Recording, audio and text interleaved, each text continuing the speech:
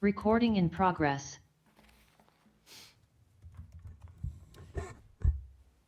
Thank you and good evening. Today is February 3rd, 2026. Welcome to the Yarmouth Select Board meeting. I'm going to read a motion and ask for it to be moved and seconded, and we will take a vote to go into executive session. And at the end of executive session, we will return to public session approximately at 6 p.m. So the Yarmouth Select Board will consider entering into executive session pursuant to Mass General Law, Chapter 30A, Section 21A2, to conduct contract negotiations with non-union personnel, the town administrator, if the chair declares that an open meeting may have a detrimental effect on the negotiation position of the public body, which we do. So we will take a motion to negotiate an executive session. So moved. I'll second that. Okay. All those in favor, roll call. Mark Forrest votes aye. Liz? Argo, aye. Aye. We are now in executive session, and we will return in public session upon its conclusion. Energy optimizer. I was at the school committee meeting last night, and they were referencing that, talking about the budget, but referencing that as something that they were going for. And Recording in I thought- progress. I wondered if that was in lieu of anybody, or whether that was something that she had decided. Just for the record, our town administrator evaluation's May 5th. At May 5th? But we have to do it before then. Yeah, we gotta get all the paperwork. That's going. why March, April, because we have to publicly go with it. Okay. So we only have 3 copies of this? instead of Yeah. 5? Yep. You can have this one. I've already inhaled it. Okay, I think we are ready to roll. Thank you and good evening, everybody. We are back in public session, and I would like to begin with the Pledge of Allegiance. Pledge allegiance to the flag of the United States of America and to the republic for which it stands, one nation, under God, indivisible, with liberty and justice for all. Thank you. Okay, we're going to start with our 6 p.m. agenda item, which is announcements. Liz, do you have any announcements? Nope, I do not. Hey, And Joyce. Cape Light Compact has in the packet this time an announcement about incentives that you'll want to see, but I'll maybe throw it in as an announcement at the next meeting, just as a reminder. That's 3 weeks from tonight. Well, there's energy efficiency update for 2026. It's in our packet for Yes. informational items. I asked to put it in. Okay, great. I always think, tell them 2 ways. Dorcas? No, Mark? nothing. No. Bob? No announcements. Okay. All right. Moving on to our 6:05 item. That was probably the easiest section all night. We have public comment. Is there anybody here? I see two people on, Zoom that would like to address the board. Chris? Yes, good evening. Good evening. Thank you. In addition to the reasons mentioned during my January 13th public comments, I respectfully ask this board to not reschedule or reconsider the proposed immigration resolution based on credible evidence that indicates the people of Yarmouth overwhelmingly oppose it. First, more people spoke in opposition to the proposed resolution during the December 2nd public comment. 15 out of 26 speakers opposed it. The 15 law-abiding opponents represented a broad spectrum of voting age groups from younger to older, including workers, parents of young children, Yarmouth business owners, and retirees. Many indicated that they had never spoken publicly about political issues before, but felt compelled in order to stop this resolution. The law-abiding opponents also spoke as individuals and did not appear to belong to an organized group. They were respectful to the board and prepared. They commonly spoke for peace, order, and compliance with the law. They welcome and are friendly towards immigrants, but simply ask them to follow the law and for the government to apply the law equally, even when criminal suspects happen to be in violation of federal immigration laws. Thus, the law-abiding opponents' turnout during the December 2nd meeting reflects a broad and motivated support base from numerous voting age groups in Yarmouth. Whereas the resolution activists who spoke on December 2nd appear to be from only one single older voting age group. A large majority of them self-identified on the record as retired, or they provided their ages or said that their spouse who also spoke at the meeting was retired. This underwhelming turnout from only a portion of one voting age group reflects an extremely narrow and weak resolution support base in Yarmouth. Second, local radio talk shows reflect strong opposition to the resolution. For example, several members of this board have appeared on one locally popular WXTK morning show in order to reach voters. During the last several months, listeners from Yarmouth have overwhelmingly opposed this resolution based on numerous phone calls and emails, as well as residents from other Cape towns. Furthermore, while this activist group demands another meeting and proclaims its resolution is the biggest issue in the land right now, Yarmouth and Cape radio listeners report they are struggling to pay their bankrupting monthly heating and electric bills and fear losing everything without help. Anyone living in Yarmouth during the last few weeks of frigid single-digit temperatures with snow and ice who doesn't know that town neighbors are suffering with skyrocketing energy prices with no end in sight is out of touch with reality or just callously doesn't care. Plus, this board does not have much time to persuade financially strapped voters to approve a potential 2027 budget override by the spring town meeting. To paraphrase Board Member Forrest during the January 6th Select Board meeting, Yarmouth is facing a financial perfect storm that will likely require a budget override approved by the voters at the next town meeting. Given the severity of this financial shortfall, the controversy caused by this board reconsidering this distracting, unnecessary, and time-consuming resolution before the spring town meeting will endanger the chance of passing the budget override. No budget override means cuts in essential services, education, and plans for a new library. Finally, social media indicates strong and large opposition to this resolution, where public comment videos have gone viral about this activist group. Yarmouth's population is around 25,000 people. On Chris- X, the Cape Chris, Cod Concerned can you Citizen- wrap it up, please? Madam Sure, Chair, it's just, could we have a policy Okay. in the future to recognize Yarmouth residents first? That's up for discussion. I'd appreciate that. I don't even know if He's not a resident. okay. Chris, can you right, wrap it up? I'm a please? homeowner and a taxpayer, but in South Yarmouth, but thank you. So, in conclusion, when considered together, this evidence clearly shows that Yarmouth residents overwhelmingly oppose the resolution, and their priority issue is figuring out how to pay unaffordable energy bills without going broke.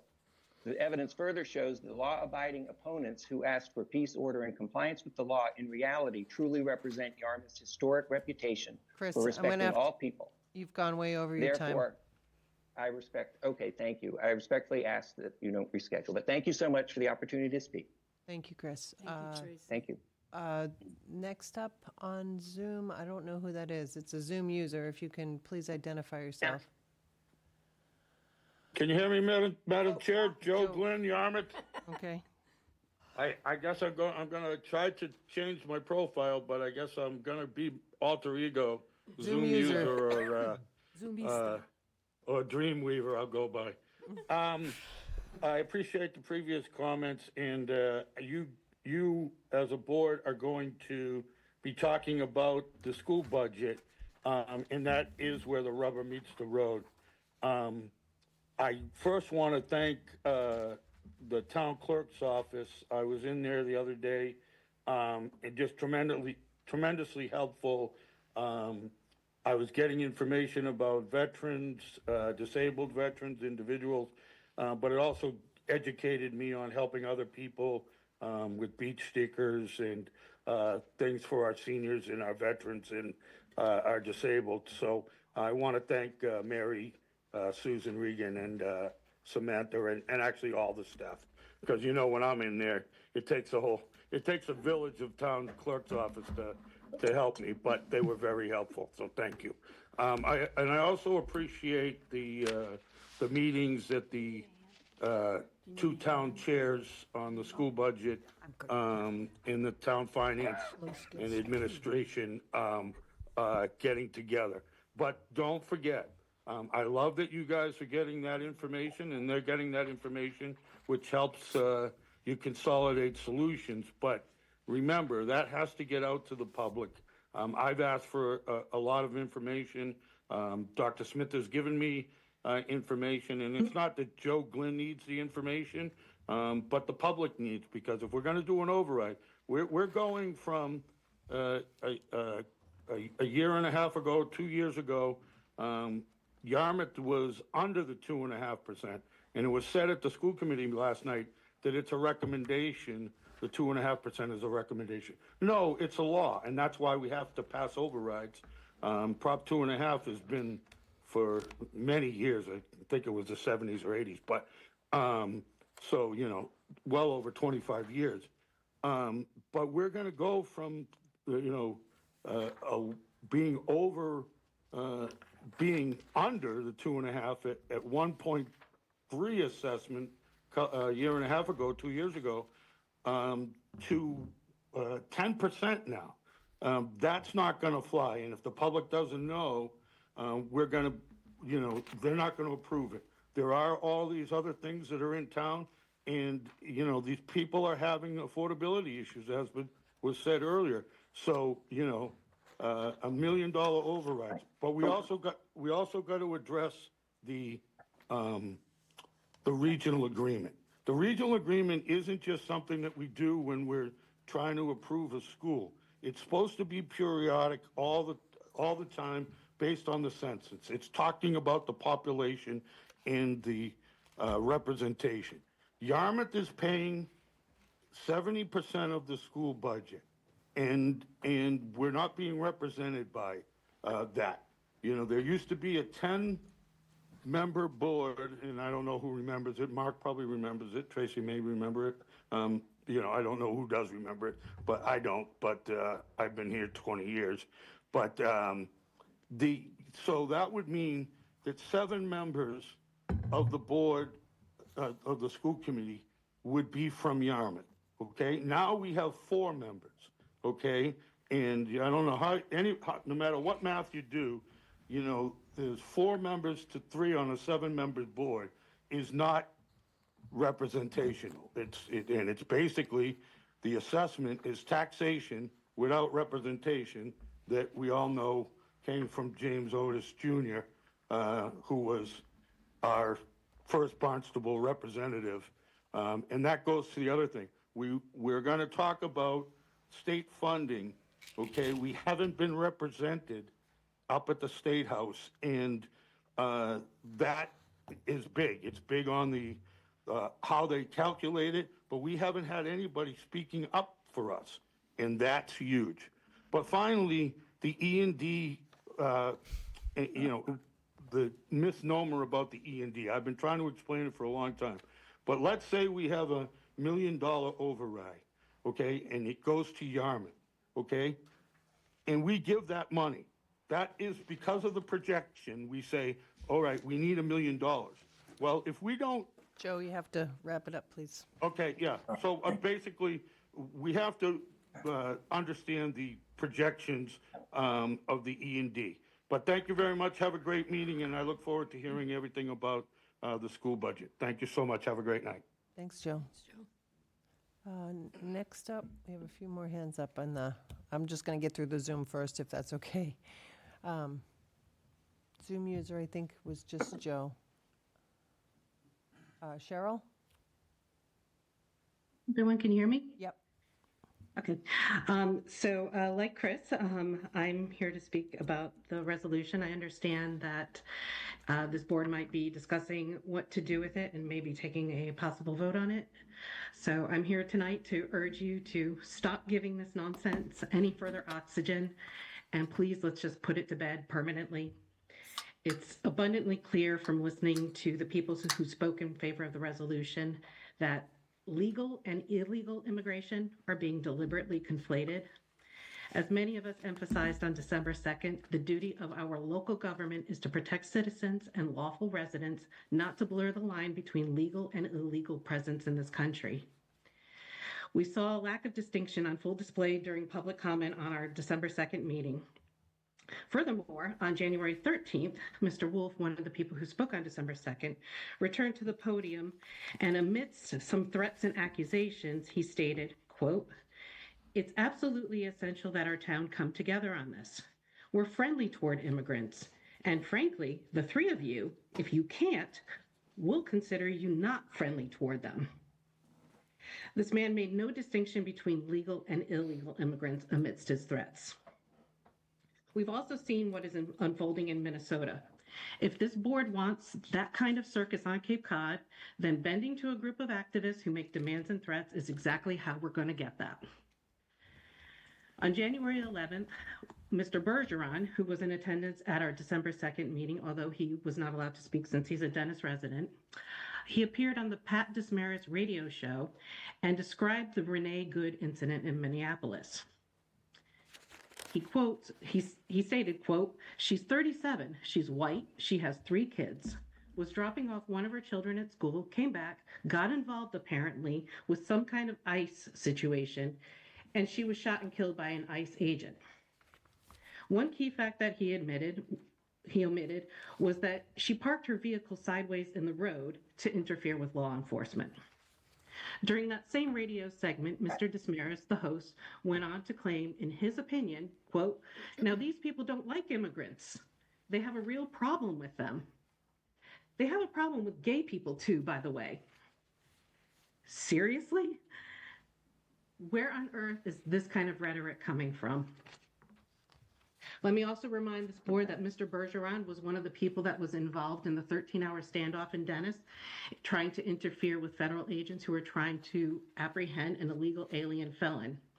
I also want to note for this board, for the record, that one of the people who spoke on December 2nd, who was the pastor, Pastor Gregory Davis, he was arrested previously for disorderly conduct at a protest in New Hampshire and pled guilty to those charges. Are these really the people that this board wants to embolden? The town of Dennis was approached with the same resolution and wisely declined to take it up. The town of Plymouth also recently endured a 6-hour meeting pushing similar sanctuary policies and ultimately rejected them in favor of supporting existing law enforcement practices. That should tell you something. To be absolutely clear, I fully support immigrants who come here legally. I oppose illegal immigration. Aside from criminal offenders, I don't harbor personal animosity toward those who are here illegally. I fully agree that many of these individuals are seeking a better life, but wanting a better life does not entitle anyone to jump the line, skip the process, and stay. Allowing that is a slap in the face to every legal immigrant who followed the rules. I actually do have compassion for many who are fearing deportation because I believe that they were lured here for political gain. If supporters truly want to help, then they should focus their volunteer efforts on helping people return home and pursue legal entry the right way. And then vote better next time so we don't see this kind of human trafficking and suffering again. Thank you. Thank you, Cheryl. Tom? Hi, good evening. Can you hear me? I can hear you, yes. Okay, Tom Sullivan, West Yarmouth. I'm a property owner, taxpayer, and registered voter. I hope that meets the requirements to speak. I'm also here to speak tonight against this so-called resolution. It's nothing but left-wing politics. Something we don't have control over. Dealing with immigration. The state has no control over it. Sure enough, the town's not going to have. The town needs, the Board of Selectmen have more important issues. For instance, like I'm hearing tonight for the first time about a possible override with the town.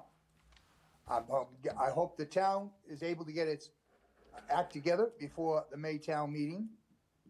Different than the school committee, the town budget can be cut from the floor. So I would suggest that this not even be brought up for voting. All right. Also, there was threats made, yes, previous meeting. I heard those. There's also a provision, and this is not a threat. I'm just making you aware of it for the whole board. In our charter, there's a provision for recall, and that provision's under Chapter 344 of the Acts of 1989. I've read it, and there is a provision for recalling members of an elected body. So it's in our charter. As I said, I think the board should continue going on. You got work on town meeting coming up in May, and you got some very important issues facing you. So with that, I would say that no on any more of this resolution, Doc. Put it to bed. Thank you. Thank you, Tom. Vita? Hello, Vita? can you hear me? Yes, Vita. I say amen to what most of the previous speakers were talking about. And I think for Mr. Wolf, isn't he the same one who touted the buying of the solar panels to put on their own, on the people's roofs?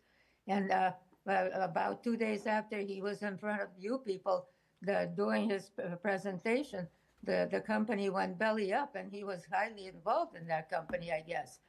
But in the meantime, he also had gotten one of the current board's members to pick it up, and she got involved with it. And it's very interesting. This is a woman who, unless it changed recently, did not have the solar panels on her own roof. So these are the kind of people who are now trying to turn this little town as Minneapolis East. Exactly what Ms. Sherrill, I think, mentioned.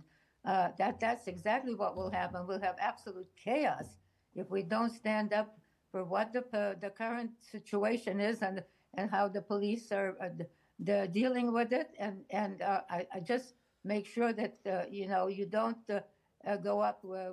go along with Mr. Wolf there and keep the things as they are.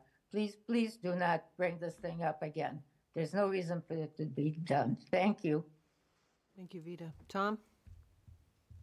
Yes, Madam Chair, good evening, and thank you all for doing what you're doing here tonight. I just wanted to remind everybody, just a few days ago, we had a great snowstorm, and those people at the DPW and the parks and the natural resources, they go out there and they did a fabulous job being behind that. Tom, you didn't identify yourself from the beautiful historic place of Bass River. If you could do that tonight, that'd be great. Yes. Okay, well, thank you, Madam Chair. Tom Nicanello from the very historic village of Bass River, which is quite a snowy and wonderful environment, as you can see right now with all the beautiful white. We really don't see much trash, which is very happy. So anyways, I just wanted to make sure that those people behind the blade were thanked by the community. There's 250 miles worth of roadway, and only less than 24 men and a few contractors were able to push all that snow, and everybody knows it was a bear. So we want to thank them. And on another note, we're very sorry that there's not a winter carnival this year. Maybe we can bring it back next year. Over the course 3 years, we put almost 1,000 kids on ice on our synthetic rink, and we'll be missing that this year. However, there is a big pile of snow in that parking lot, and it's a big banking. Now, we don't want you to drive into banking, but I made a big slice so you can drive right through the snow bank, and it's a one-in-a-lifetime experience. So thank you, and all have a great evening. Thank you, Tom. And the last one on Zoom is MP. Hi, can you hear me? I can hear you. Can you please identify yourself? Great. Yes, Margaret, South Yarmouth homeowner, taxpayer. I just wanted to get back to the resolution because other people have mentioned it. Margaret, And what's I your just last? want, yes, What's your last name, Margaret? POSA, Thank you. POSA. Thank you. And I just want to get back to the resolution, and having read the resolution, and I understand it was submitted to legal counsel for review too. And I'm just, should you put it forward for a vote, I just want to suggest a few simple tweaks to it. And the language where it's about residents and visitors, add the word legal. And then where it says about complying with all acceptable provisions of the Massachusetts Constitution and federal law, add immigration law, simply because that removes any situation where the select board or the police department are put in the untenable situation of having to defend, be in a position of choosing whether to follow the supremacy law or the will of this resolution. And our police department works hard. They do too much stuff already, and pitting them against ICE, I think, is unfair. and it's a wrong thing to do, and I join the others in just table this resolution. Do not put it for a vote, and if you do, please add the word legal. Pardon? Vita, you need to mute yourself. Thank you, Margaret. Are you finished? Thank you. Thank Yes, you. I am. Thank All you right. so much. Thank Bye-bye. you, Margaret. Okay, yes, please.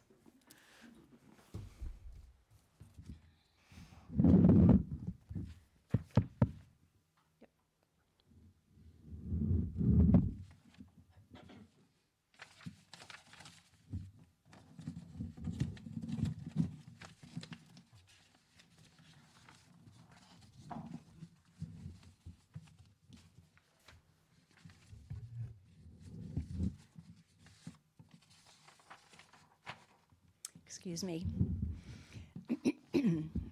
Just needed a moment to get situated. Good evening, Select Board Chair Tracy Post and members of the Yarmouth Select Board. My name is Susan Gregory Davis. I'm a registered voter in Yarmouth's 2nd Precinct. I stand before you with respect, both for the work of the Yarmouth Select Board and for your service to our town. I respectfully and humbly wish to speak to you now on behalf of a local group of Yarmouth residents to which I belong, called Yarmouth for Everyone.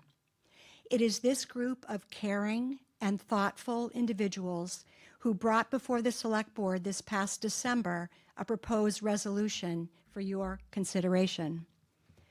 The simple intent of this resolution is to give our town, by vote of the Select Board, the opportunity to express a warm, welcoming, and impactful message to the residents of our town.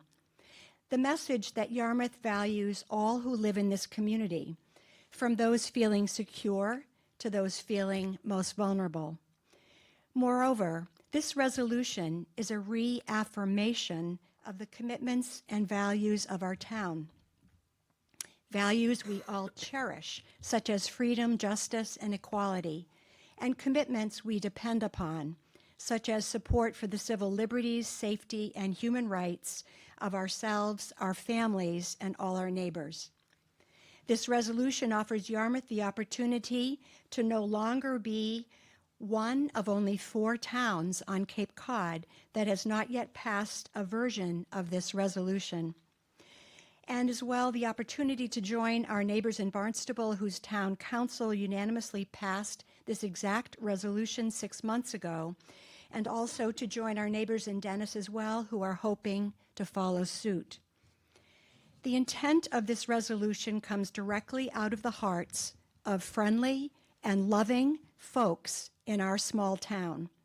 We are a grassroots group with no affiliation whatsoever with any partisan political organization. We are your neighbors, simply seeking to do a good and positive deed for the rest of our neighbors, desiring to offer a measure of comfort and reassurance, wishing to say with genuine kindness and respect, our town cares about you and your family, and we are thankful for you and the ways you contribute to our town and our community. The logo of our group, Yarmouth for Everyone, says it all. A simple map of the Cape that shows where Yarmouth is with a big red heart. In proposing this resolution to the Yarmouth Select Board, never once did we ever imagine or anticipate that this good faith effort would surface controversy and generate ill will among some of our neighbors. Suffice it to say, this was the furthest thing from our intent. Through this process, we are grateful for the time that our 5 Select Board members are dedicating to respectfully considering this resolution brought before you by your constituents. We are also very grateful for the time and expertise of our town's legal counsel, who determined in early January that the proposed resolution poses no legal nor financial risk to the town of Yarmouth. We are curious why the Select Board as a whole has not yet proceeded with the reasonable and respectful commitment to put the resolution back on the board agenda, given the clear decision rendered by legal counsel. We hope that the Select Board as a whole will model civil leadership with regard to this humanitarian resolution and on behalf of all our neighbors in Yarmouth. In light of our thorough and thoughtful assessment of all that has transpired, both on the board level and within our community during these past 2 months, our grassroots group, Yarmouth for Everyone, has recently decided to terminate the process of seeking adoption of the resolution by vote of the Yarmouth Select Board. We are disappointed that the Select Board as a whole could not find it within themselves to support this very genuine effort to reaffirm our care and concern for all those in our town who call Yarmouth their home and for those who seasonally visit our town to enjoy the beauty of Cape Cod. We have decided to take the issues of this resolution directly to the people of Yarmouth, recognizing that the time has come to give the voters of our town the opportunity to register their vote on May 19th, 2026, through the democratic process of the town ballot. We understand that the Select Board will have the opportunity to approve this democratic process of placing a resolution on the ballot, and we fully hope and indeed expect that our elected officials on the Select Board will vote affirmingly, unanimously, and in a timely manner to do so. Thank you again to the Select Board for your time and for your respect for the intent of this resolution, and for the people of Yarmouth, your constituents, who seek this good faith effort in support of our friends, neighbors, and communities within our town. Again, our Yarmouth for Everyone logo with the big heart over the town of Yarmouth says it all.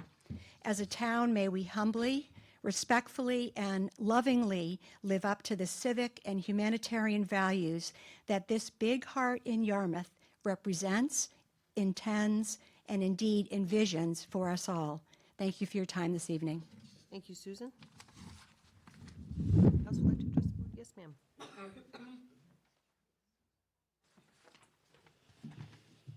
Good evening. I'm going to take this really small now. My name is Sharon Machuga. I'm a property owner at 135 South Shore Drive, which may be recognized as Seaside Cottages. And I am a full-time resident in Dennis. I'm here as also the president of the board of the Yarmouth Village Condo Association, which is the condo association that manages Seaside Cottages. And I'm here to express our deep concern for the lack of work that has been happening on South Shore, and also to fully understand the tragic accident that happened in November. We are as devastated as you. That is our backyard. That is on our property. We will always remember Mr. Reyes and everyone involved with that accident. But we are at a point now in February where nothing has been done. We were 2 or 3 days from the work being finished in November. We were in really great conversation with Ryan Chase of the wastewater department here. He's been great, assistant wastewater superintendent. We actually had a meeting recently with Jeff Colby, DPW, who happens to be here today, and a gentleman named Ed from the highway department, whose name I didn't get right, his last name down. The people who work for the town have been great. However, nothing is still getting done. We not only are a condo association, but we're running a business at Seaside Cottages. We have full-time on-site managers who have had nothing but challenges since November. And we are very concerned how we had to end our season without being able to properly prep for winter, and that our season will start again mid-April. I read in the paper that Rivoli was back on the job and they were starting yesterday. They have not started yesterday. They have not started today. My property manager was told by Ryan Chase that they were going to start this week. I was just told by Jeff in the hallway they're going to start on Monday. We keep losing week after week after week. We are going to impact our rental season. We are going to lose money. Our owners are not going to be able to get to their homes We have tenants who can barely get to their homes.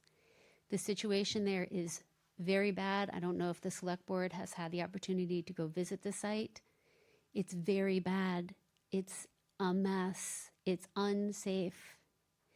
And currently there's 2 signs at the ends of, right in front of Seaside from the 2 beaches that say road closed, road closed. We have people living there. We're doing work out of there. This is not a close the road situation. I'm very concerned for my tenants who live there because to me, that road closure means the town of Yarmouth is washing their hands of any liability. Well, we told you the road was closed. It's not safe. I understand the legal problems. We've been following along. But I really implore you, as the select board, we have 36 owners of cottages there. Some have owned since the late 80s. These are longtime people. We don't live there full time because we're a seasonal community. Seasonal community, excuse me. But I just implore you to make sure that this work gets done. Whatever you can do. Okay, we right now have probably 4 weeks where we're still not going to have access to our street in a reasonable way. If you're not familiar with the property, our office is on one side of South Shore Drive. The cottages are across the street. That street has to be passable. The accident was horrific. There is no sidewalk on the beach side of the street, on the ocean side of the street. It's not passable. I don't know, except that I felt like I had to come and just speak to you all so you could understand the urgency that we have and our real concern for just kind of being overlooked for a few months. Well, you weren't overlooked. I mean, I just want you to know, Sharon, we can't really engage in public comment, but I will tell you that this board has worked very hard to try to move forward.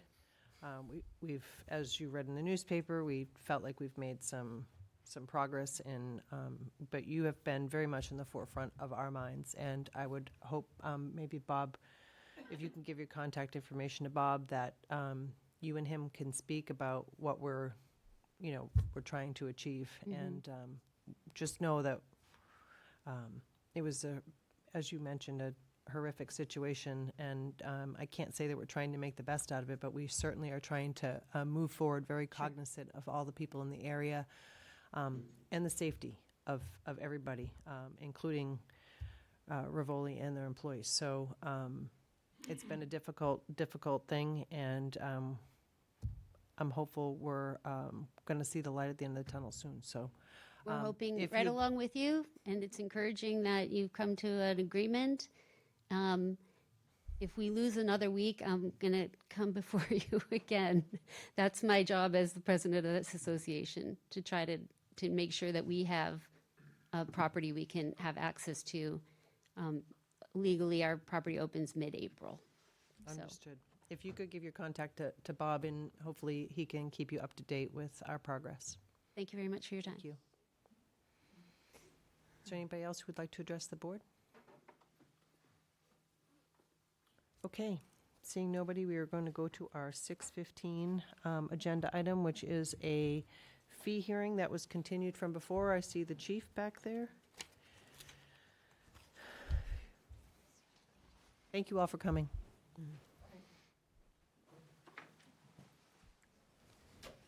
Good evening, Chief.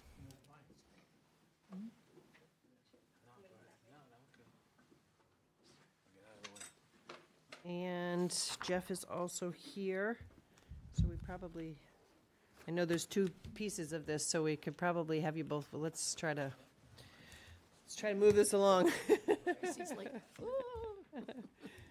Madam Chair, if I could just, while we have both the chief and Jeff at the table here, comment on what I think was a great job that you guys did under terrible duress with this storm. I mean, you really, I know that everyone would like to have seen it be done in different ways, but I think you all stood up to the challenge, and you handled it well, and I appreciate it. I had a neighbor that right in the heart of the storm had to go out by rescue and was quite safe.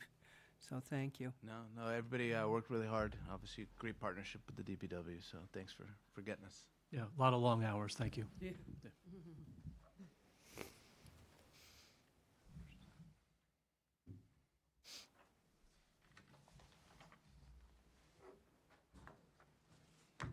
Okay, so we had our first hearing here, and there's only a couple items on here. We have ambulance fees for basic life support.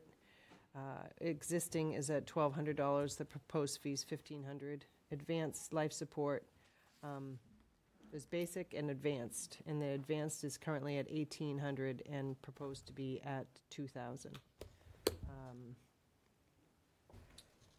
I don't think anything has changed since you were here last. I have not had any public comment on that. Have we received any, Bob, written? I don't think I've received anything.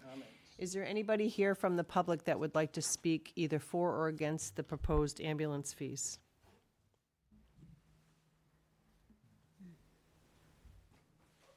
Okay.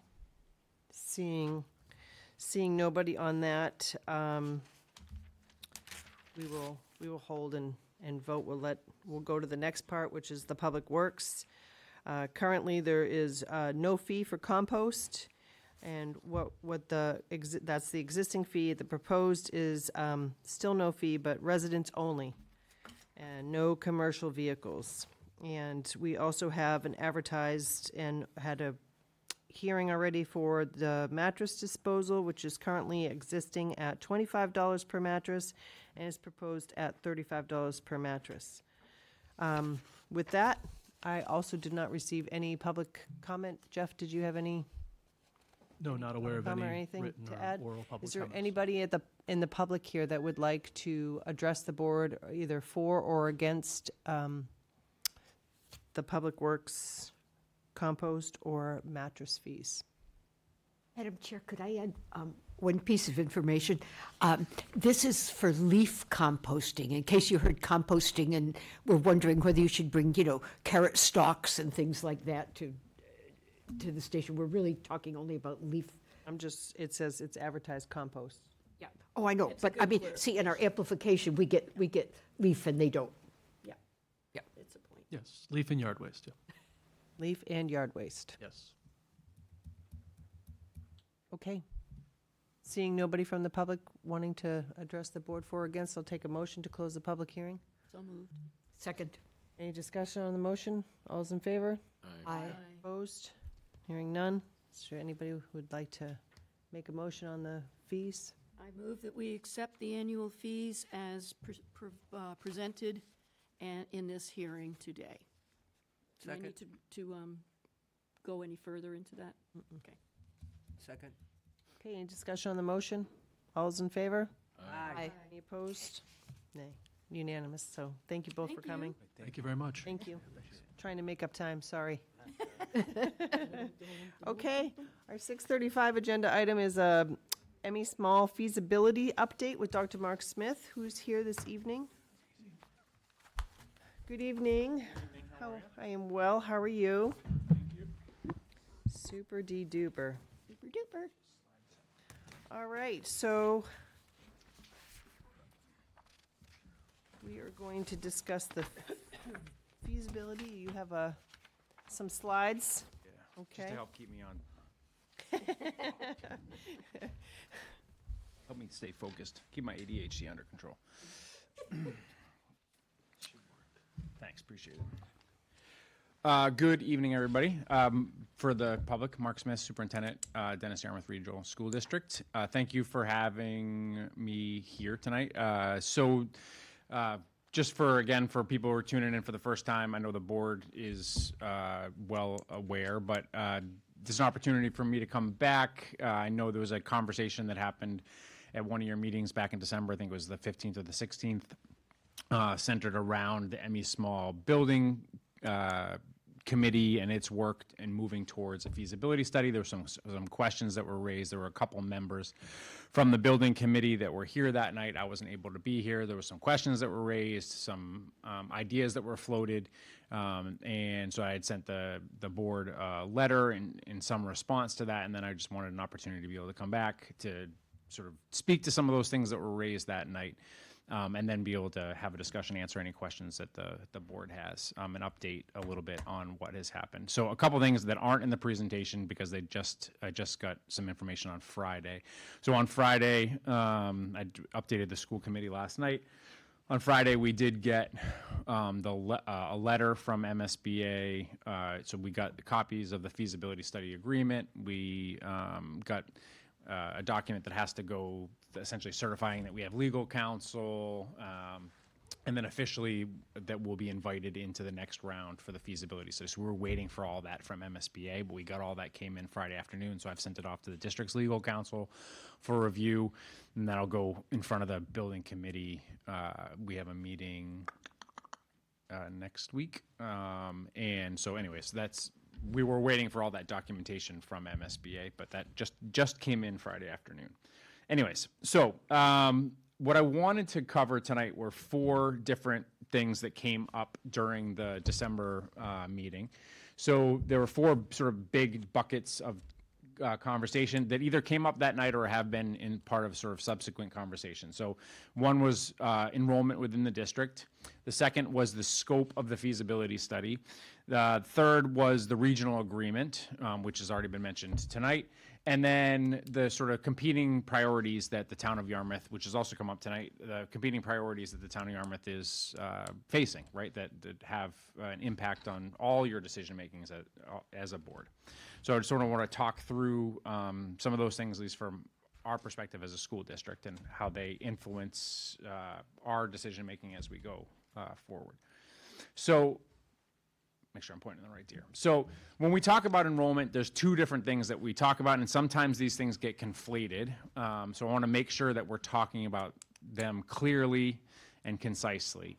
And so when we're talking about enrollment, there's 2 different types of enrollment. So there's the enrollment, which is the quote-unquote butts in the seats, right? The kids that actually walk in the school every day. And that number is one of the numbers that we present in our budget slides. This is one of the slides from the current budget. And that enrollment has been seeing a 5-year increase, except for this year. We've seen a decrease this year. We're down, I told the committee last night, again, it all kind of depends on when you look at it. So what I've been showing for the last several years is the October 1 numbers. So the kids who are actually in our district on October 1. So that number was down just a little less than 100 kids from last year, October 1 to this year, October 1. But then I looked, okay, February 2nd was yesterday, right? February 2nd of 26 to February 2nd, same time last year, we were down a little over 100 kids, about 120 kids this same time last year as last year. So, you know, and that's not atypical for us. Enrollment, we have a fair amount of what's called churn, in that kids come and go throughout the district throughout the year. Entries and exits, so our enrollment does move. It's a snapshot at any given time. But anyways, there's 2 different types of enrollments. But what you see, that drop in students, is something that the entire state is experiencing. There are 15,000 less kids in public school in the state of Massachusetts this year than there was last year. It is overrepresented, maybe tied to that earlier conversation that was happening during public comment. There is overrepresented by English language learners. Of that 15,000, about just under 7,000 of those students in the state of Massachusetts are English language learners, and just under 4,000 of those students are first language not English. DY has seen similar patterns in who is not here this year that was here last year. But those are just the facts on the ground. Then when we talk about enrollment, there's a different, come on, advance, there we go. The other enrollment is foundation enrollment. So this is some of the kids who show up every day are in this number, but this is all of the kids that both Dennis and Yarmouth are responsible for educating. So it's all the resident students. minus the kids who go to charters. I mean, excuse me, they go to Chapter 74 schools. So minus the kids who go to the tech. But any other kid who's eligible to go to a public school, regardless of where they choose to go to public school, that is what makes up the foundation enrollment. And so those numbers, the totals are there on the right-hand side, going all the way back to 2016, all the way up through the present. And you can see, depending on how you look at it, they've been slowly creeping up over the last several years, but they're still down if you compare it all the way back to 2016. And then this year I just grabbed, because with the governor's numbers, they give you the FY27 foundation enrollment number. So for Dennis, for FY27, it's 979. So you can see down from the FY26 number, and for Yarmouth it's 2,264. So again, down a little bit for a total of 3,242. So overall, down about 80 kids in the foundation enrollment. So both are down, both the kids showing up and the total number of resident children in the two communities. Now, so the conversation around enrollment was then led to this idea. Okay, so if there are fewer kids in the district, then we could do some things. And the suggestion was made that we could move the 7th grade into the high school, and then therefore we could move the 3rd grade into the intermediate middle school, and then we can consolidate the rest of the kids from ME Small into the 2 remaining elementary schools, and poof, there's our problem is solved, and we don't have to build a new school. So I'd like to talk about those solutions. So first, could we fit the 7th grade into the high school? Physically, probably, yes. There's been more than that number of kids in that high school before. That high school was built for a larger number of kids. So physically, yes, those kids we could fit another 200 and something kids into that building, and they could fit. But that isn't necessarily the only questions that we need to be asking. It isn't just a numbers game. There are another questions we would have to ask as a district. First and foremost is, as a district, do we want to create a junior senior high school? Because you're not just simply moving kids into a building, you're creating a whole new learning environment. A 7th through 12th building is a junior senior high school. And currently the 8th grade is largely isolated from the rest of the school. And if you're gonna create a 7-8 building, like, for example, the Sandwich has a 7 through 12 building. The 7th and 8th grade are completely isolated from the rest of the building. And they run different staffing, they're teamed, all those kids, I mean, they have some, like, they move down to the gymnasium and they use the cafeteria, but as a instructional block, the 7th and 8th grade kids are in one part of the building, and then when they move on to 9th grade, then they start to integrate into the rest of the high school. So do we want to create that model? And if we do want to create that model, then how do we reorganize the physical plant in order to support that model? Because right now the physical plant is organized in a way where math is in one wing of the building, and science is in another wing of the building, and the history department is in another wing of the building. If you're going to organize in a way to try to keep the 7th and 8th grade isolated into a particular part of the building, you have to reorganize and restructure the building, and what are the costs that are associated with that? I don't know any of that information, but it's not nothing. And then there's potentially a staffing implication with that, because we're organized in a way right now to support a middle school and a high school. And if we're going to support a junior senior high school, again, we'd have to reallocate staffing in a way that would allow us to do that. And then I'd have to consider, and the other layer to that becomes licensing, because certain people, or the way the Department of Ed organizes licensure for, especially for content area folks, is by, typically, for most content areas, is 9 through 12. And then some licenses up through 8th grade. So the more people you start to put in a high school that can't also teach upper grades, limits your flexibility with staffing inside the high school model. So you have a whole group of people that are high school staff that can't teach in the high school because you now have 7th and 8th grade in the high school. You need them to be able to teach the 7th and 8th graders, but they're not licensed to teach your high school kids. So you have people in your history department or your math department or whatever who can teach your 7th and 8th grade kids, but they can only teach your 7th and 8th grade kids. They can't teach your high school age kids. So now it starts to restrict your flexibility with your staffing. Again, all stuff we would have to consider if we were to make this switch. And I haven't considered any of the collective bargaining implications with any of this, but I'm sure there are probably some. And then the other piece is transportation. Right now, our lowest ridership is at the high school level. As you might imagine, as the kids get older, they drive themselves, a significant portion of them. Our highest ridership is in grades 4 through 8. So you're going to take 2 of those grade levels and put them in the high school. The lowest number of buses we use is currently at the high school. So we'd be increasing the number of buses that we use at the high school. And again, we'd have to consider all those implications. So these are all things that an outsider who would make a suggestion like this wouldn't consider. And these are just the things that I thought of while laying awake at night in bed. These are the ones that I thought of in a short period of time. The next question was, with the 3rd grade, and really actually I think the more I think about it, this question is framed a little bit wrong, because would the 3rd grade fit in the intermediate school? Yes, the 3rd grade would fit. The question is really then about, would the remaining part of ME Small fit in the other 2 schools? And the answer to that is no.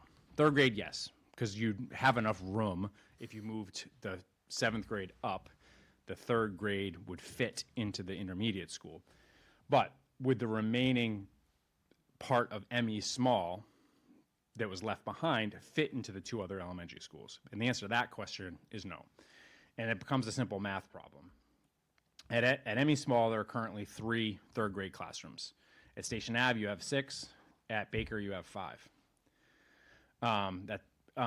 And so obviously, if the plan is to close ME Small, you can't count those classrooms. So then between Baker and Station Ave, that leaves you 11 classrooms that will be opened by moving the 3rd grade up. Remaining at ME Small, in preschool through 2nd grade, that's 12 classrooms that exist at ME Small now. Plus, as I've said before, ME Small, because Station Avenue is full to the gills, ME Small holds all of Yarmouth's substantially separate special education classrooms. That's 4 additional classrooms. There's also additional classrooms for special education, English language acquisition, related services like occupational therapy, et cetera. So that creates and those needs move when the kids move. Those needs don't go away wherever we move them. And so that's an additional, so total, that's 21 classrooms. So 21 classrooms in 11 spaces. Even if you were able to consolidate 3 of those classrooms, you're still now at 18 classrooms that need to go into 11 spaces, and it doesn't fit. They just don't fit. And then there's other considerations with that solution. So if we're talking about the solution, now we're talking about, okay, so some group of Yarmouth kids have to go to Baker. So who goes? Do we say South Yarmouth, just for argument's sake? And we're going to just decide to cut some line across Yarmouth and say all those South Yarmouth kids are going to go to Ezra Baker?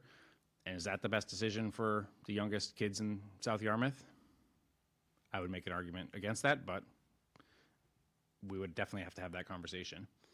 And then, if that went all the way through, Baker's going to be 100 years old very soon.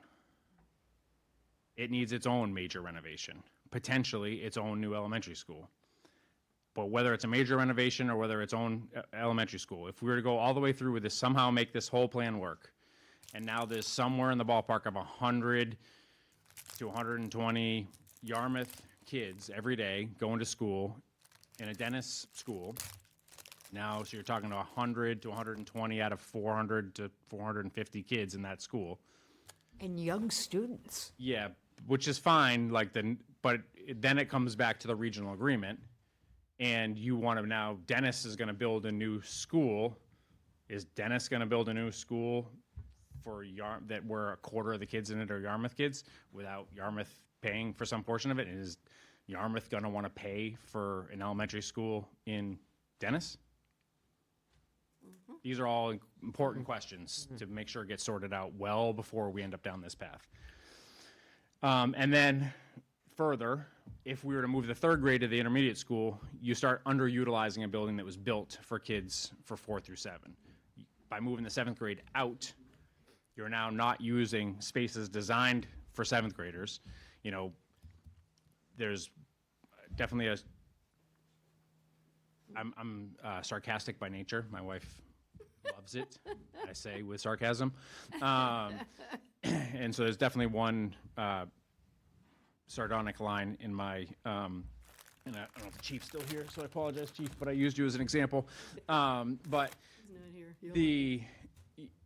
there was a comment made about if we look at this problem just as buildings that have classrooms.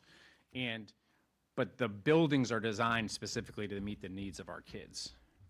So a 7th grade building is built with science labs to meet the needs of 7th grade kids. If we just move the kids somewhere else, then now all of a sudden we've got these specifically designed building that the community supported and is a beautiful building that we're now moving the kids away from, and we're going to stick 3rd grade kids in that aren't never going to use those science labs in the way they were originally designed to be used. And the example I gave to the committee, and I'll say for the public, is if the chief needed a new fire truck, we wouldn't say just take a dump truck. Yes, they're both big trucks with big engines, but they're specifically designed to meet a specific purpose. And so are facilities, so are schools. They're designed in a specific way to meet a specific purpose for a specific group of kids.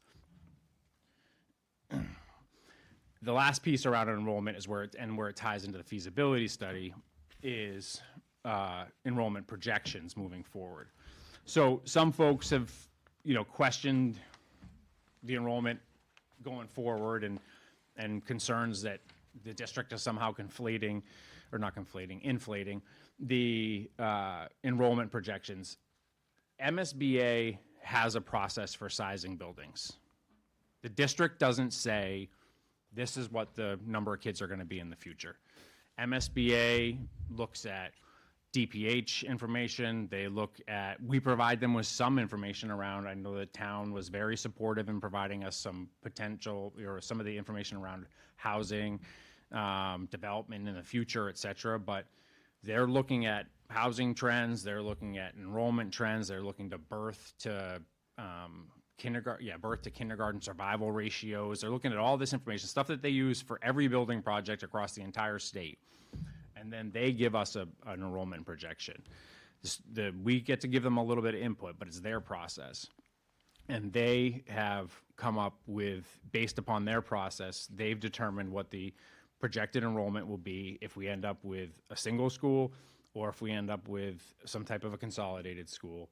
And what they project is as a slight decline and then a stable enrollment into the future, which is largely what we've seen. And their projection is exclusive, meaning not including preschool for the district. But these, again, the important part here is the district didn't come up with this number. This is MSBA, this is their process, and all the backup for this information is posted on our website, and has been presented to the building committee. Both versions of it, because they did a district-wide one and then they did a Yarmouth-specific one once they sort of realized that this was only a Yarmouth-specific project, because they did a DY one. They did Dennis and Yarmouth originally. Now, as we get into the feasibility study, there's been some concerns that have come up around the feasibility study, and I'm hoping to settle a couple of these concerns. Some of the concerns have been that, if I was to put them in a nutshell, is that the feasibility study is this foregone conclusion, that we've already arrived at a conclusion and that we're just going through this process to come out at some conclusion that's already been determined. And so when we met last time as a building committee, last month, I walked through several items these are from the MSBA documents. I just want to highlight some of the same stuff that I highlighted for the building committee so that we're all on the same page. So this is right from the documents linked right there on the bottom if anybody wants to go look it up for themselves, but feasibility study guidelines, process that we have to follow. It has all the steps in it. It's like a 20-page document. So I just highlighted a couple of things and I added some emphasis for us to focus in on some of the most important things. But first and foremost, and you will see this phrase multiple times throughout this entire document, the MSBA is looking for the most cost-effective and educational, but they always put cost-effective first in front of educationally appropriate solution. MSBA doesn't want to spend any more money than the town does. So they're always looking for us to find the most cost-effective solution. And the entire process, the district, the town, can't go out on our own. If we do want to go out on our own, when I'll show on the next slide, well, actually, no, it says it right on this slide. I got ahead of myself. Is if we try to get out ahead without the MSBA, that we're not going to be eligible for any funding. So it's really important for us to make sure we understand that. And I know Mr. Rittenhour has said this, I think here, and I know he said it multiple times in the building committee meetings. MSBA has their process, and we really are beholden to MSBA's process and following their process. But for those people that are concerned about the process, it's important to look in the details, right? So when we move to the next slide here, this is right in the MSBA's feasibility study agreement document. And it talks about what some people were concerned about is, are we going to study appropriate alternatives? And this is like maybe 3 pages into the document. And it says that this is one of the very first steps, is that working with the designer, that the designer must perform a preliminary evaluation of alternatives. And this is to make sure, again, that the study determines the most cost-effective program that's supported by both the community and the board of directors, right? It's always about this partnership.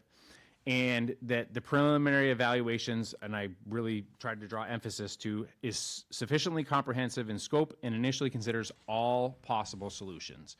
So it is not, we can say just do this and do this. Like this, in the very beginning, all possible solutions has to be considered as part of MSBA's process. And then, as you get a little further in, it goes on to further describe, well, what does this have to look like? And each alternative has to provide a description of the alternative. It has to talk about whether or not it does or does not fulfill the educational program.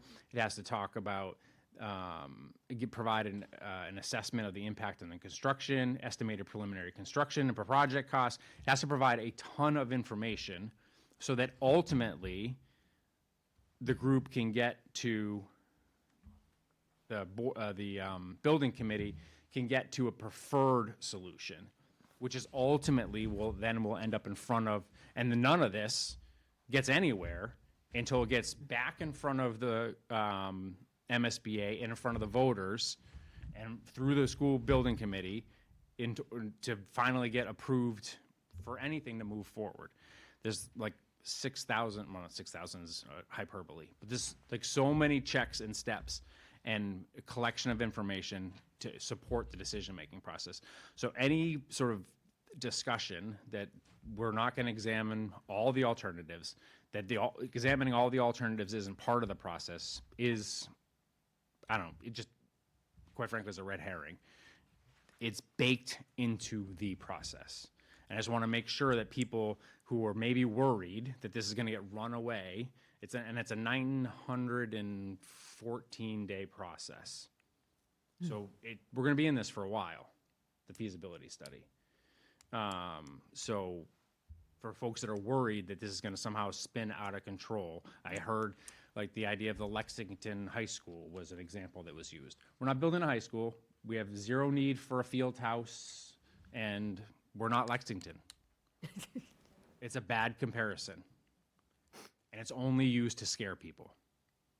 When you bring up Lexington High School in Yarmouth, you're using it for a particular reason, and it's to make people nervous. We have a building project right here that came in on time and under budget.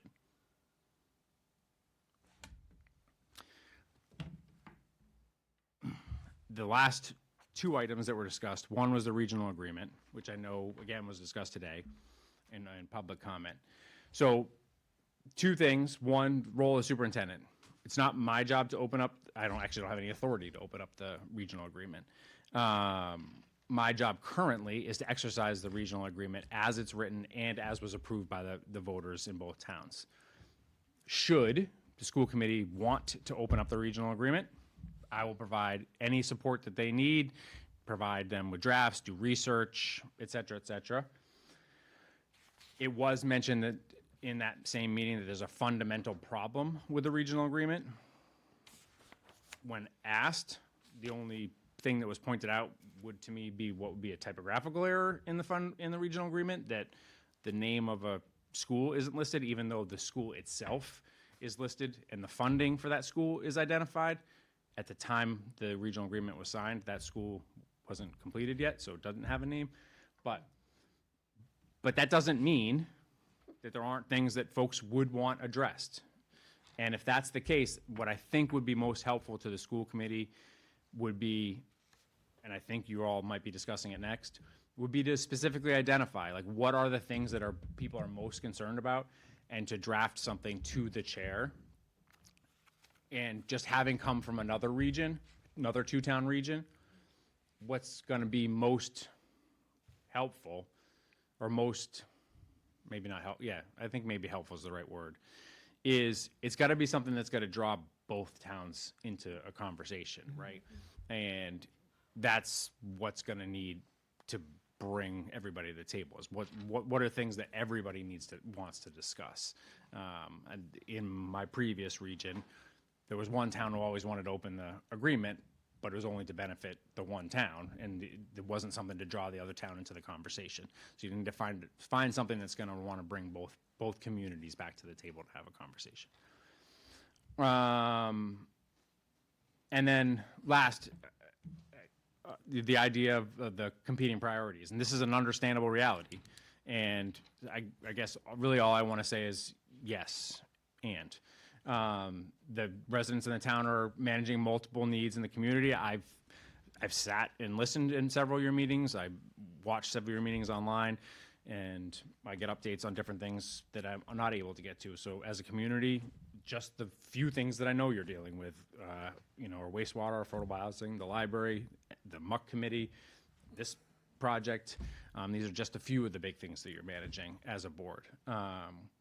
And what I think was really important, and what the reason why I'm back here today is to make sure that we don't end up in this position of pitting the schools against the towns, because that doesn't benefit any of us. We're all in this same challenge together.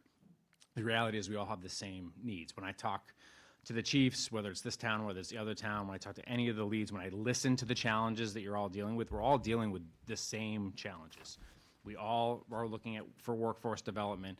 We are all looking for how to recruit and maintain staffing. We're all looking at how to support a local economy, looking for economic development. It supports all of us. It benefits all of us. How do we maintain recreation and health and safety for the community and for our staffing? For me, my clientele is kids, right? So how do I maintain a healthy and safe environment for the students? And really want to make sure we're having yes and conversations versus trying to pit people into boxes where they have to make a choice between the schools or the town, right? That when we get into these either or conversations, us versus them conversations, we're just creating battlegrounds that, in my opinion, we shouldn't be having. So that is me.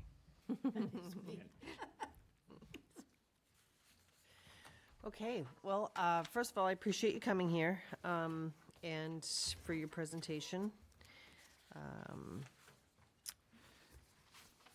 know that we tried to all get on the same page, but we're unable to coordinate it scheduling-wise, so I thought it was fair that you had the opportunity to address some of the comments that were made and be able to state your position on that so that the public can hear it, and I think it's important. So with that, we will open it up to the board. Liz, do you have questions? It's not a question, because I think it was clear as can be. And I am now on the building committee and got the documents, and I pored over them myself and came with all of the highlighting that Dr. Smith has now featured, because it was abundantly clear to me that this is not a prescription. It is an analysis going to be done by the MSBA that's very site-specific, student-specific, and that we will have a chance to appraise it and make a decision. So I'm also would like to say that kind of glad that the questions were raised.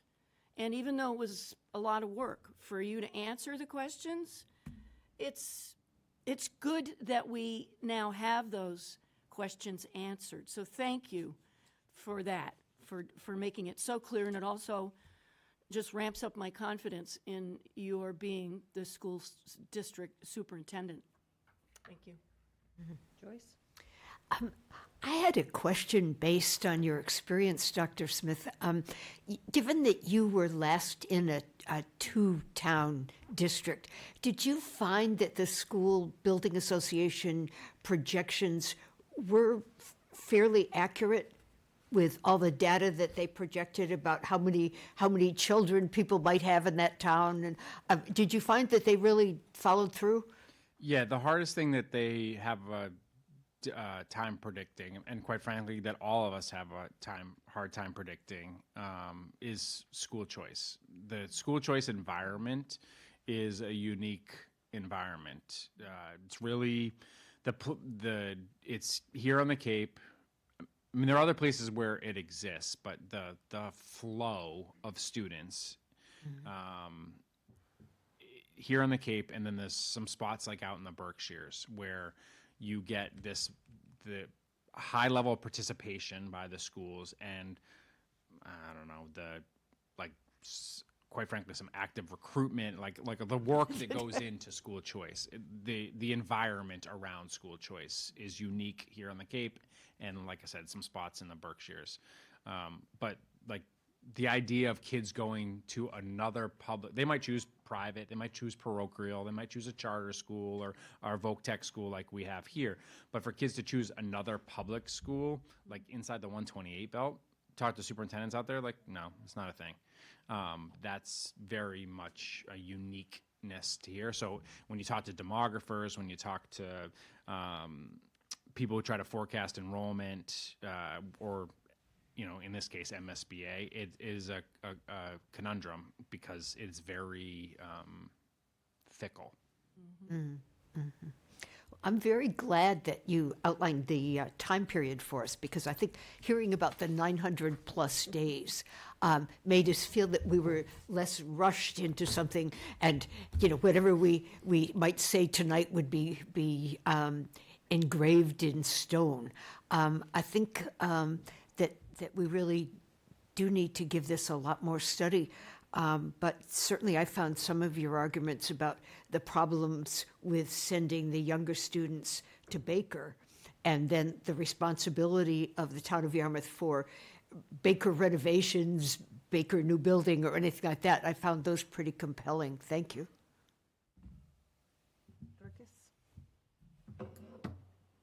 Thank you. A lot of work went into this. I can see that. Appreciate it. And, as Joyce said, I think Liz did too, that questions are a good thing. I mean, really and truly, a lot of times communication is more important than anything else. And unfortunately, timing-wise, we weren't able to get you here for that to have, but in that way, but in another way, it gave you an opportunity to see what had been discussed and be able to research it and come back and give us your renderings on what was going on. I feel that you see the urgency that we have in town. We've got a lot of things coming up. I mean, we were hearing from one of our residents today about how they're impacted by the whole South Shore Drive. I mean, and every day, it ticks even more. And So you can understand that we really want to try to do what's best for everyone, but I 100% agree with you. There should never be any pitting of us versus them. I've unfortunately seen that in action in the towns before, and it's never productive. So I'm with you on that one.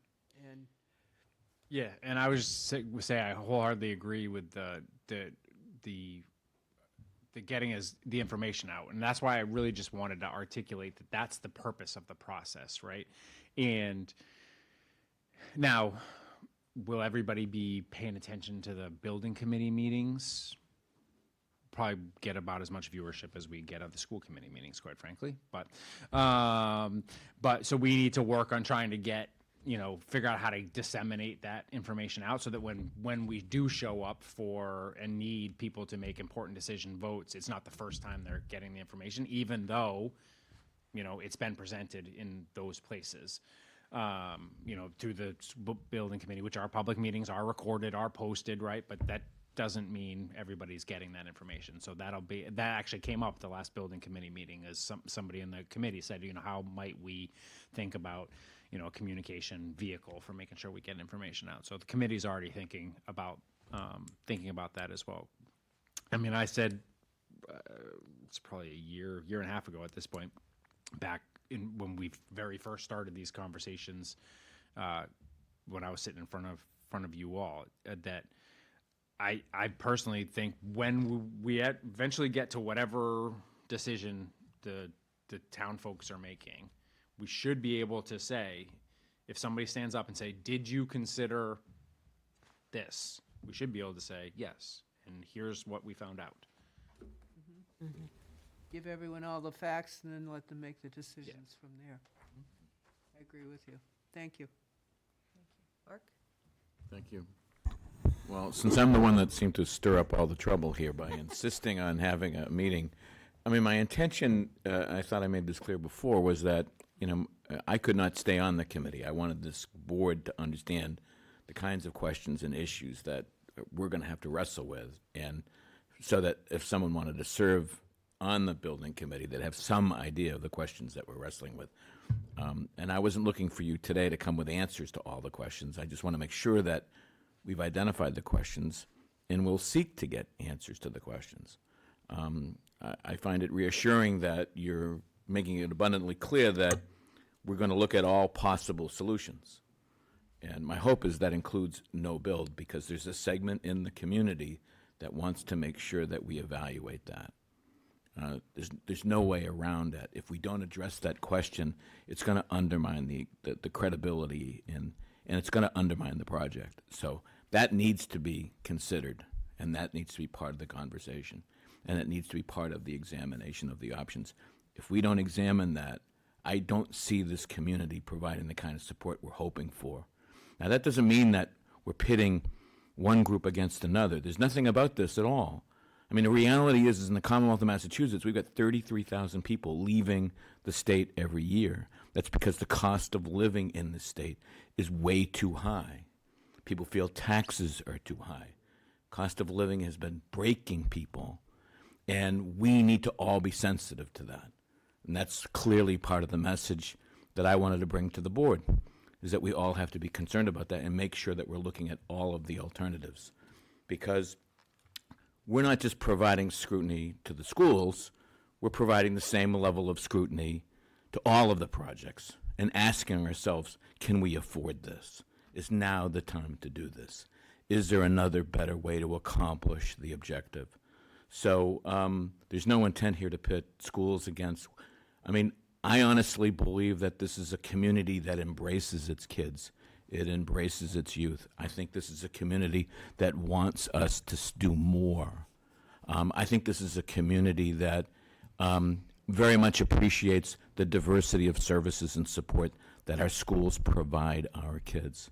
I think the teachers are held in high regard in the town of Yarmouth. And we take pride in the work that goes on there. My kids went through the school system. I thought the school system did a wonderful job with my kids. And I've seen the evidence of it consistently. What we need to do, though, is we need to together sort of embrace these challenges and figure out how we can get through them so that you can do your job and the teachers and the administration can fulfill its mission, and that we can somehow figure out a way to do it in a way that we can afford. I would love to see more state aid for the schools. I mean, the fact that we've had significant state aid in recent years has been a huge help in terms of us going forward. I think now, we're following the budget process with the schools, and I know soon enough we're going to be having to have that conversation because you're facing challenges there as well. So I think we've got a lot more tough discussions ahead, but I think having had a discussion in December and having some discussion about this today is helpful. I think we need to continue to interact both here and in the committee meetings to sort of hash these out. And you're right, you do have a challenge about communicating this, because ultimately when people show up at town meeting or go to vote, they're going to want to have some confidence that a lot of hard work has been spent looking at all the options, and that ultimately what they're voting on is the best possible option of all of the alternatives. If they don't get the alternatives, then we're going to have difficulty convincing them of the final solution. So, again, I appreciate your being here. Again, my intent in meeting in December was to begin a conversation so that the new representative on the building committee will at least have some idea of what they're walking into. And I think we started that. And you're right, there are going to be disagreements, but at least let's have a conversation. So that I believe this is part of an ongoing conversation and ongoing updates and as we proceed. So I appreciate you once again being here to speak openly and honestly about how you see things, let the conversations continue. Yeah, and I think maybe my point or whatever would be that if we're going to have conversations about the schools or important things about the schools, I really think it's important that I'm a part of those conversations. That my biggest issue with the conversation on the 16th was that a pretty significant conversation was being discussed relative to the school district potential I know no decision was made because you can't, that decision's not going to be made outside of the school committee, et cetera. But like a large idea was floated relative to the school district, to the building committee, et cetera. And the lead executive for the school district wasn't present. It would be like discussing a public safety issue and not having the chief of police there or the fire chief there. It just didn't feel right. And I don't think if we had tried to do something similarly on the school side, and it wouldn't have flown, right? So I just asking in the future that we try not to do that, because I feel like my job is to be the most informed, the most prepared executive for the school district. That is what they pay me to do, right? To be their lead representative. And so that when these conversations come up, I can come and be the lead spokesperson for the school district. Can I respond? Sure. Yeah, there was no intention here to vote on anything or decide anything. It was only for the purposes, like I said, my plans were to resign from the committee, and I wanted to make sure that a future replacement, we can make a decision on that relatively quickly and to get that conversation going so that a new successor could at least understand what they might be walking into. That was the purpose of it. It wasn't to decide anything or recommend anything. We had no intent whatsoever to make any decisions or recommendations formally.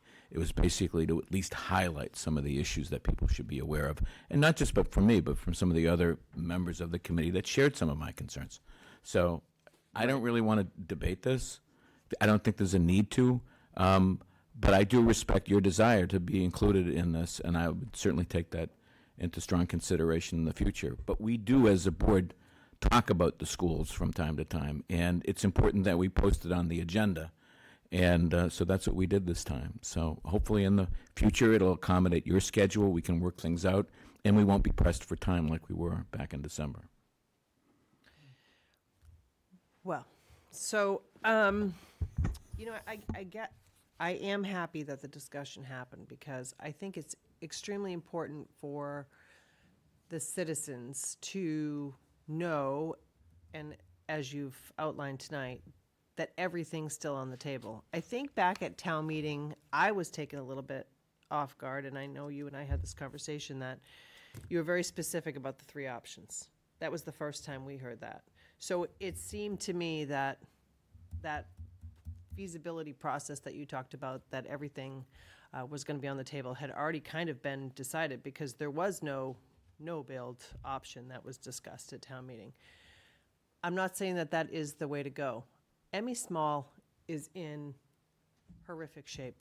We need a new school. We need to do something. I don't think it's safe for anybody to even be working in there. The fact that we have a large percentage, or about over 50% reimbursement, right? 54. 50, I just got an update from MSBA, which I have to get some clarification on, but the last email that I got was 54.6, I think. So that's real money, right? It's real money, and as unfortunate as it is that we're in a tough situation, we have to do something. And that's real money that's going to help. So I think the conversation to make sure that everything is on the table, because as Mark has indicated, when we go to vote, I think people want to hear and make sure that we've considered all the options. And I think that that's really the crux of the entire conversation. Unfortunately, we've been here before, and I can't say I was jazzed about the process and our involvement at all in the process at that time. You mean with the intermediate school? With the intermediate school, yeah, and the way it kind of shaped up without any input. I'm not saying that that's going to happen this time. Obviously, it's a different situation when it's a one-town school as opposed to a two-town school. But, you know, unfortunately, we have had that experience already, and our residents at the end didn't support it. And I don't want that to happen again. So I'm not trying to pit anybody. I just think we have to communicate and make sure that we put forth the best possible option. And I have no doubt that that's going to happen.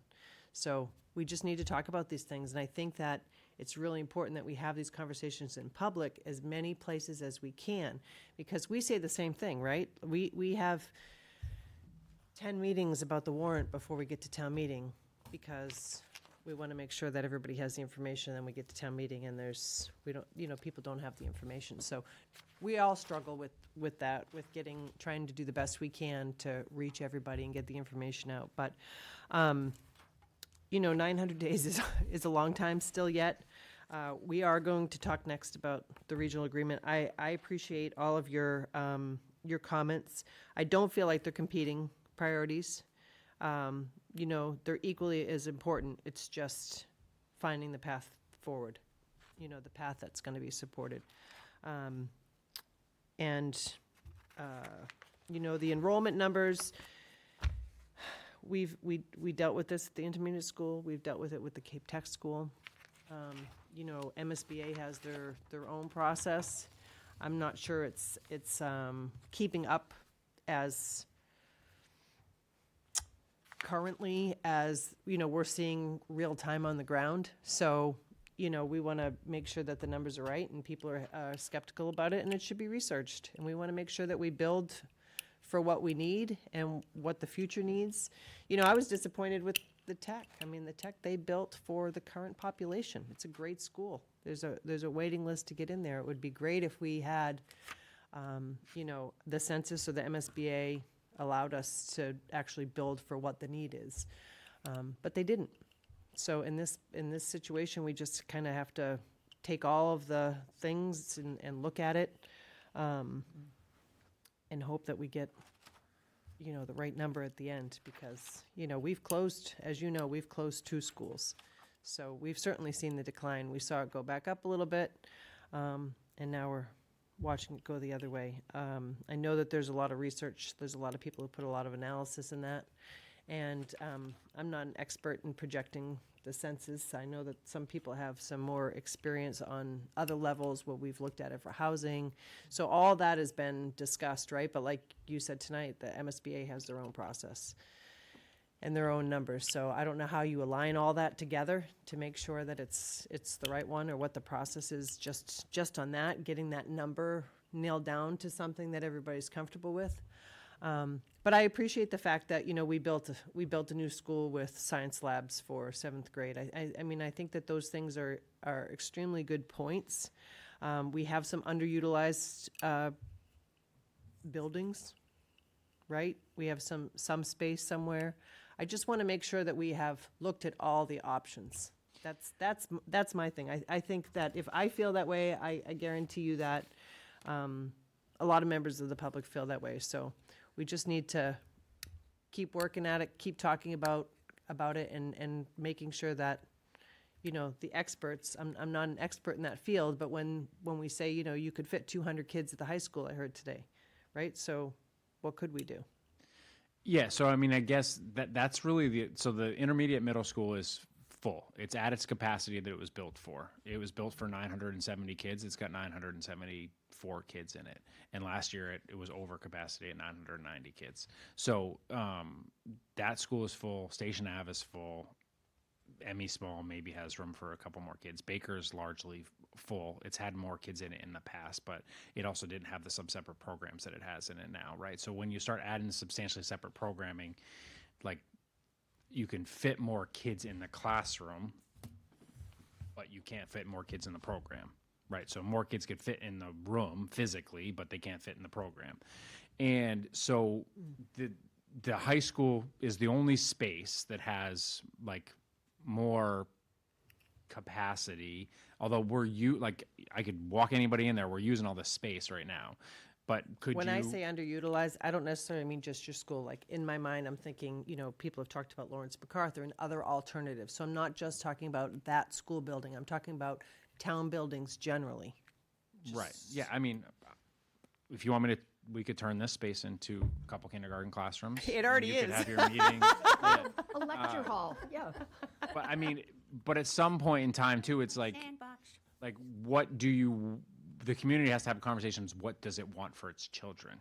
Yes. Could we cram 6 kindergarten classrooms into the high school? Sure.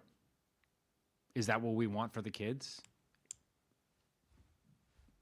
If you put them on half rations in the cafeteria, you could fit even more. Because you could physically jam the kids in the high school. But then now you've got your kindergarten kids in the high school, and then I have to figure out how to make it work, like from a program standpoint. And you've got your kindergarten kids in the high school, and then we have to figure out how to. And I've been in a school that converted from a K-8 school to a pre-K 2 school.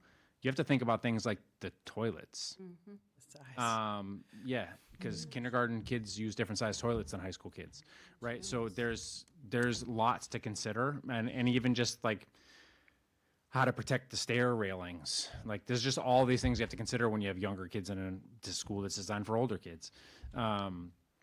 And again, I worked in a school district that had K-8 schools, and then we reorganized and made one of the schools a pre-K 2, and we had to redesign the inside of the plant in a much different way because it was now going to be repurposed for an entirely different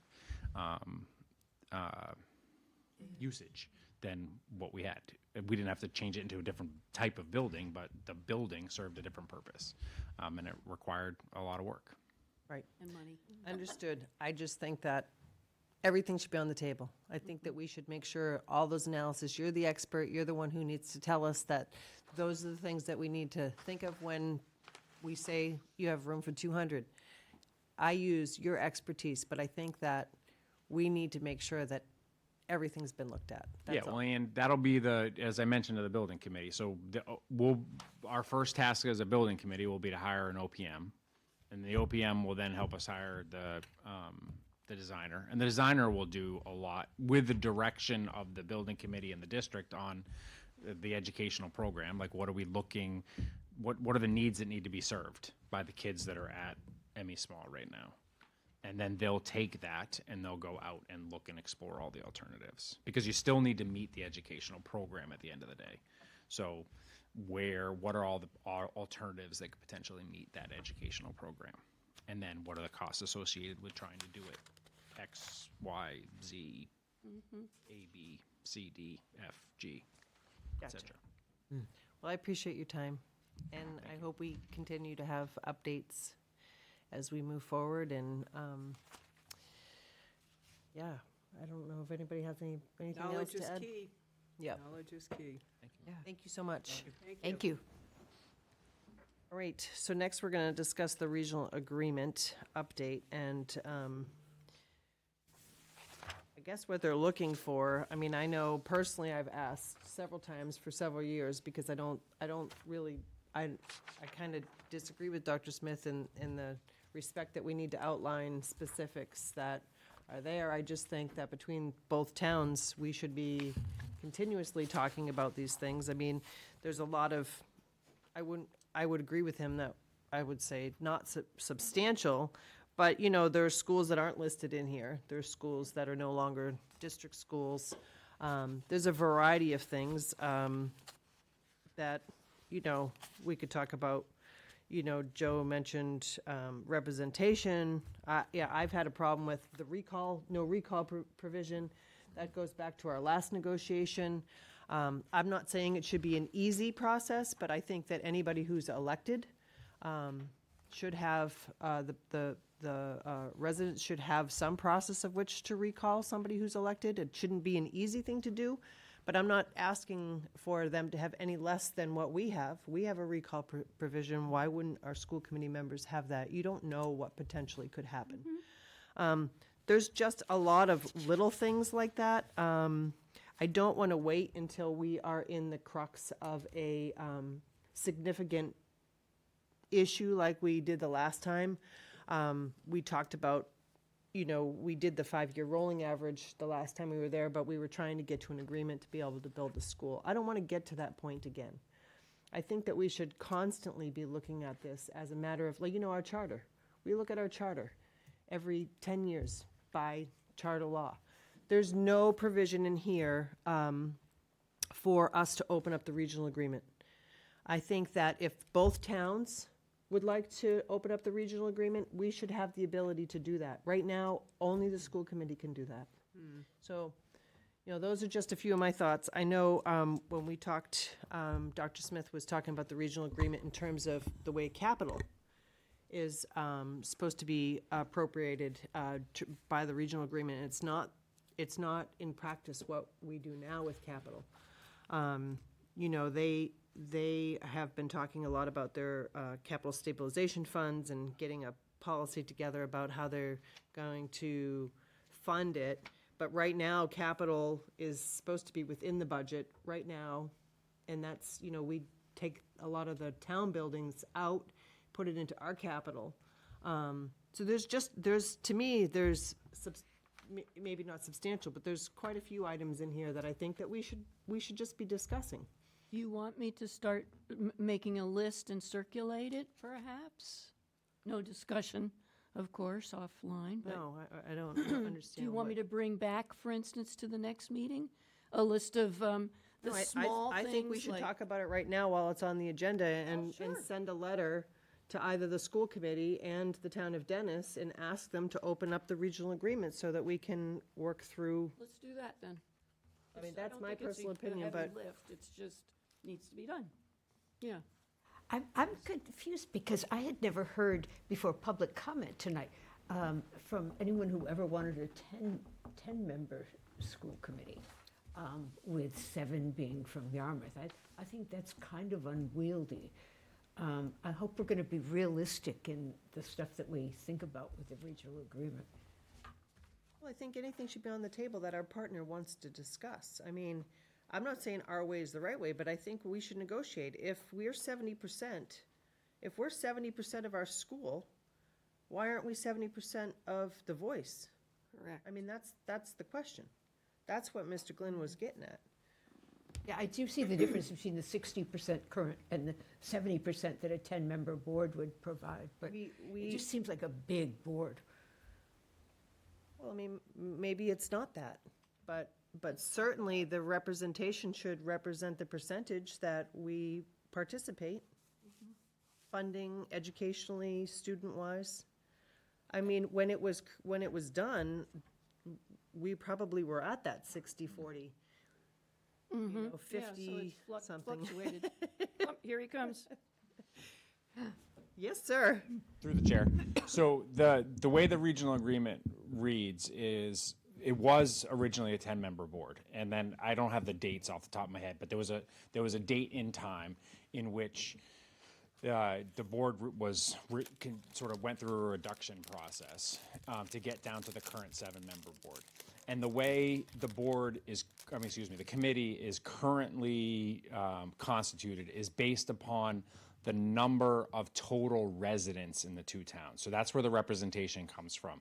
And it's based upon a census, an annual or a review of the census of the number of year-round residents. And then it's done by applying a ratio and then rounded to the nearest whole number. And it's close, but it is currently still within a rounding. If you round up and round down the numbers, which is again, the rounding is appropriate, that based upon the total number of year-round residents, based upon the census in Yarmouth and the number of year-round residents in Dennis, the current, again, that's what how the regional agreement currently reads, is based upon, it's not based upon the assessment, it's based upon the number of year-round residents. So that's how you got from where it used to be, like in the 70s, to where it is now. I think it was like in the mid-80s was when the transition happened. Yep. And I appreciate that. I just think that every piece wanted in everybody here to have the context. we should have a discussion on. I mean, it may not. Madam Chair, Yes. before the superintendent leaves the podium, while he's here, are you aware of districts that have been structured based on assessments or some other factor other than population? Because it's not unusual for government bodies to be structured, like, for example, the county does a municipal assessment for county revenues, and that's based on assessed valuation. So there are other different sort of criteria or formula that are utilized. I'm just curious if indeed the assessment, you're familiar with a district agreement where it's based on the budget or financing. So are we talking about the way we get to the assessment, or are we talking about representation on the? Talking about representation in terms of the school committee, yeah. I've seen different models. So the one that I came from, it was equal number of members, but weighted votes. So there was, the committee that I came from, if I remember correctly, it was an 8-member committee, but one town had half votes versus the other town having full votes. And I'd have to go back and do some history on how that came to be. But there are different models depending upon, and then again, then you start getting into 3-member town regions and 4-member regions, and all that starts to change a little bit. But so there are lots of different models. That's helpful to know that there are lots of Yeah, different and models. again, should this all, going back to my slide, should this be something that the group wants to consider, that would be part of my responsibility, would be to provide the research on all that for people to consider what other models they might want to explore. Appreciate that, thank you. I'm not, my feet aren't dug in on this. These are just all things that I don't see why we aren't collectively between the 3 groups just discussing these things. Well, let's. Maybe because we have so much else that we're doing. Maybe that's it. No, it's, okay, well, we can assume that, but. Can we then do? Well, I'm guessing, because some of the stuff like at the Well, let me, if I 10-member can, board. can I respond to your question? I think, we have in the past, we've had a government oversight committee in Yarmouth that would be convened by the select board, and they would convene and meet prior to the regular time interval that's outlined in the charter. We'd convene a group, we'd ask them to meet with, officials in the town, hold some public meetings, get input on issues that should be addressed in the charter, and then come back to the select board with recommendations. I don't see why there isn't any system like that. I think that's the point you're making, is why aren't we going through some kind of healthy, some I remember regular that with process? Charlotte Strubel, she was quite good. Exactly. So it may very well be that maybe we can at least come to an agreement on having a regular review process and at least coming to an agreement on that and a structure for that. That would be the start. That would be a great start. So, and maybe that's what we put out on the table. Yes. Is to create a process where why we can come together in a less stressful way. Working group. With a working group, a committee that's convened periodically to hold hearings and meetings and entertain recommendations on adjustments that might need to be made in the regional agreement. And then we have a group reporting back to the respective bodies. That might be a way to deal with it. I'm just saying that this is how we do it with municipal government. There may be a need to create a similar process for the schools. I'm intrigued with the idea of adjusting the way the representation is structured. You know, population may be no longer an appropriate mechanism. Maybe it's best that it's based on who pays. I mean, there has been this saying we've heard before: taxation without representation. I mean, there may be a need to sort of revisit that. And I have no problem if we assign our own staff to at least do some initial work on some of this stuff to help us become better informed before we embark on some other road. Maybe we want to have our own committee. I mean, I think there are a variety of ways to approach this, but I do think that there is a value in creating some kind of mechanism, bringing together the school committee, the town of Dennis, the town of Yarmouth, to at least periodically reassess and review. Now, the downside in that is, you know, how's the structure of that? Who gets appointed? When do they meet? And the recommendations have to be unanimous, or by, you know, how to structure that. But I would recommend beginning a conversation on how to institutionalize a review, like we do with charters. I'm sure Dennis has a review of their charter baked into their town charter. We have it baked into ours, although I think it's worth us checking as to how we're doing on keeping up with our responsibilities on that. So before we go too far down the road, we might want to check on how we're doing. We did. Yeah, but you know, I'm very comfortable with a letter from the chair inviting, you know, a meeting and a discussion with the respective chairs of the various boards to at least have an initial discussion, to go over that, to begin that conversation. Sounds good. How does that sound? I think similar to, actually, to draw upon what the superintendent did with the budget process, you know, that he collectively reached out to Dennis and Yarmouth and put together, Bob could kind of speak to that, like a subcommittee where that's exactly what's going on. Because at the end of the day, it's going to be a discussion that has to happen between all three parties, is my opinion. So, you know, starting probably with having the chairs of the various boards who are their designee, and the town managers and the school superintendent. I mean, these were all the people that we saw at the budget meetings that we were looking at, which was a wonderful process. Thank you very much, Dr. Smith, and something that had not really happened before.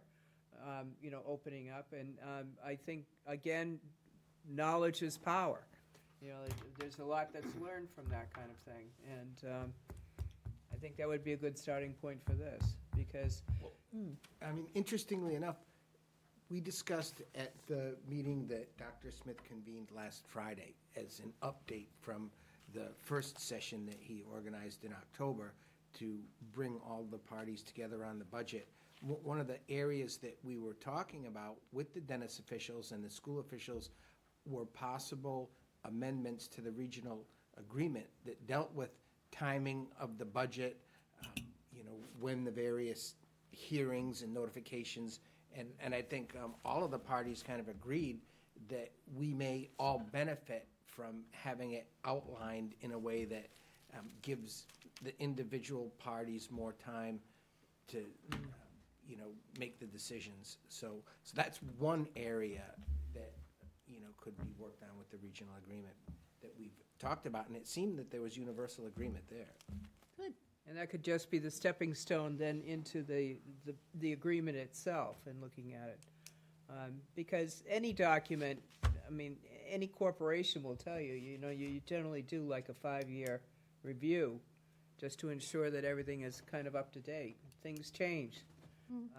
Populations change. So I think that would be a really great place to start. Joyce? I'm good. Okay, Liz? Yes, I encourage us to reach out and set up a working group, building off of the capital, the budget, working on the budget with the school district and Dennis and Yarmouth. Same model. Let's work on the regional agreement together. But maybe always being aware that dollars are not the only way to measure. Understood.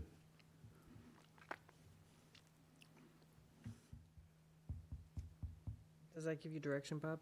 Well, I think that, the main question that I have from the meetings that we attended, the school committee seemed to indicate that, they would welcome a letter that would ask them to start looking at the agreement. And when we talked, we only had a portion of the representation from the town of Dennis that was with us last Friday. 2 members of the select board had also indicated that they had a desire to look at elements of the agreement. So I guess it sounds to me that we want to do a letter to the school committee that requests that we establish a working group to start looking at the agreement. And so kind of the question is, to what extent that do we want to put some of the items that have come up? I mean, I've been just, I don't think. I have a list of we like wanna- 9 different items that, I don't I think we want to give them an agenda list.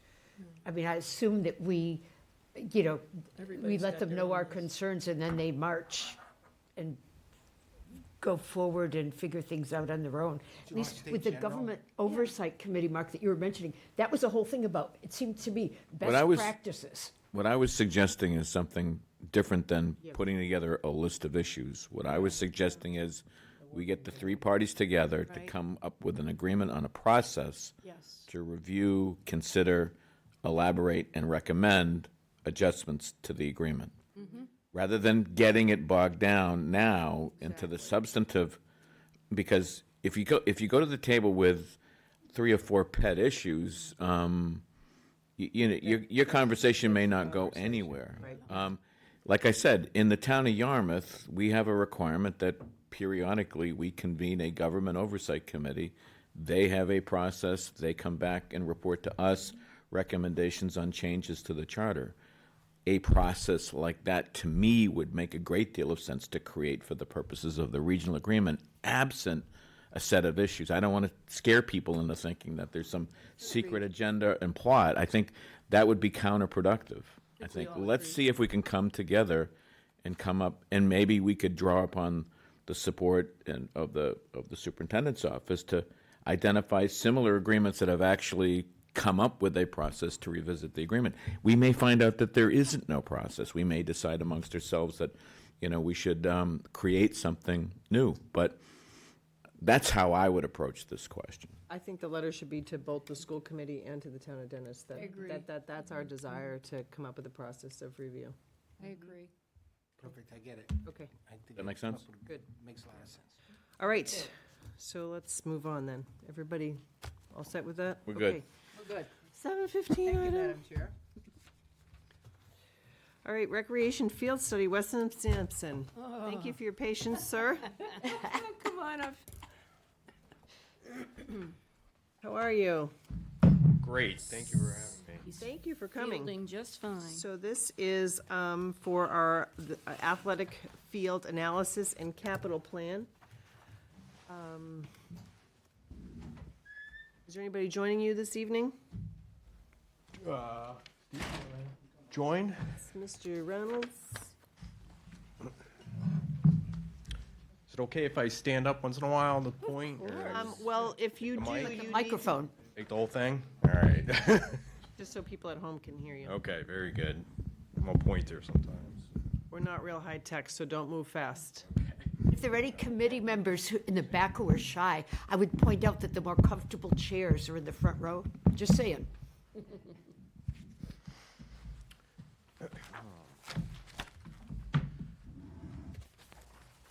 Should I wait for? Nope, go ahead. Oh, go ahead. Okay. All right. Sorry. Sure. No, good evening. My name is John Tunsky. I'm a landscape architect with Weston and Sampson. We were hired by the town of Yarmouth to do an athletic fields analysis and capital plan. So we were specifically just looking at athletic fields. So that is grass fields, baseball, rectangular fields. So that could be soccer. We're not looking at courts or anything. So I just want to make that clear. So a little bit about the agenda tonight. I'm going to cover our timeline to date. We'll go over our existing facilities. From there, our preliminary concepts. And then from our preliminary concepts, we developed another iteration of concepts, and then we included an opinion of cost on those. And then an action plan, really, just to outline the future. Timeline, so we started about this time last year, January 2025. We began with some meetings and outreach. I'll detail all these a little bit more in detail. We did inventory and assessment of your existing facilities. From there, we developed a demand analysis, a program assessment. We did a community-wide standards assessment. And then finally, the project summary capital plan, which I gave you 3 copies of tonight. There are some nice, beautiful copies at the printer right now, and you will get one of those shortly. It's gorgeous. What field could measure up to this art? Yes, it's beautiful. So we met with the Recreation Commission 3 times over that period from January to August. And then we met with Steve and the town administrator, assistant town administrator at the time, to give us an update on progress. So we looked at 5 different facilities: Sandy Pond Recreation Area, the Matakees property, Peter Homer Park, Flax Pond Recreation Area, and Simpkins Field. So this diagram kind of demonstrates what facilities are at each one, and I'm going to go into a little bit more detail about each facility. First, we looked at Sandy Pond. So Sandy Pond currently has just a softball field and a soccer field to the right there. This is a large parcel, and it does currently have parking and other amenities on site as well. Next was the Peter Homer Park. So this includes 2 softball fields, a multi-purpose, and a soccer field, all in that configuration there. Also, as well, there's some parking and other facilities on site. We also looked at Simpkins Field. So currently that's just being used as a multi-purpose space right now, and we did speak with the representatives from the Little League fields southwest of this parcel as well. But their fields were not part of our study. And then Flax Pond. So Flax Pond, previously there was a softball field out there. I believe at some point there was someone actually went out and figured out where the property line was and found out that that was did not belong completely to recreation. So at that point, I believe there's some plans done for doing the pickleball facility was expanded out there. So there is a significant parking lot at this facility, and then I know Steve runs a lot of camp programs out here as well.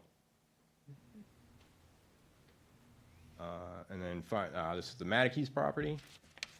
So we were aware that there was a study going on at the same time, but we were asked to look at this parcel specifically for the athletic facilities that were there.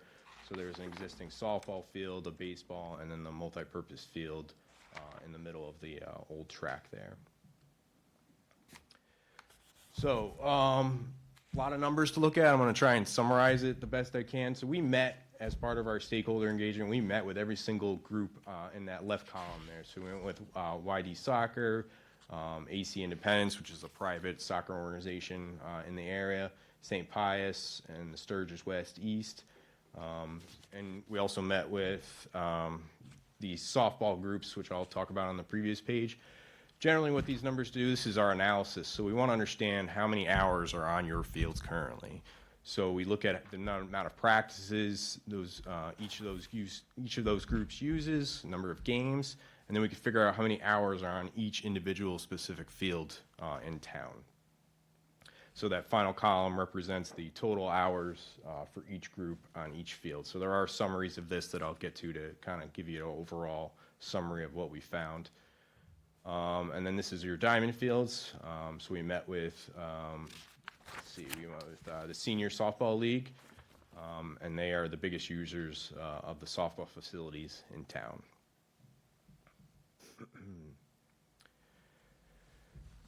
So this is our annual hours of use.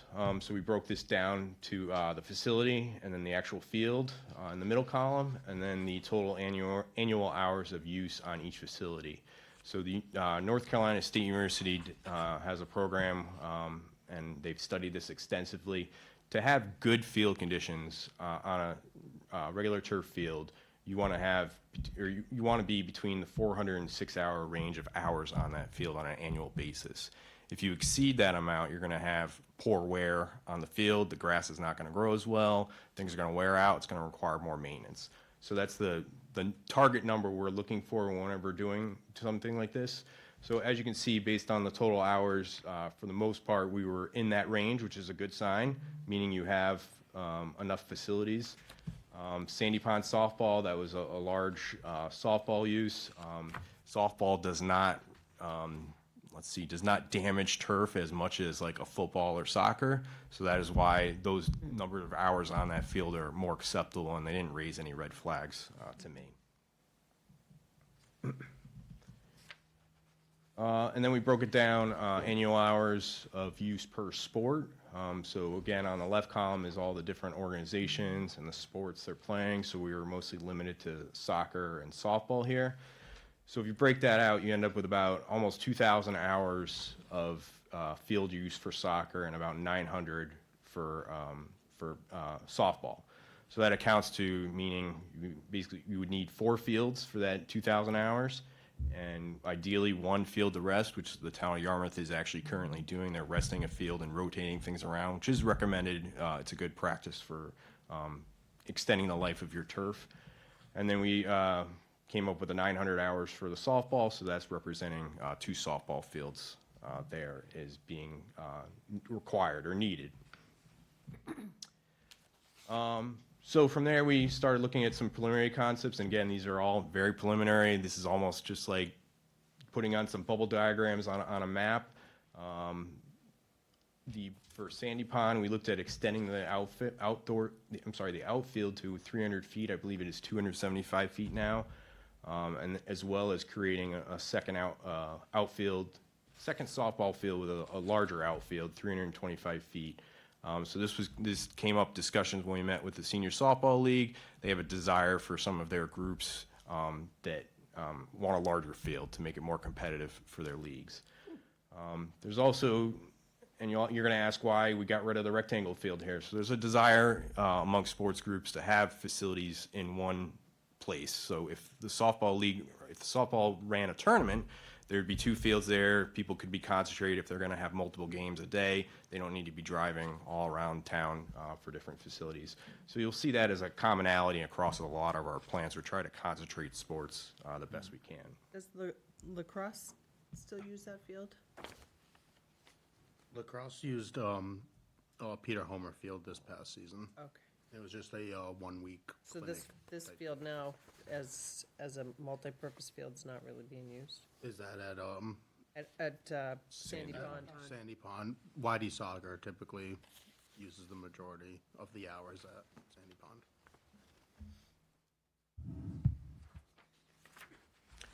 Pond. Peter Homer Park. So there we projected doing 2 soccer fields, which is mostly what's there. We were looking at potentially doing the arrangement a little bit differently on the field to the north. For soccer, the ideal orientation is north-south for sun glare and overall quality of play. So not much change in that initial concept. And then Simpkins Field, understanding this area is mostly used for fairs and such. We proposed doing 2 soccer fields out here and providing a large parking area. So that would be really creating a multi-use space here where you could still have those events as well as have soccer or some other events going on at the same, or during the same season. And the Matakees property, again, we understood that there was a study going on as well, but we wanted to look at it from a recreation standpoint. Through our meetings with the different stakeholders, there was a lot of interest from some of the private groups to do a private-public partnership. So we kind of formulated this concept around that. So it would not necessarily be all maintained by or run by Yarmouth Dennis. It would be split, or some arrangement would be made, whereas the soccer fields and the softball, baseball, Little League fields could be shared. You are currently running indoor programs out of the gymnasium on site, so there is a large desire there. Indoor pickleball, I know, is a huge thing right now. So there is a desire to keep that element there in the town. So we did propose doing a new community building with pickleball and indoor basketball.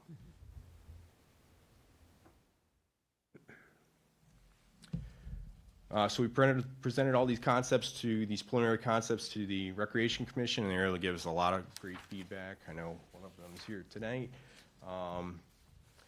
Overall, so we looked at it as your existing facilities. You have about 9.5 total fields.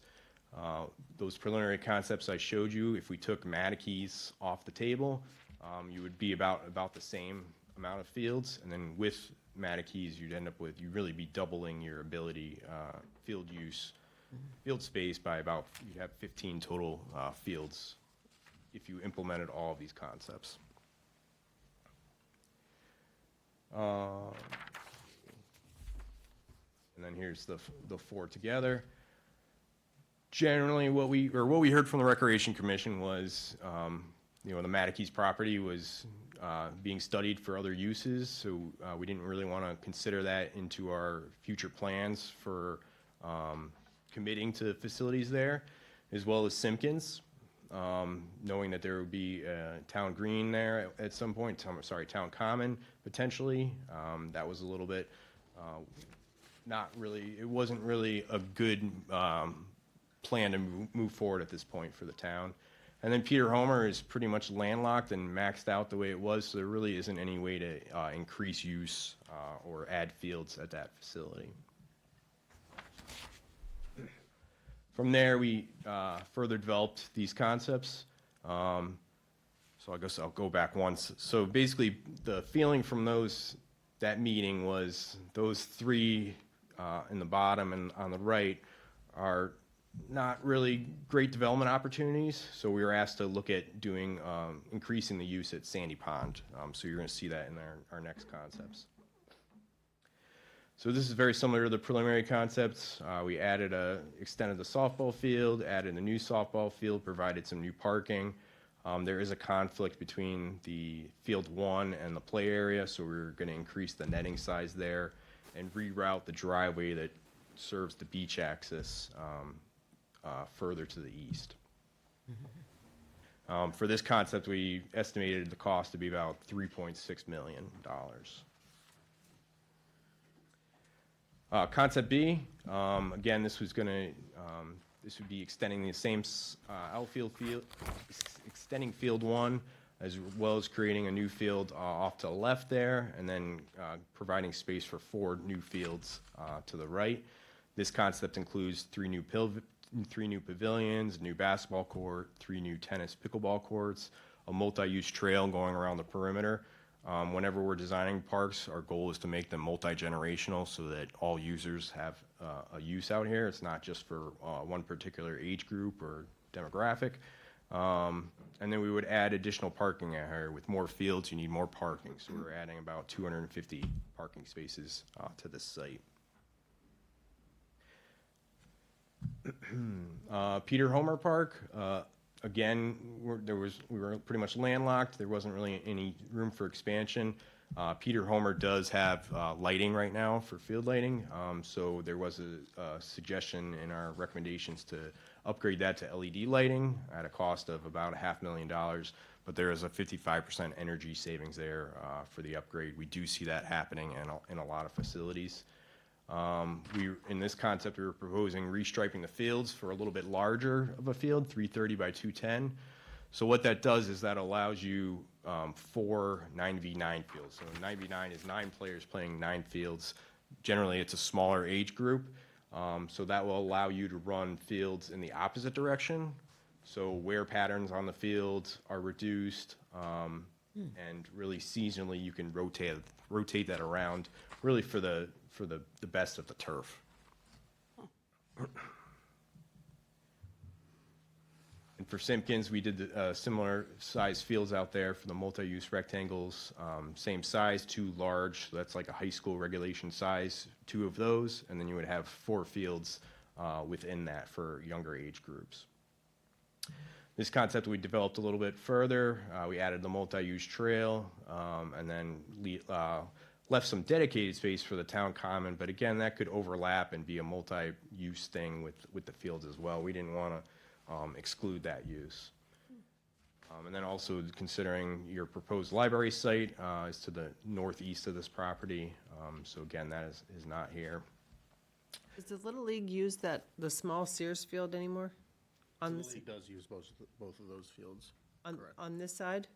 Oh, no, so down at the bottom left there, Little League uses. You're talking about the site behind the They're not fire up on the station, Sears right? field. Not on Oh, the not Sears on field Sears, anymore? sorry. Just the 2? Just the 2 Okay. smaller fields, yeah. Correct.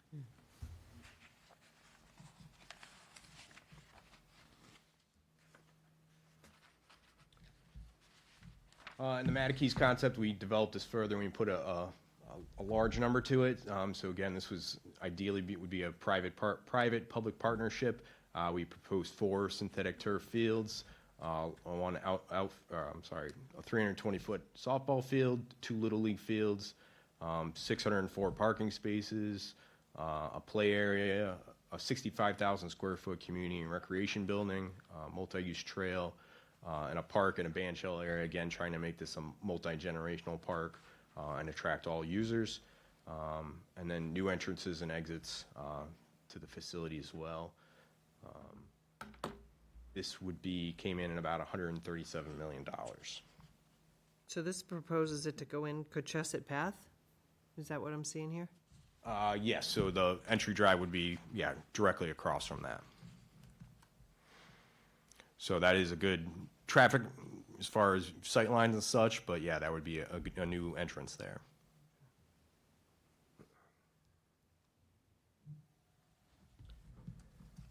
This is the draft action plan that we presented to the Recreation Commission.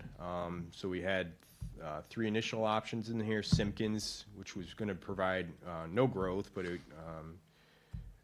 would give you 1 softball and 5 soccer fields. Option 2 was combining Simpkins and Sandy Pond Option A for about $7.5 million. That is going to give you some softball growth, so you would end up with an additional softball field, and you'd have 4 soccer fields at that point.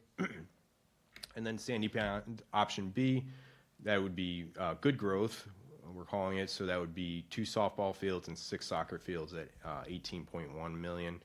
And then Peter Homer, again, we put that as kind of like a side because you're not going to increase your use there, but it would give you better soccer use by restriping, renovating the fields, and then updating the lighting for $2.9 million.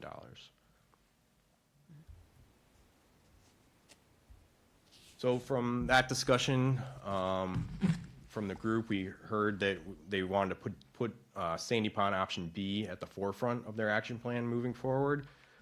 So that came in at $8.5 million. And then step 2 would be the Peter Homer Park, and then finally the Simpkins facility.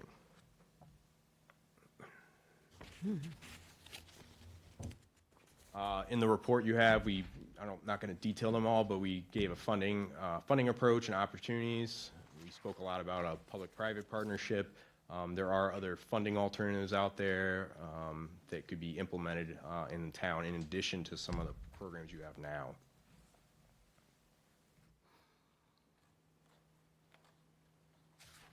This is the 10-year action plan that we put together. So it broke the Sandy Pond Option B into 8 different phases over an 8-year period. And then Peter Homer and Simpkins came in at year 9 and 10 in this plan. And then we tabulated how you're going to gain diamond fields and rectangular fields as you progress this master plan. Based on our conversations with maintenance staff and such, we're suggesting increasing the budget of plus or minus $150,000. So that's going to add new staff and really ramp up as you start making these improvements to the field. It's going to improve your conditions and protect your capital improvements as you move forward. So you don't want to build a whole new field and then not have the staff to support it. As well as this plan is going to continue allowing the town to rest fields, which is great. You don't see that in every community, so I applaud you for that. And then is hiring a new staff position of a program director to assist the recreation department. And then finally, I leave you with Sandy Pond Concept B, which was ultimately the decision of the Recreation Commission to move forward with as part of the study. May I ask a question on Flax Pond? Yes.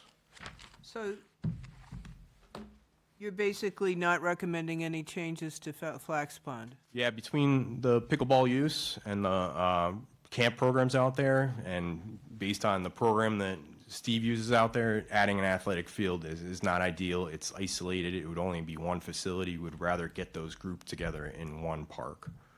Okay, Steve, my understanding was that you didn't have the playing field space you needed at Flax Pond for your camp program for the older kids. Is that true? Not true? No, I wouldn't say that's true. We do utilize that outfield space. We utilize the small field behind the building, and our camp director has all of our program areas really mapped out to a T. We're at our maximum. We hit our maximum participation level at our camp last year, so we really have a system down at all program areas that really works out well for the overall camp experience. Okay. What is your maximum number for Flax Pond? Off the top of my head, I believe it's 1,980 for the total summer, 246 weekly. Weekly, 246? And have you seen any cutback in the older kids? I mean, it seems like it was going more toward, shall we say, elementary, middle school? Well, surprisingly so, for our 26 season, we opened registration earlier this month, and our third and fourth grade and 7th to 8th grade actually filled up within the first 2 hours. And it was surprising to us that our first and second grade age division didn't fill up as quickly. So we actually moved spots from that to our third and fourth grade to fill up some of those waitlisted participants. So surprisingly, it was a different trend than of years past. So we made the adjustment to increase the numbers for our third and fourth grade group, which filled up, like I said, in the first 1 or 2 hours of registration opening. And that's 72 spots per week for that age group. So now we're up to, I believe, 84 in that group.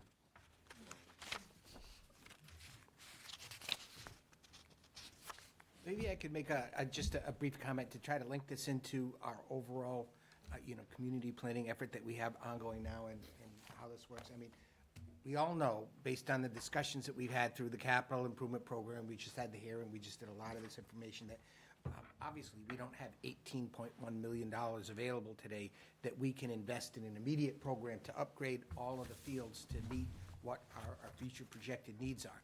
But this particular study was extremely important in our overall recreation planning efforts, that the questions that we had going into it that we needed to feed into the whole capital effort is, first of all, to inventory all of our existing fields, what type fields, where they are, to document the usage, to assess the condition of all of those facilities. Some of them haven't been invested in quite some time, and to, even more importantly, project what new needed fields that we have to meet the current demand for everyone that's using the fields and the future demand. And obviously, in doing that, we need to assign costs to those. Basically, what are we looking at for the investment that would be required to meet what the optimum needs of the town are? And even more importantly, where in the community can these fields fit? Are we over-programmed at all of these facilities? Are there other areas? You know, and I think it was, you know, pointed out, we're not in a position to run it and put two big fields on Simpkins, but, you know, they fit. So, you know, there's that. Now, I think what is extremely important right now for us, and we're going to have, I think, quite a detailed discussion this evening on the results of the Matakees utilization. And I think it feeds directly into that study, that now we know exactly in our community, just take Matakees out of the mix. Where are we deficient on the fields? What types of fields do we need? What demand exists today? And the second piece, what we're going to be looking at with Matakees, is the potential development of a regional facility that may do two things: serve as an economic driver for our community, to bring additional economic activity and tourism during the shoulder season, but also, how can that Matakees project be used to potentially meet some of the existing needs that we have in the community? How deficient are we? What are we trading off? What are we looking to gain? It may not be that through a regional facility we can meet all of our projected needs for just the local programs, but certainly some of the private groups may wind up renting space at a regional facility, and that would take some of the pressure off of our existing facilities. But what is a critical piece in doing the whole market analysis and putting together the feasibility of this is to know exactly what the town's needs are, what type of revenue that we would need to generate in order, if we were to meet these needs off-site, and where would they go? It looks like Sandy Pond is set up better than any of our other areas for expansion. We could meet a lot of those needs and create a nice facility there. But one of the things that we would need to do is figure out how the other facility, Matakees, may help leverage, whether we need either existing fields that we can use at that site or revenue to generate these existing fields on another site. I mean, in a perfect world, we wouldn't be forced to have all of the town recreational programming, you know, sort of maybe compete with a regional facility at Matakees. We would be able to leverage enough funds to have our own programs at our own sites. But having this data is going to be critical as we move into the next steps on the financial feasibility analysis for the Matakees project. So overall, you know, this was, I think, an excellent study.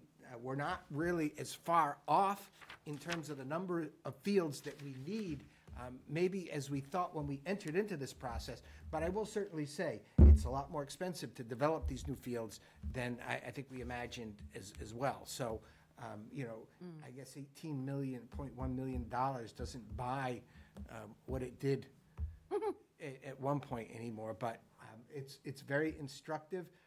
But again, I don't want to, you know, scare people into thinking that, okay, we're going to run off and now look for $18 million on some type of a bond issue to do this project. But what we need, we know what we're going to need for fields. And I think that helps us get all of our planning moved forward. And we can move forward as a community, not just separate interests. And that's what I think the value that this brings to our capital programming and the whole Matakees analysis, and everything that we're doing with recreation, and it all fits together. So I think the study met all the expectations I had. Yeah. Okay. Madam Chair? Yes. A question that just in terms of process, has there been a public comment period on any of this? Steve? So at our Recreation Commission meetings, there was an opportunity for people to chime in.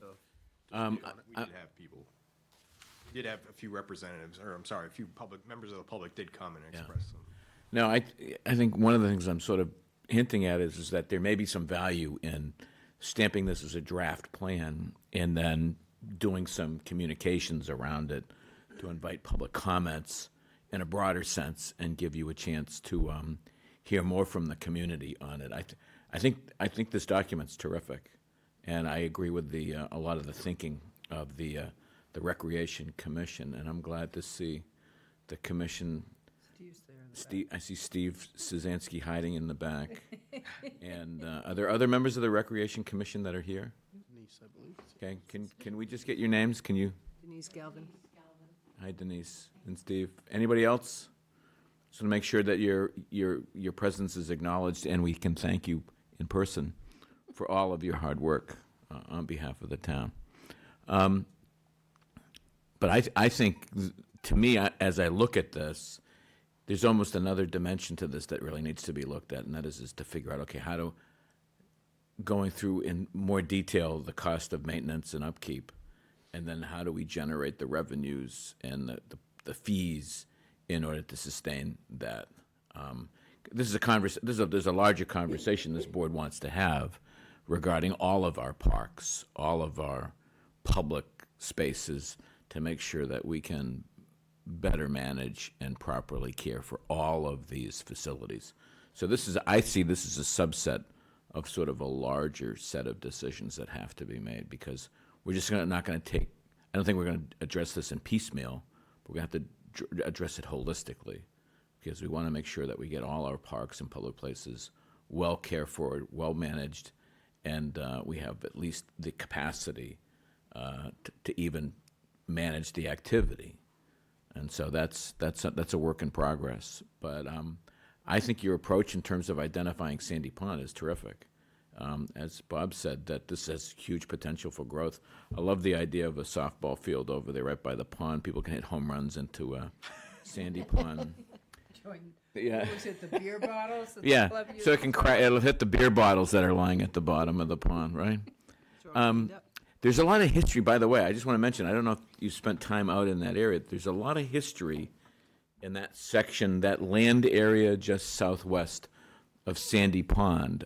Years ago, the town of Yarmouth, people used to make money selling ice. And Sandy Pond was one of our major producers for ice in the town of Yarmouth. And there are areas along that bank of Sandy Pond where you can see the footprints of the old ice houses that used to be there. And back in the old days, I know I'm dating myself, back in the horse and buggy days, that ice, the ice would be carted off in carts, and then eventually find its way into Hyannis Harbor, and then the ice would be packed and sold. And so that area, I hate to say it, but that area where that ball field is happens to be in a very, very historic area for the town of Yarmouth. So just FYI. But I think this is on the right approach. We still have more work to do on this, but I think this is a great start. So thank you. Dorcas? I think it is a great start. I think, I know you had some public comment. I guess this question would really go to Steve Szanski. Like the public meeting that we did in the Recreation Commission when we first discovered pickleball, and they came forward. Did you have a public meeting like that for everyone? You know, like where you came to like the police station and opened it up? I can still remember learning about pickleball. They were talking about this sport that I'd never even heard of. Well, what we did was we invited every sports association, and we had open public meetings at the DPW office. So we had softball, we had pickleball, well, not pickleball, but we had softball, all the soccer people, football. Everybody that used a field came and put their input in as to what they thought we needed or what they'd like to see. So yes, we did have an open public meeting, and we had them, probably 3 of them at least. Okay. Because I haven't heard what Tracy mentioned, lacrosse. I go by the high school, I'm seeing that sign there every day now about sign up for lacrosse. But you've got soccer, you've got basketball, softball. What about like lacrosse? So I think I can speak to probably the lacrosse group more effectively. So what Weston and Sampson was looking at was just the previous year field usage, as it was one of our bigger usage years, and we're projecting growth based on last year. And lacrosse hasn't rented fields from us in that past year. They did do a 1-week clinic this past summer. I believe it was sometime in August, but it was just such a short duration that they rented. It wasn't included in this study as they weren't renting from us in the past year or two. And lacrosse, I think, uses the high school field also. That's what they use. And this study didn't involve any of the school fields. Right. So lacrosse, as far as I know, does play at the high school. Soccer used to play there, but we don't play there anymore. Okay. Thank you. I had a sort of operation and maintenance question that occurred to me when you were talking about how soccer and football tear up the fields more. Would you say with the current using that as a measure, how often would a soccer field in this town have to be regraded? I mean, every town's unique. I wouldn't say necessarily regraded. It depends on, I guess, how much money you have to spend. You could potentially rebuild that field completely. So that'd be removing the topsoil, potentially adding under drains, adding sand layers, and then replacing your topsoil, adding irrigation, incorporating sand into the soil mix. So there's a lot of scientific stuff to go behind making the best field possible. Yeah, generally it is like for this, we base it kind of generally on that 500-hour mark, and you want to kind of stick to that because if you're going to go over, a lot of that field the use is going to turn to mud basically and dirt, and you're not going to have that use. I think I got sidetracked there a little bit. Steve, would you? Well, and I think with moving the goal mounts, that would be a huge opportunity to limit that deterioration of the field, because really the goal mounts is Like spread the use around a little. yeah. So able to, at the Peter Homer concept with being able to widen the field, you can have the 9v9 played in a different direction than 11 on the 11. So the goal mounts would move from two locations based on season. Right, so traditionally the goals are here and here, so if you ran smaller fields here, you could have two sets of goals, a set here and a set here. So those goal mouths, that would give this time to repair in the off-season while you wear out an area over here and then flip things around. So that would be the recommended approach to kind of, in addition to rotating fields around, giving them a rest as well. And a lot of use from YD soccer would be those younger age groups that would use the 9v9 fields as well. Yeah.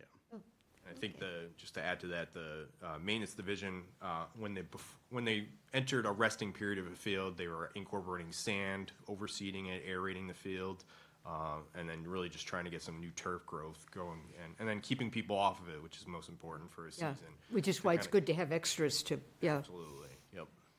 Can we stop there with the keeping people off it?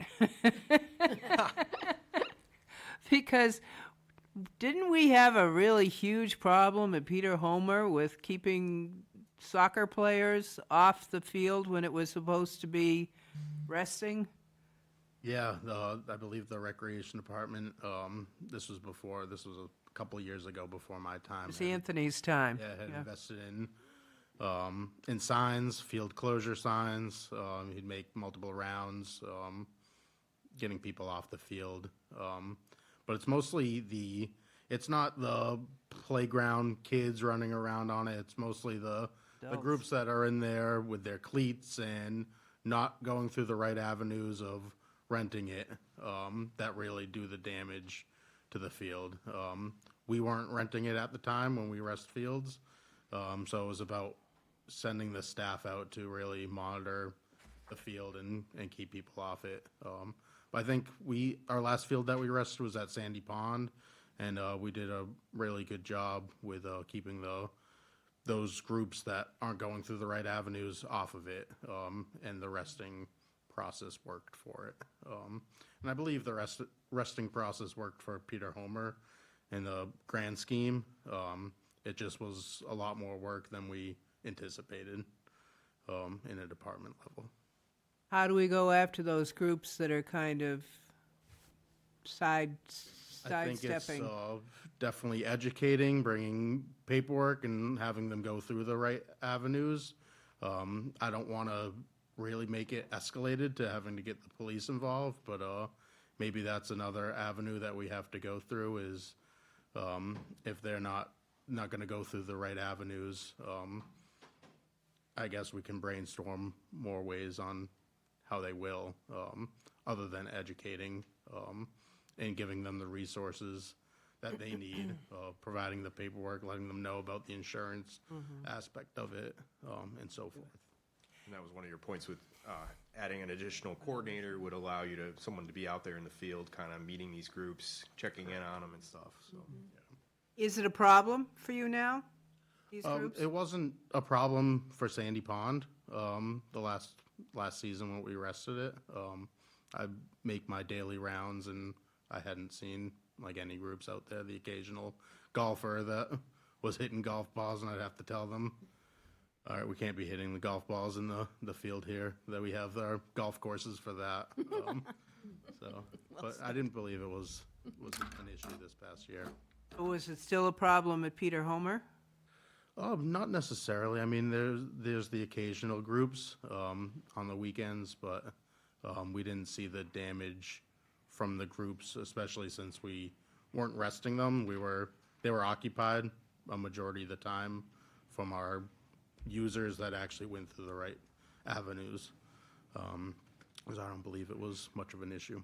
Wasn't much of it, okay. Thank you, sorry. Yeah, Steve, you're doing a great job. I'm very happy that you're with us. And I like the Sandy Pond plan quite a bit. And I was looking at an oversight map, because we're about to talk about Matakees and what we might do with Matakees. And I believe, if my phone was telling me the truth, they're only about 1.33 miles apart.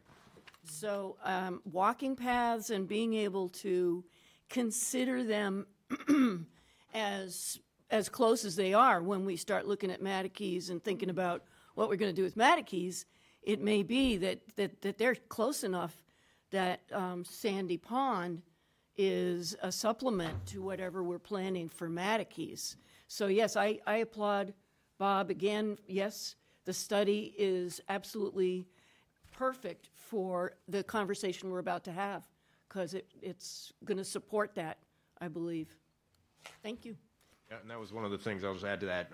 One of the Recreation Commission suggested adding the multi-use trail connecting to the neighborhood, Yeah. which is kind of heading towards the Matakees property. So that Absolutely. was a great suggestion. Yeah. There's all sorts of paths back there that would connect through the well field, we don't across ruin 'em. and over. I think it's hard to look at this without looking at all of it, as Bob has pointed out, because, whatever happens at Matakees, if we can't get the public-private partnership that we're looking for there, I would imagine if we're not able to put fields there, that would kind of have you guys relook at your plans in terms of priority. When I look at the costs to this, I'd love to get into the details, and I don't think we're at that point right now. I mean, generally speaking, it's a preliminary concept, but why you chose to put the turf fields, at certain places and regular fields, and what the discussion behind that was, because I have serious issues with turf in terms of safety, health and safety, and upkeep and maintenance. And we're not even able to mow the parks that we have now. We don't keep it up. So for me to be able to think about how we're going to fund that, I know the school committee just had a whole conversation about the user fees being they're going to start to, put money aside from the user fees for the upkeep of the turf field that they have. But without some type of concept like that, like for me to even wrap my mind around us doing it as a town would be very, very difficult. But I like all of your plans. 18 million, I think, is a lot of money, but we've been fortunate to have success there with, the playground and the splash pad and, utilizing some CPA funds and maybe some grants. You can start to see that go together when you're looking at it at one thing. When you look at all of it, it's, with all the needs that we have as a town, it's almost overwhelming to even think about. I think about Mike Stone a lot when I look at these plans, and what he would say right now.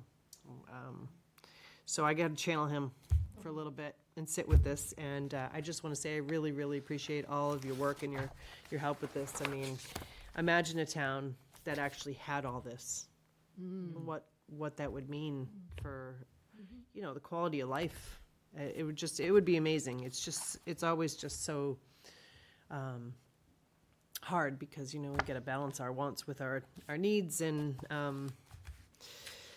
it's a tough one with all the needs that we have. So I really, truly appreciate it. I think that once we figure out Mattakees, I think we're going to have to probably come back to where we start with this. So I appreciate your time and Recreation Commission and all the work that's gone into it. So I say stay tuned, right? Can I ask one more question, Tracy? The Simpkins Field, I was just wondering if that's Article 97, did we determine that? Yes, so just FYI, maybe just for Steve, for the future, that we wouldn't, maybe we could get it to be recreational. All right, that's what I just wanted to get that affirmation. Thank you. Thank you. No, thank you very much, and I applaud the town's effort. You are doing the right thing by planning these things all out. I mean, this is great, so, and I think a lot of towns would be happy to have something like this, so nice Yes. job to you all. Thank you. Thank you. Okay, we're a little behind. I apologize to everybody. Jeez, Tracy. These things just take time. They're all important, so we have to take the time with them. So next we have our Mattakees Utilization Committee, our conceptual design plan and next steps. If those folks could come forward, this would be wonderful.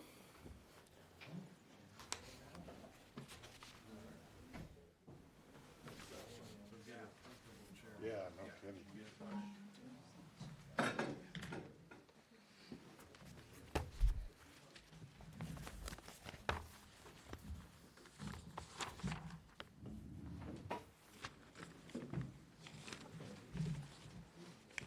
Good evening. Evening, Sharon. Hi, How are you? Nice to see you all. Happy New Year. Yes. Same to you. In a minute. You're chock full today. Yes, I apologize for the tardiness of this. No, that's not a problem. It's the mind. Does it Oh, the go to process. mush? Yeah, you know.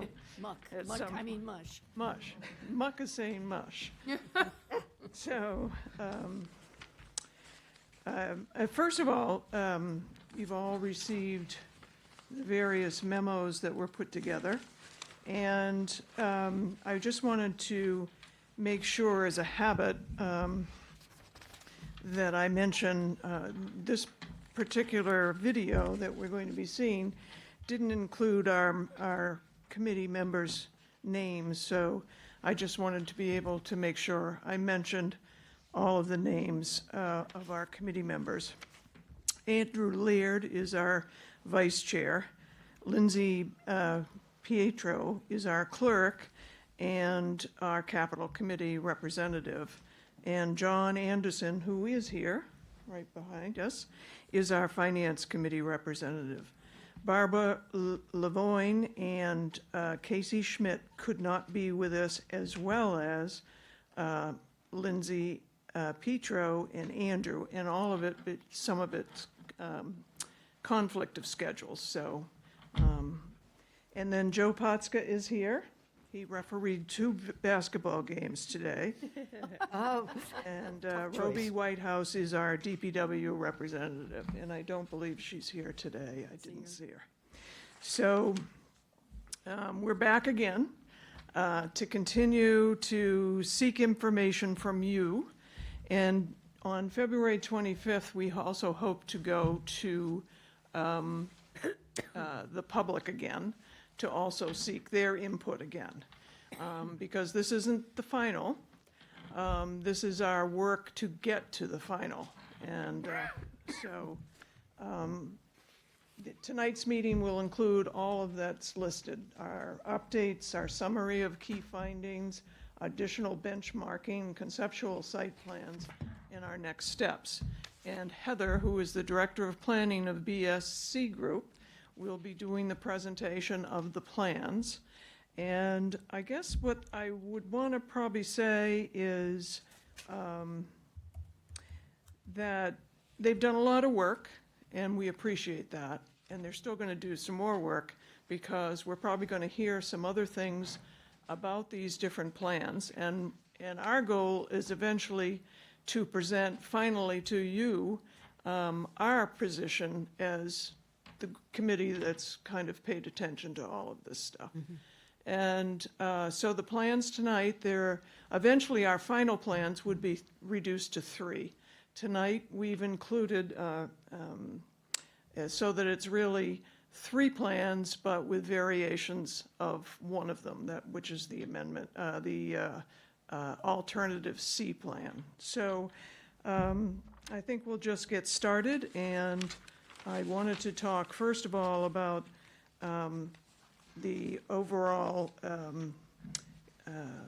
plan that talks about what I've been talking about with the committee, and the committee has responded because we understand our job is to talk a little bit about the importance of this lot.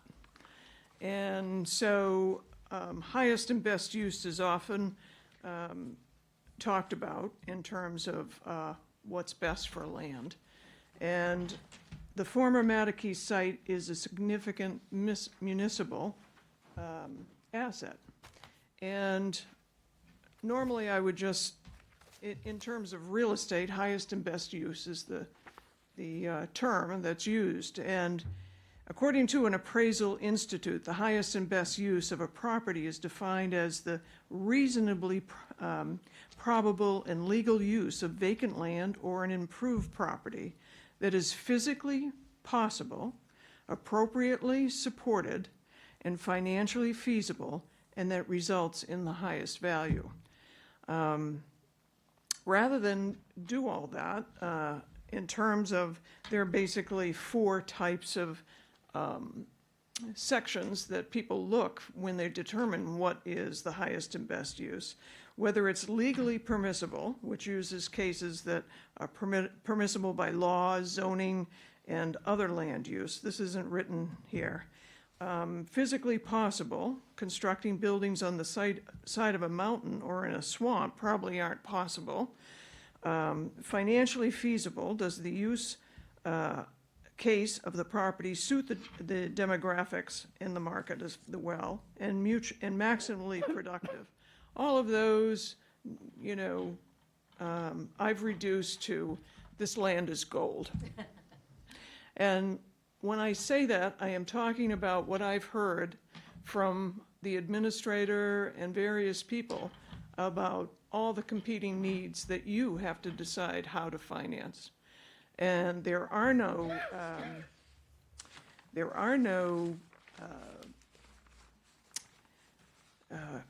ways, I've been told, that Muck is going to get anything paid for by the town in terms of debts or loans. There just isn't the money. And the reason being is that we have a huge septic problem in terms of trying to get all the wastewater taken care of. That's a huge issue for monies for the town. The needing a new school or a renovation or an addition onto Station Ave, that creates others. And so all of that is really proving to be something that shows that we need in order for a muck to get anything done, you're going to need a private-public relationship. And that's really what is needed. And if there is one thing about this land, it's perfect for a private-public relationship. The reason I say that is because it's near Exit 7, which is very appealing to private developers. You are not that far from Exit 7, probably less than, I think I Googled an address or two, and it's less than 2 miles, and which is a direct access. Further, it is there are only a certain amount of access points off of Higgins Kroll to the property, so there is no need for going through a neighborhood. So the other thing, as you're traveling north to south on Higgins Kroll, there's a great deal of businesses and water department land, et cetera. So you really don't have a great number of residential areas that you have to be concerned about. You certainly do have to be concerned about the neighbors that are around the 70-acre lot. But all of that just shows how important, and you own the land.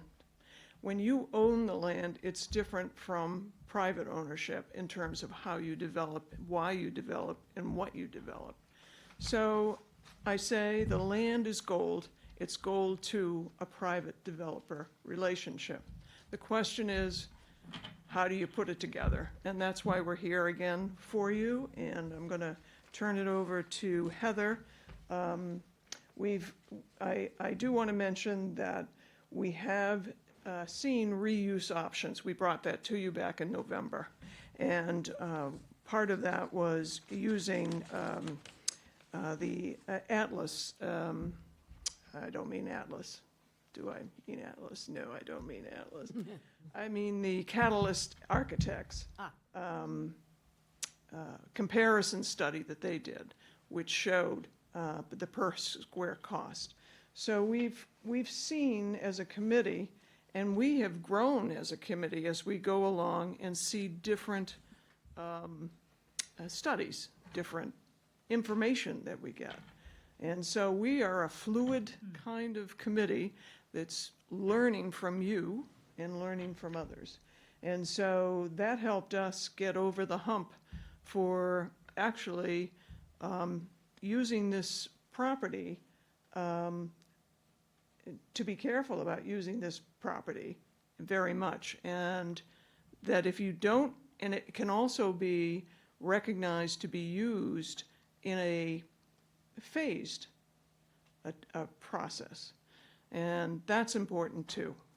So our key concepts is we're seeking the board and the public's feedback, and I'm going to turn it over to Heather at the moment. Thanks, Sharon. So just before we present the concepts, we wanted to backtrack a little bit and do a little bit more analysis. We had already gone to the community, we've come before you before, and we've gotten feedback. And we wanted to really have an informed look at the design development for particularly the sports facility. So what we did was additional sports complex benchmarking. We looked at different facilities throughout New England and compared what amenities they offered, both indoor and outdoor, what types of sports, how were the buildings oriented, what was the approximate size of the buildings, what was the cost if we could find that. And overall, we were able to see that, regional sports facilities vary widely in size. Most are large scale, multi-field, multi-sport complexes. Construction costs varied based on the complexity of the amenities and the facility size and the types of sports. They require a broad user base, and they also need year-round programming for that revenue diversity to really make something work.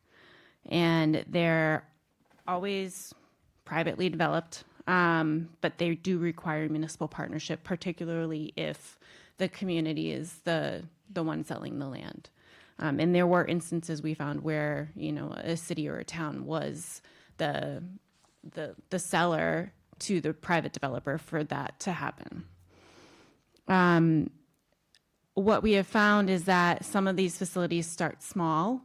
They have one phase of a building wing, a couple of playing fields outside, and they tend to expand over time. So they add another wing to their building, or they add more playing fields after the fact. And the other thing was that location does matter, as Sharon said. So most of the complexes are in an accessible area. So the findings really are that successful facilities serve a regional market, not just a town, and that there's a strong and growing demand for indoor turf and multi-sport complexes in New England.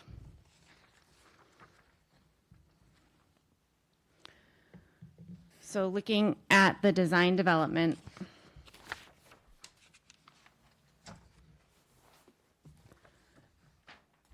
during the design development, we looked at several different points, looking at how the site is developed, and it can have meaningful long-term financial implications for the town. The integration of sustainability and resilience into the site design is important, and the MUC committee discussed this at length in terms of how they could help promote that for any kind of future development. That there are multiple pathways for providing housing at a range of densities. And in terms of the design development, there were uses that were identified as desired there at the site, and we worked with the committee to really come to some kind of acknowledgement that the site will benefit the most if it's not only used just for a sports complex, but there is something else that can happen there as well. You have the balance between the need for more housing in the community, and you have the desire for the Cape not having any kind of regional sports complex really to serve that user base. So we were trying to be very mindful of the balance there in terms of what's being presented and what would be reasonable and feasible and achievable. Looking at multi-use fields, just for maximum flexibility and competitive standards, what you'll see is that we design these fields to be the largest in size, sometimes even larger than what a professional soccer field dimension would be, just to show that there is a lot of room there and there's enough of space there to make multiple fields work. And that really what we're presenting to you is a menu. It's a menu of items, different elements that can be rearranged and reorganized in a variety of different ways, and also a variety of phases. So we've taken this process through a couple of different iterations and trying to illustrate different ways that the site could be developed based on the different priorities. You know, we started with just scenario planning on a piece of paper, and then we moved to the bubble diagrams, and then we moved to full site plans. So we're just gonna jump right into the different concepts. Alternative A is a sports facility and residential. The access and circulation, we have two access roads. One where a access way already exists on the site, and that leads into the residential part of the site that we've designed here. And the second access point, which would really kind of be the main access point in terms of traffic, would be from Higgins Kroll Road across from Coquisa Path. The overflow parking we have on the side near the residential, there was an acknowledgement by the police department that when they have large events at the police department, there's often parking overflow. So trying to be mindful of that feedback, we programmed a small parking area just in the off chance that that does need to happen. There is space that allows for that as you drive into the residential developments. Looking at the residential, there are 2 6-lot single-family home subdivisions, and there's a 60-unit apartment development that includes an additional 6 townhouses, along with a playground, community building, and about 125 parking spaces. Moving to the left side of the site, we have programmed 120,000 square foot sports facility with approximately 385 parking spaces. We have 4 playing fields, multi-use, to support soccer, lacrosse, flag football, field hockey. The largest playing fields are soccer dimensions, and that is what we used, but the fields can be striped differently based on the sport. We were mindful of including some kind of bus parking in circulation with our design, so we've provided for that.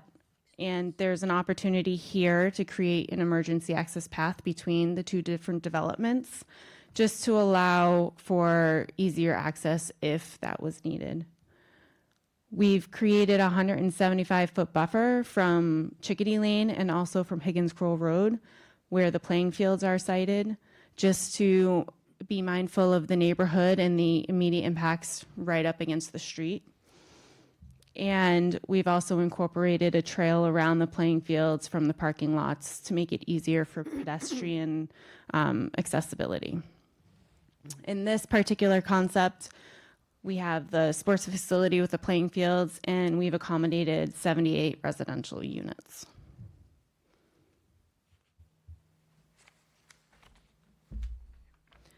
For alternative B, this is as part of the arrangement, we agreed to allocate space for the school, not knowing the outcome of the future of the school.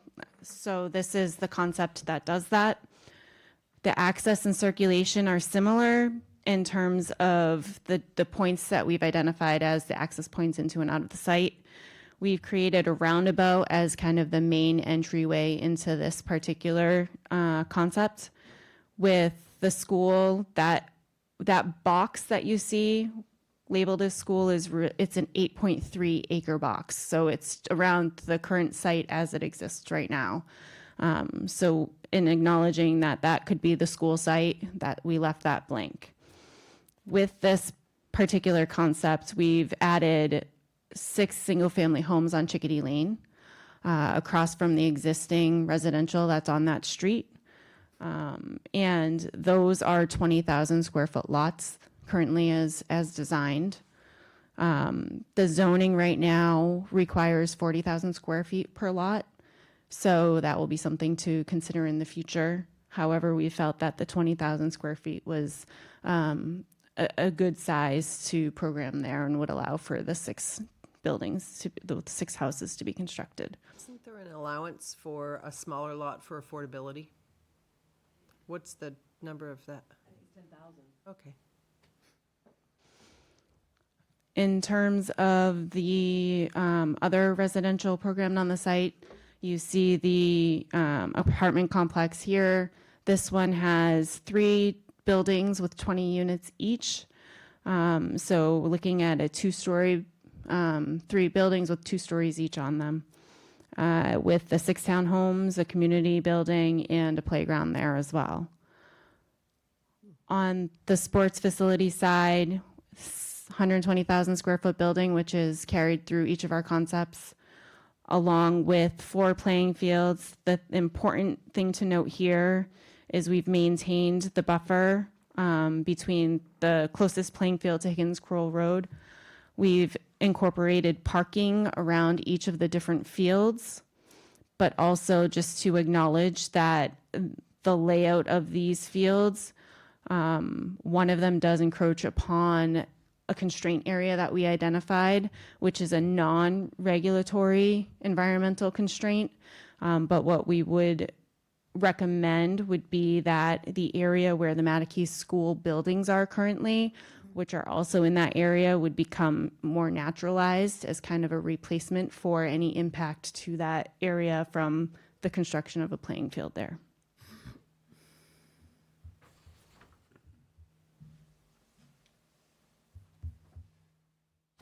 This doesn't want to work.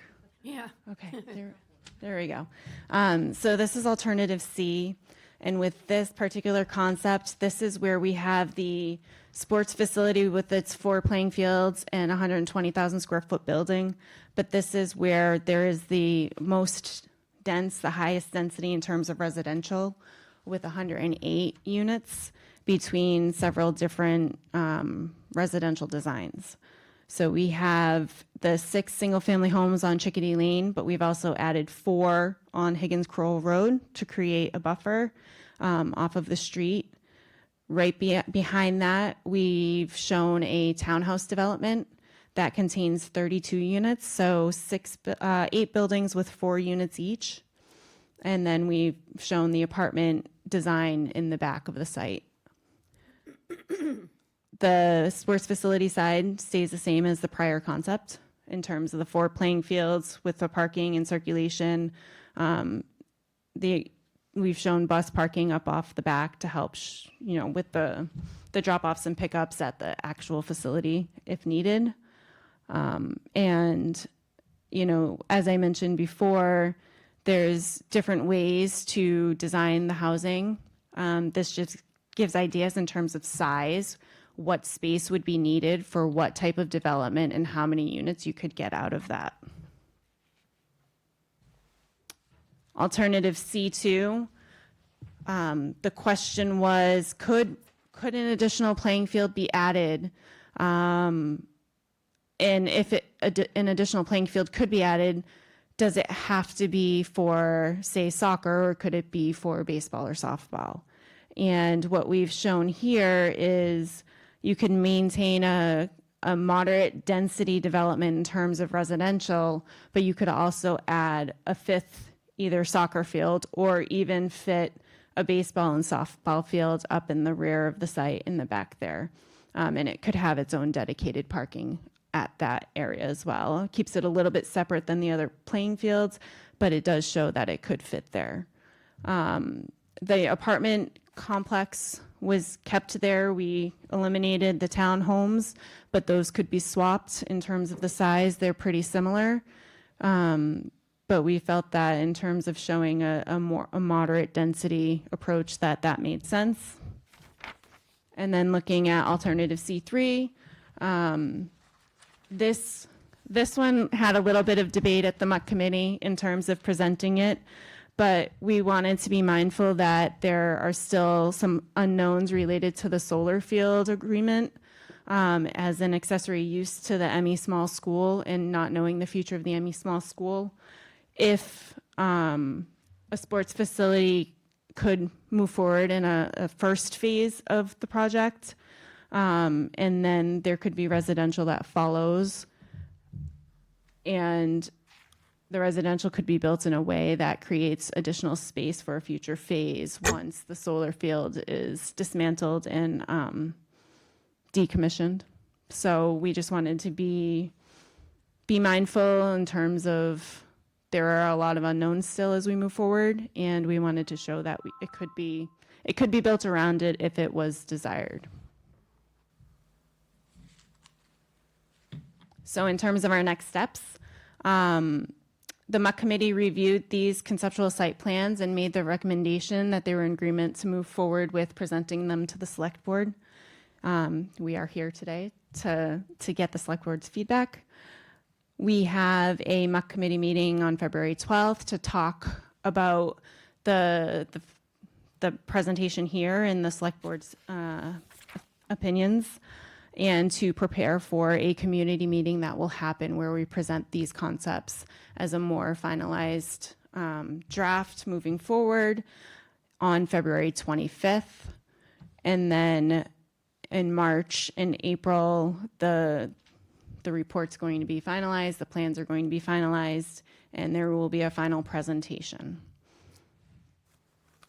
I'm not sure when you want to address the mass development part of it. Okay, all right. And so in May, looking at kicking off the next phase of the project with the mass development site readiness assessment, which Amy will talk about after this. Okay, great. That's a lot of really good information.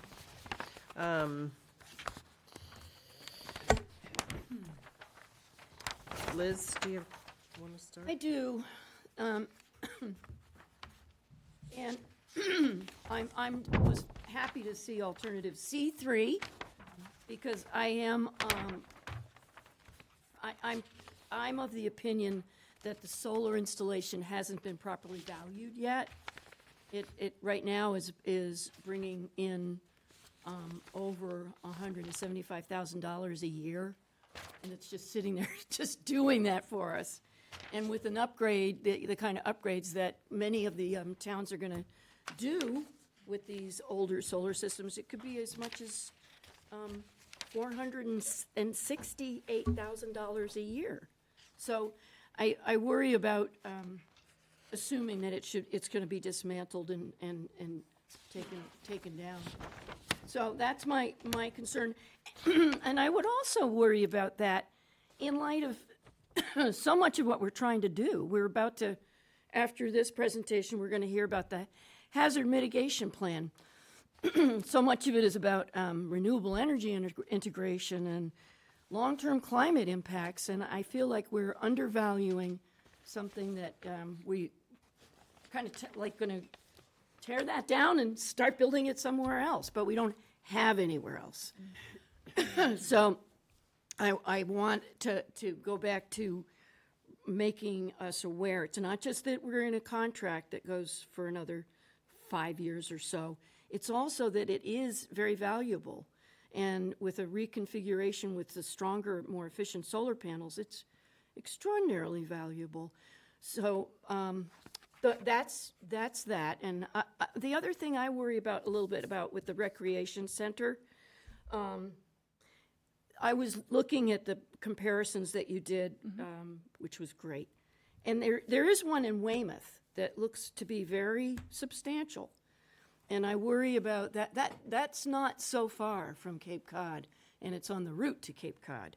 So I worry about the analysis that should be done in terms of if we put in a recreation center, will they make the trip all the way across the bridge, or will they just stop in Weymouth? So those are my concerns. But then again, I just have to commend you so strongly, Sharon and team. It's an amazing job, and the fact that it's boiled down at all is very impressive, because that's where we were like, oh my God. But I also would have to wonder too about the school, and there's only one of the plans that has the school protected, the property for possible school protected. And I was thinking maybe that what should be done is a alternate B1. Alternate B is the one that does have the school, the land necessary. Should there be a B1 that when the school is, it's determined we don't need to reserve that property for the school, there's something that can go right there that adds to the MUC plan. So it would be, again, talking about the phases, that would be. So, but I will always be I'm going to make a very strong plea that we better understand the value in our solar system and the fact that it can be refurbished and be even more of an economic boon. Can that solar field be moved to a parking lot in the same? It wouldn't make sense, because a lot of what the investment was in the civil work, putting in the infrastructure to run the power, the inverters, the concrete pads. So, and the modules are a minor part, frankly, to the solar installation. You wouldn't want to recycle those solar panels, so 320 watts each, whereas right now the normal solar panel is about 520 to 560 watts. So you'd want that on your solar canopy. So there's nothing that you could recycle and put somewhere else of that solar system.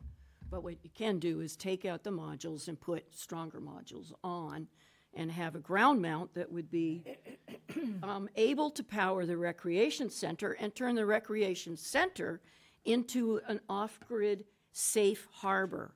We're talking about the hazard mitigation plan, and one of the south side of Yarmouth is really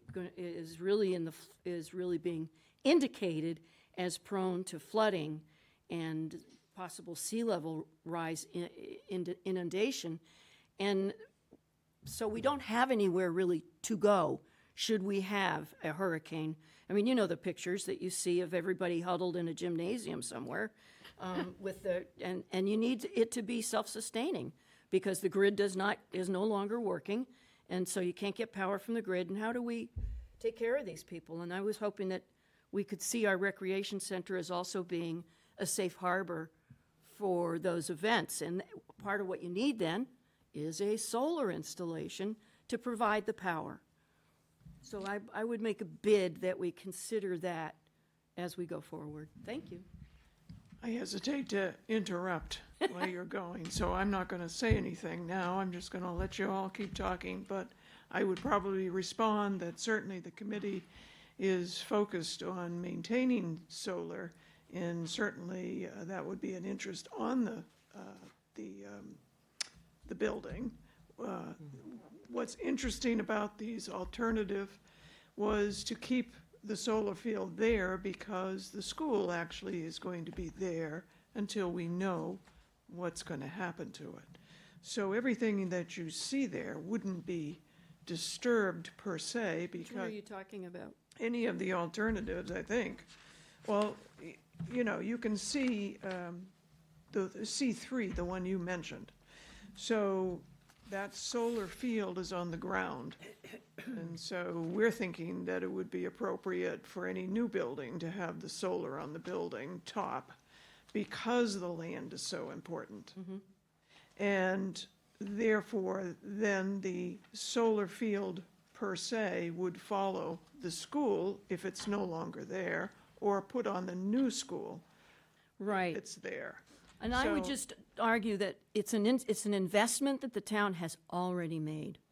Right. And it's paid for itself, and it's now just spitting out dollars for you. And now that you know you have more field space potentially at Sandy Pond. Right. I think that's going to be an important consideration as we look at Muck, and knowing it's about a mile away. Can we maintain that solar field and let it do its job, which is to power a recreation facility or whatever? Well, I think as it's on alternate C3, it is remaining there. Yeah. For as long as we don't know where I the school appreciate is that. or isn't there, so. Thank you. Yeah. Joyce? I support the idea of an independent microgrid for that area. That sounds like that would be wonderful. You've got the older solar that's there, but just think with Tracy's idea of solar canopies, if we could ever get private interests, if it's a sports facility, advertising, I know, but you know, that could be amazing because then that would be huge production. And that would also give a certain pizzazz, I think, to the town's image as people came to play sports. I just have the feeling, Liz, that people would rather stay at a motel in Yarmouth than Weymouth, but I could be wrong. Yeah, you might be. That's what needs to be checked. Yeah. Dorcas. Thank you. There's an awful lot of work that's gone into this so far. Really appreciate it. The school becomes a big question mark for us. It really does. And it's interesting to have one concept that still keeps the school there, so you can see how much of the site then really is kind of set, you know, when you first hear of the 70 acres, they only need like 9 acres. It doesn't sound like much, but when you see it here, conceptually, it makes a difference. It really makes a difference. I can see that you've really narrowed it down then to housing in the sports complex, your options. That's, Well, yes, and also recognizing, I think our committee is fluid, so we get information, and one of them is also, I think, that it's okay if you don't develop an area until you find the right piece. So we know you already have said that out loud, that if something came to you, 3 years from now, that was just, oh my gosh, and the school hasn't gone anywhere, or maybe it has, and you're gonna take that option because it strikes you so. Besides the less than 2 acres from exit 7, you're less than 3 acres from the Cape Cod Hospital. Who knows? Right.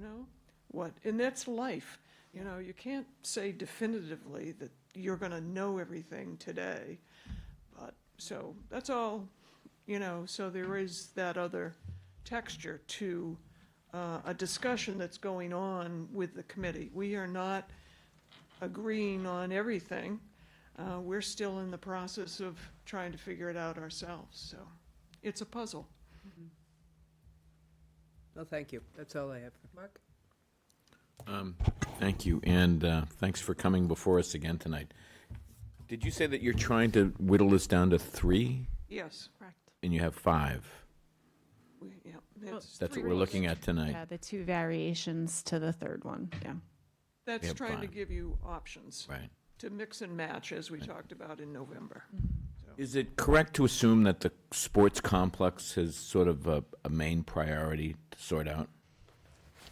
I think so, in terms of our committee, and everybody is looking at our survey, talking to the people from the public, but also listening to our land use teams. And even housing recognizes there are other needs besides housing that should No, I be understand. part I'm just curious if the sports complex, I mean, it's sometimes developers on a site will identify the most appropriate, the most lucrative, let's say, development opportunity, and then build the site around what can help make that work and support that. So if we're looking at the sports complex, I just want to understand, in the sports complex itself, is it designed to also coexist with town recreational needs? Would community groups from Yarmouth be able to access it? Who's going to use this sports complex? I think both parties. So the- That's what our so the- understanding is of our survey and talking with All right. public. Yeah. They use different terms, community center. But in the community center, they want places to go in the winter for kids and to do things. Understand. And that's part and parcel. So we Understand. kind of mesh those together in terms of Now, providing that. do you envision the gym still staying, or is that going to disappear? No, we've come. The conclusion that the gym goes? Everything goes. Really? Even the old theater goes, huh? Wow, Everything. that's gonna And make I know. one select board member That's pretty our- upset, yeah. That's what I would say is our immediate finally traveling this whole Yeah. thing.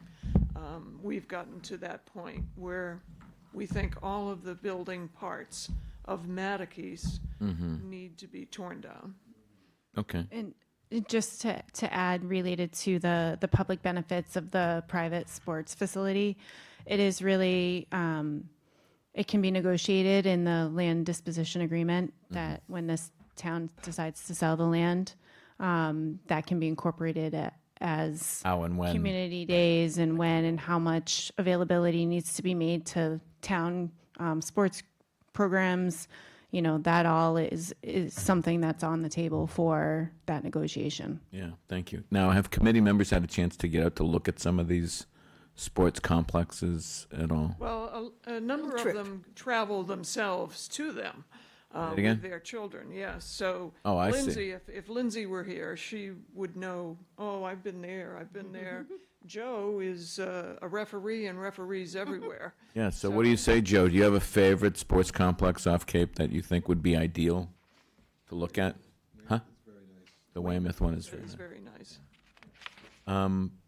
One of the things that I'm a little bit reluctant to embrace any one of the scenarios, because my approach to this would be to focus the feasibility study and then the analysis on what we could get for a sports facility, right? Well, Is that's to be the been taken into consideration, I think, by, that would be my focal point, because from that we can learn from that process about what's compatible and what might work best.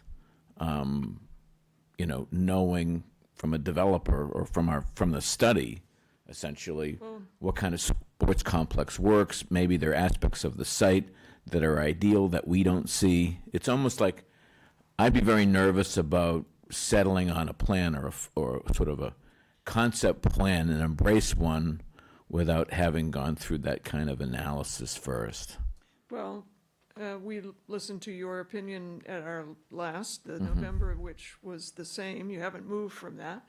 And but we've also listened to Tracy, who said you still need parameters to be, in terms of our contracts, having a wonderful group here that has done some wonderful thought process and working together.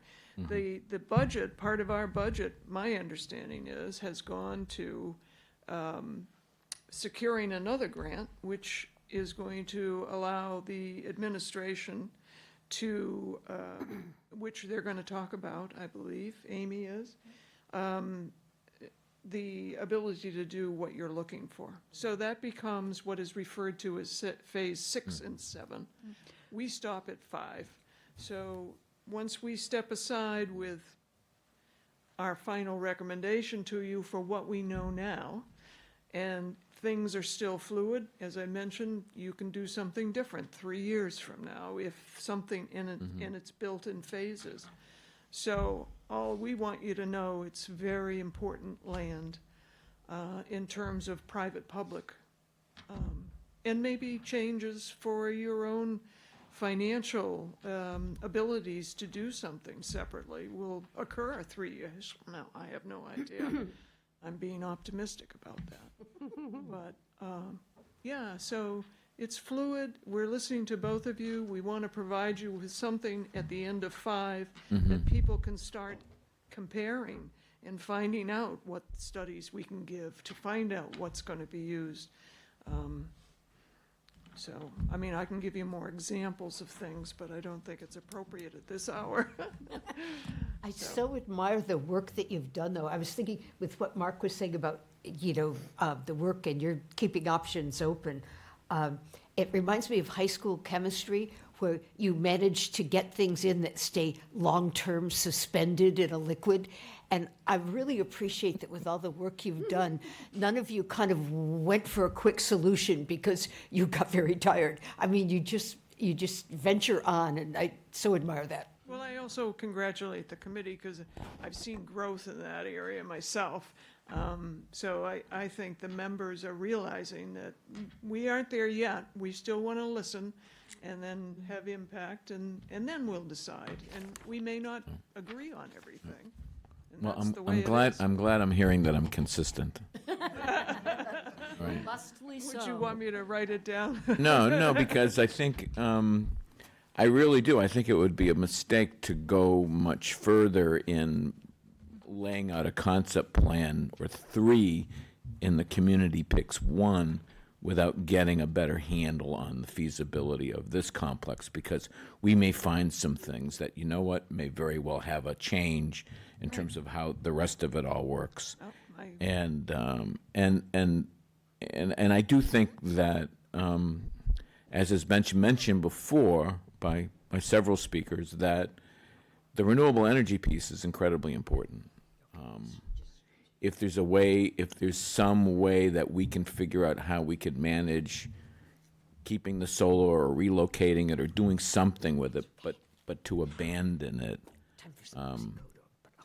we have to sort that out. That may not be your responsibility, your problem, but it still needs to be an important part of how we proceed. And the idea of a microgrid can work, or some other more solar canopy use can be developed, I think those are all very interesting, but they're all sort of add-ons. We really need to figure out the core component of this project. And I think that, as I've said before, is that I'd be reluctant to sort of settle on a concept plan to put in front of the people without knowing whether or not the sports complex even works at that site and under what dimensions or conditions. But thank you. I think what we're trying to get an opinion on is in terms of the three concepts that we've presented with the iterations of a couple of them, is what the community would like to see in terms of housing density. What is too much housing on that site? What is not enough? In terms of the size of the sports facility, I mean, the building doesn't have to be 120,000 square feet either. We showed a larger size building to show it could fit there, but it could very well be an 80,000 square foot building if that's what the demand says it is. A couple of the examples that we found in our benchmarking were 80,000 square foot building sizes. So in terms of the feedback we're looking to get, it's more of a acknowledgement. Yes, there's flexibility. Yes, there's options. Is there anything you see that you would definitely say, you know what, I don't really like the fifth playing fields? That might be a little bit much. Maybe I don't want to see that there. So that's the discussion that we're looking for from you. Okay, well, then I'll answer that question. I think if you're looking for density and getting feedback from the community, I think you can put all of these in front of them. All right? I don't have an objection to, but I don't want anybody to think for a minute that I or this board endorses those concepts. Understood. Because I don't think we're prepared to have that conversation yet. But if these are proposals that you're looking for some community input on, the 5 of them, I think it's a good idea. I think you're going to find a lot of resistance to the density on the housing. So I think that's going to be the biggest challenge is to getting a sense of the community's appetite on the housing piece of this. I think the more housing you put in by looking at Chickadee and some of the other areas that have been, it's like the site has been pretty well built out. I think you're going to see some very, very interesting commentary from the public. Let's just leave it at that. We already have. I'm Well, there you go. So, Well, I can tell you I'm a strong alternate B for the specific reason of we have to set a piece aside for the school. At this point in time, I don't know how we go forward without knowing that. And that's the only option that does that. So, when you talk about being fluid and piecemealing it, the way I look at that is, it's perfect, honestly, because, we can use it for the school or we can add something else that comes up in the future. So to me, that's a perfect option. I have a lot of questions that aren't answered in terms of the solar because we don't know where we're at for the value left. So, whether or not moving it or keeping it is valuable, we don't know that. We don't have that answer yet. So that would be important. I don't think we should make a decision based on that, but in B, you could probably move things a little bit, keep it and keep the school. That was my thinking too. And Tracy. potentially, we don't do the individual homes on Chickadee Lane, and we leave that whole left section available. You're still getting 60 units, right? And then On the right side is on the left there, you're getting 60 units, right, in those buildings, and then, or maybe even a few more than that. And then, when you come off that rotary where the school is, if we don't use the school there, maybe we think about more housing, or we think about something else that the community needs at that point in time. I have questions that, in terms of, we're not there yet for funding, but, it seems like the majority of it is on the left side. I'm not sure which way the sewer would come in and the expense of where we place these buildings as opposed to, so maybe we're looking at it wrong, maybe, I don't know. I mean, we haven't gone down that road, but however it's mapped out, because B has the only piece that has the school set aside, I think we have to do that, at least for now. I don't think we have a choice. The rest of it, I think, can all be worked out. It's interesting because I think about when Bridgewater first came here, they had the analysis about how many of our teachers, how many of our, what zip codes people went to Bridgewater for Evening classes teacher while teaching. certificate. Yeah. And they knew it was a high population from the Cape. I wonder if, that facility in Weymouth has that type of information of how many of the people, you're talking about driving past it, but how many of the people from here are going there? Yeah. We've had other sports Joe is. complexes that have done their research and were potentially going to come here. I'm not sure if it was the finances that deterred them, but I don't believe that it was the need. I think that we've seen that the needs here, and if you look at what happens in Weymouth, a lot of those people are coming from the Cape. So I'm not sure it's coming, the other way. Well, they come to our St. Patrick's Day parade, so it seems only fair that we trade. Yeah. Hi, Dorcas. Well, there's a whole lot of just questions that I don't think that we're at that point yet. I mean, I could keep going with my thoughts, but I just don't think that there's a lot of, Madam Chair, I would agree with you. I don't think we're at a lot. I mean, again, I don't want to beat a dead horse here, but I honestly think we as a board would be more helpful to you having a better handle in terms of that aspect of the project, how it works, how it fits, whether or not a complex at 80,000 square feet makes a lot of sense, or does it have to be 120,000? Because that's the elephant in the room. And I think once that's figured out, then all of these other points and priorities become a lot easier to sort of conceptualize in a variety of ways. I think it'll be a lot clearer when you hear about the next steps. Yeah, and the how we financing. determine that. Because guess- it's specifically designed to make those decisions. Right. Okay, well, again, I don't know. I mean, you're asking me to comment on this. Right. So That's why I think that's we what you're need to hear getting. the next phase. I guess I just wanted to ask you one question. I in have terms of- questions. I just want to say, I think that if we had information about other models that had the public-private partnership with, I know that it's all in the agreement, but, I mean, it seems to me like we're wanting to have somebody else pay for it, but us to still control it. I'm not sure how that's going to work. When we talk about having it be an upland, kind of like an emergency place, how do you do that with something that we don't own or control?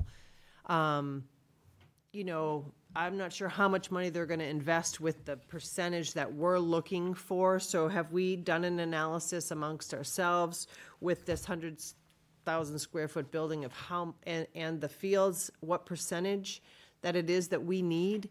And if that is even something that's feasible to say that we want somebody else to build and us and them to operate and us use at that percentage?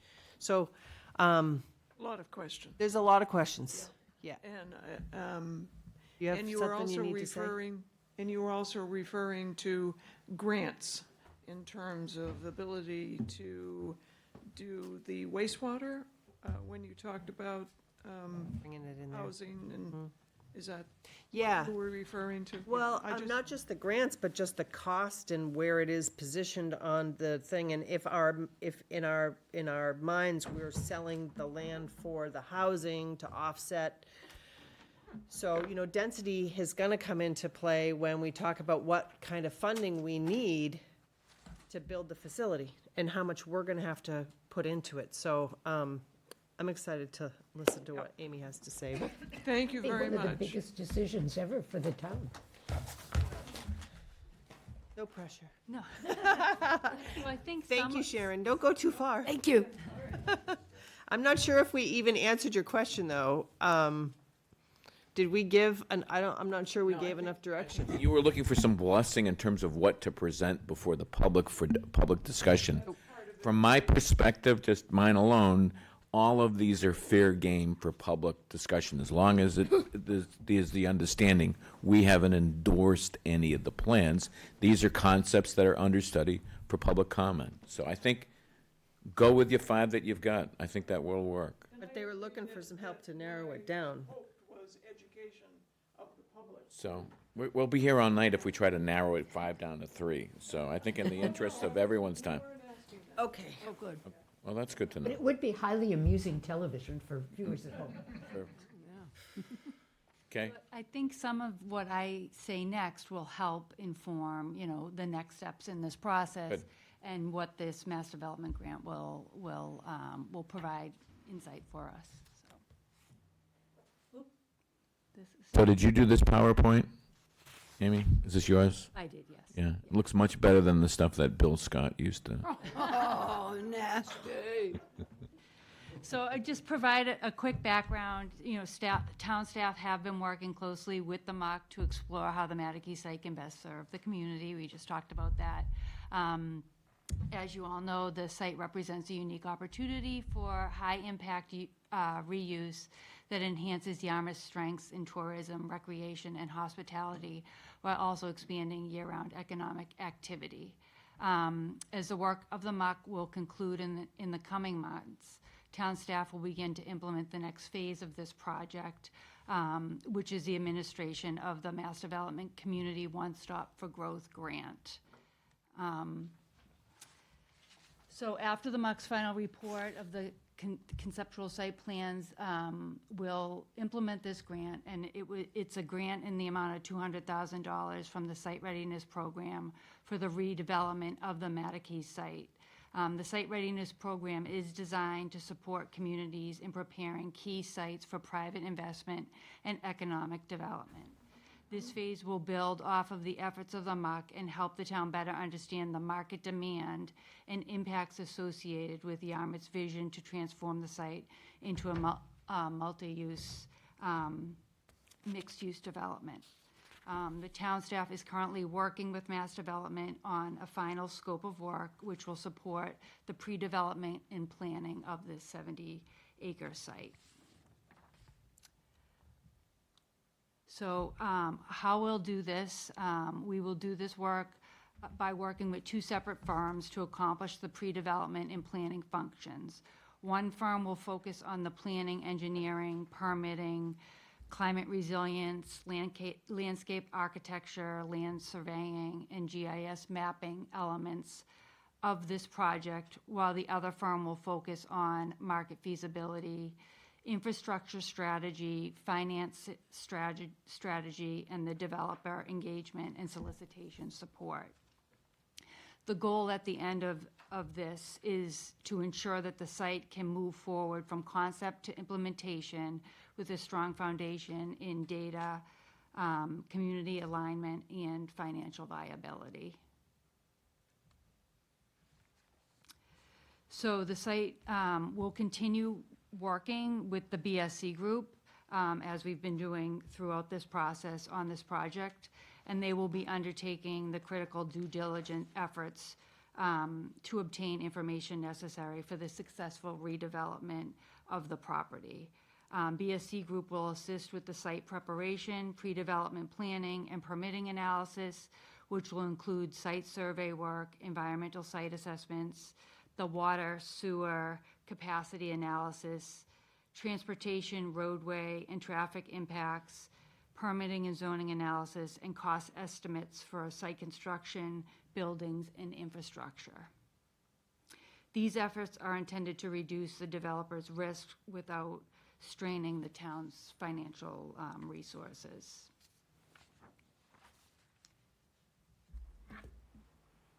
So the market analysis will also take place, as we discussed just recently. There is a need for the town to better understand the market demand and impacts associated with certain future site uses, including but not limited to a regional sports facility and affordable housing. A separate consultant will focus on the market feasibility, financial analysis, infrastructure strategy, and developer engagement that will position the Mattakey site as a compelling opportunity for private investment that aligns with community goals and regional needs. And then here I have really what that will entail. The market study will include identification of user groups, including youth sports leagues, the community recreation uses, a regional national tournament, the regional and national tournament organizers, and that will help define viable demand segments.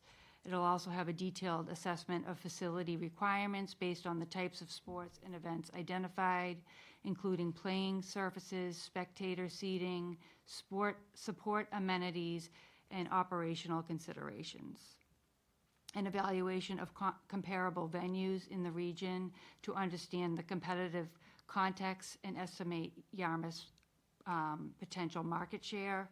Also an assessment of the site's strategic advantages and potential limitations, including its proximity to Route 6, existing hotels, existing restaurants, visitor infrastructure, and complementary amenities such as our beaches, other recreational activities, entertainment, etc. An estimation of likely visitor volume associated with different facility program options and seasonal usage patterns, and whether Yarmouth has adequate infrastructure to support and accommodate the project demand. Stakeholder interviews will also be conducted with key local and regional representatives to gather insight on market demand, competitive positioning, and potential partnerships. And then also an estimation of new local lodging and meals tax revenues that would be generated from increased visitation will be provided as part of this study. Then we'll also use data tools to better understand patterns of visitation to the area. Oh, my. Oh, this is tricky here. It is tricky. And there'll be a quiz at the end of it.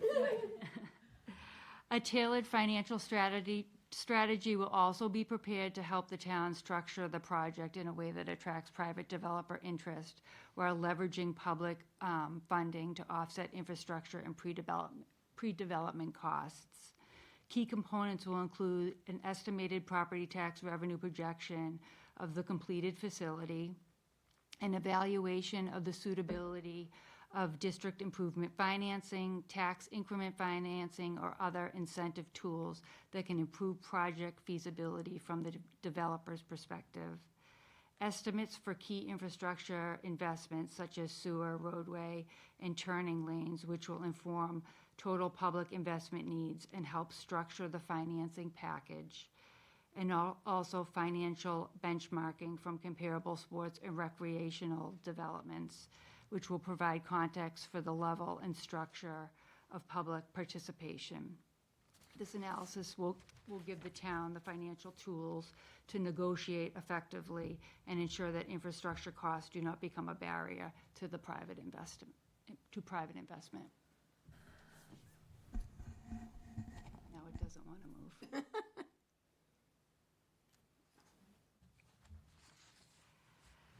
To help the town successfully transition from the planning to implementation phase, a request for proposal document will be prepared that incorporates these findings and is framed in a way that will align with town and developer interests and that is financially feasible to encourage serious and qualified responses. This task ensures that the town has a well-structured and compelling solicitation package ready to launch once the site is investment ready.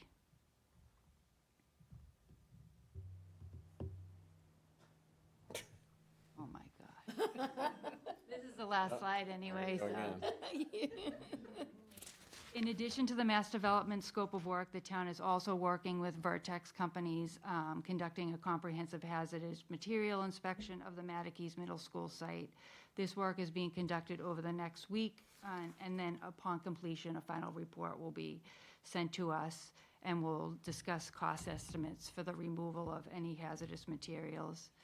The combination of all of this work, the site preparation, pre-development planning, and permitting analysis, coupled with market intelligence, public finance expertise, and real estate advisory support, will position the Matakees site for a successful redevelopment and future site uses, including but not limited to the sports facility and affordable housing. And you're going to do this all for 200,000. 100,000, yep. Yeah. Good luck. It's a lot of work. We're working with BSC Group, we're going to be finalizing our scope of work with mass development now, you know, within the next probably month. And then we've interviewed a few other firms for the market analysis. But that's the scope and the pricing that we've gotten for that, so, So we've got the scopes in place. yeah, it's in place. This project would be a DRI, correct? Because of the, Size? so how is that going to impact anybody who's going to have any interest in coming here? Well, let me address that a little bit. You know, one of the issues, as we move this forward, it's going to take some time to, you know, have this all pulled together. The fact that we now have a local comprehensive plan will enable this community to get it certified, and then we can be a party to development agreements. We could participate directly with the Cape Cod Commission, and I think that can't be overstated. It's a very powerful tool. I mean, there's a lot of developers that, you know, won't come to Cape Cod because they don't want to be thrown to the Cape Cod Commission. But what we can do is we can participate in the process, and I think a lot of what our work up front is going to be geared toward is developing the relationships, and we're leveraging some consultants that have relationships currently with private development partners that do these types of things. And, you know, we've been talking about this and, you know, throughout the interview process, and they're saying that one of the most important things is they're looking for a community that's going to stand by them, not necessarily absolve them of all of the, you know, environmental mitigation that they need to take place, but that is going to support them through the process, be stakeholders and be a part of it. And that participation alone, we're told, it, you know, should be enough to get a developer that's willing to go through the process. I think we need to look at a growth incentive zone, because you're looking at $1 million probably for anybody. I mean, we're going to be building a rotary in Wellfleet for this. That's what's essentially, I'm serious, it's sad, but I mean, we built, just so everybody knows, the intersection by the landfill because BJ's was built. And they charged BJ's to pay for that because it was impactful. No, it's So an excellent that's point. what we're And looking by at, name, unfortunately. You know, whether you call it a growth incentive zone, whatever you call it, it may be even easier to negotiate a development agreement on this site and this site alone that is like a growth incentive development agreement, but those discussions haven't started yet. I will say this, listen, there are about 100 pitfalls and obstacles that could knock us down on the way to this.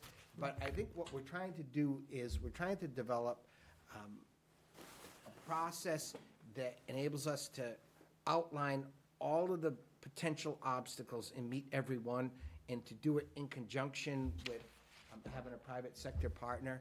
That it's something that it's going to take a lot to do this. It's a very complicated project, but I honestly feel that with the you know, the utilization committee and the work that they've done, where we sit regionally and some of the demands, if we can put together, you know, the key thing is this financial feasibility and the market analysis. If we can put together a project that works, you know, I almost think that we could pull it off. Maybe not all at once, but I'm dying to see. And then, you know, we talked about this also. If it's not exactly our dream as we envision it, we'll find out what we can do. And the answer is not going to be nothing. Absolutely. No, I agree with that. I just think that we need to be thinking about what we're going to be needing to do in the meantime, because that's something that we should be taking, I mean, that's a process, and we've been through it before. So, you know, it's something that I think we need to be thinking about. And it's going to take a lot of money to take care of that building. It's huge. So, and that's on us. That nobody's going to come in and gift that to us, so. Talk about the demolition? Oh, yeah. I had, of course, my mind just went blank. When we're doing this, these analyses, should the package that you have created with the alternatives, should there be some inclusion of the possible use of Sandy Pond for some of the fields? I think that's part of the analysis. So if we're going to bring some people in, who are the professionals in the big picture, I do think that's part of the big picture. The other thing I'm wondering, if right at the outset, I didn't see any firm that is particularly a part of their job description is to appraise the solar. I think that's something we should do right off the bat, is get a solar appraisal done and have somebody do the research into who, if anybody, is taking these 10-year-old solar installations and updating them, revitalizing them. So I can help with that. Bob wants me to stay on this side of the desk, but. Yeah. Now, the original roof ones were from the compact ages ago, right? But all the ground It's ones all are. CVAC. Oh, it's all CVEC now? Yeah. Oh, okay. We have information on Joe's the getting roof down, getting ones, but I funky. don't have information on the ones on the ground, so. You don't? We do not, I have so, everything for you. okay. Joyce, did you have any questions? I did not, nope. Mark? Thank you. No, I'm like I said, I think the scope, this is all perfect, this is terrific, this is what we need to do. I think it's critical for making other decisions with respect to the site. The sooner we get this done. The fact that you can do all this work for 200 grand, fantastic, God bless you.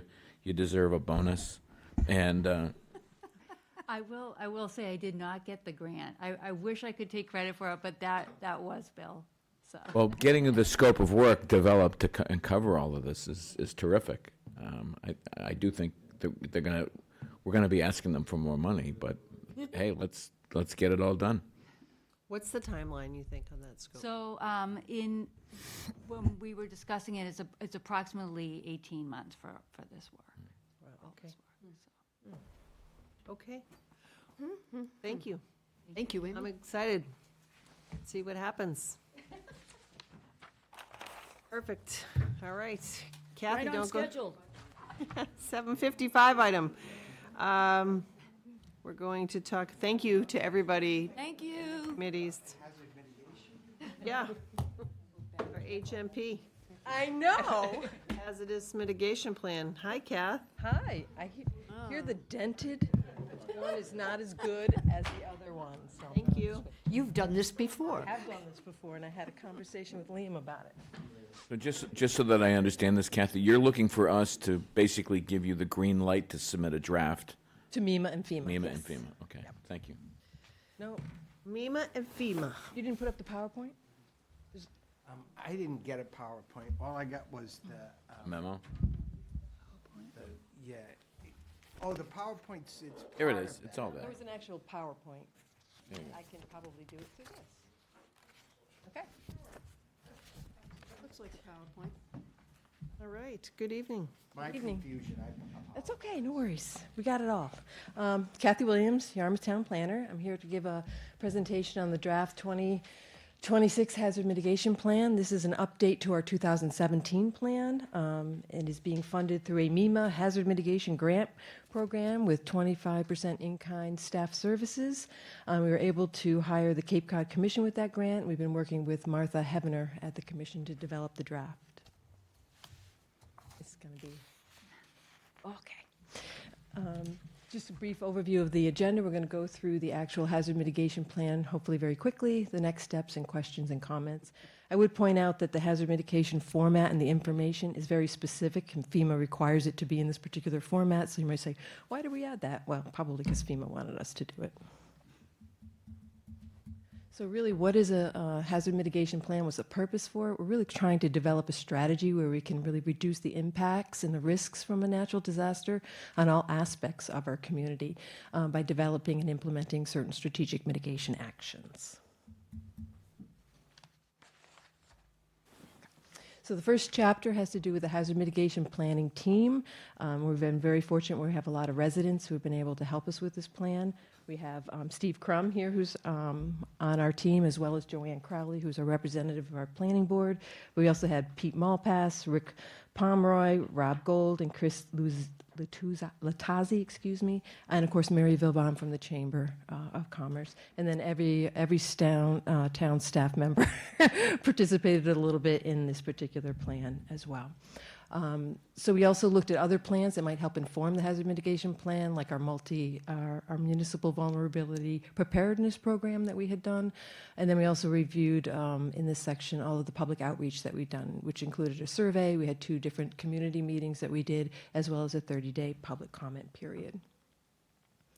So chapter 2, this is the lengthiest section, and it really provides a very detailed analysis and overview of all the relevant natural hazards that might impact Yarmouth. It goes through the different types of previous occurrences of these, and then identifies how these hazards would impact humans, infrastructure, our economy, and our natural environment. These hazards are really come out of the 2023 Mass Hazard Mitigation and Climate Adaptation Plan. And they're a little bit different than what you might have seen in the 2017 plan. They kind of look at different primary interactions, changes in precipitation, rising temperatures, extreme weather, and sea level rise. Based on just knowledge from our hazard mitigation plan team members as well as the survey, we've identified certain hazards as being highly likely, such as inland flooding, coastal erosion, coastal flooding, hurricanes, tropical storms, our severe weather, nor'easters, and of course other extreme weather. Then different hazards that we saw as being likely included drought, extreme temperatures, wildfire, invasive species, and then possible was tornadoes and drought, and then less likely or unlikely was landslides and tsunamis. So chapter 3 is really looking at asset inventory. It's really identifying the assets and the populations that are vulnerable to natural hazards. So we're looking at our people, our year-round residents, our seasonal residents, our elderly residents. We're also looking at our natural environment and natural resources, and then the actual built environment, the number of dwelling units that we have, the number of types of businesses that we have. And we're also looking at our critical facilities, our essential facilities. These are all things that we really deal with health and welfare of our community, and would be particularly important after a hazard event. Essential facilities includes things like our police station, our fire station, our DPW, town hall, the hospital, lifeline utilities, our water and sewer, electric power, and then telecommunications, and then transportation systems are our roads, our culverts, bridges, and our marinas.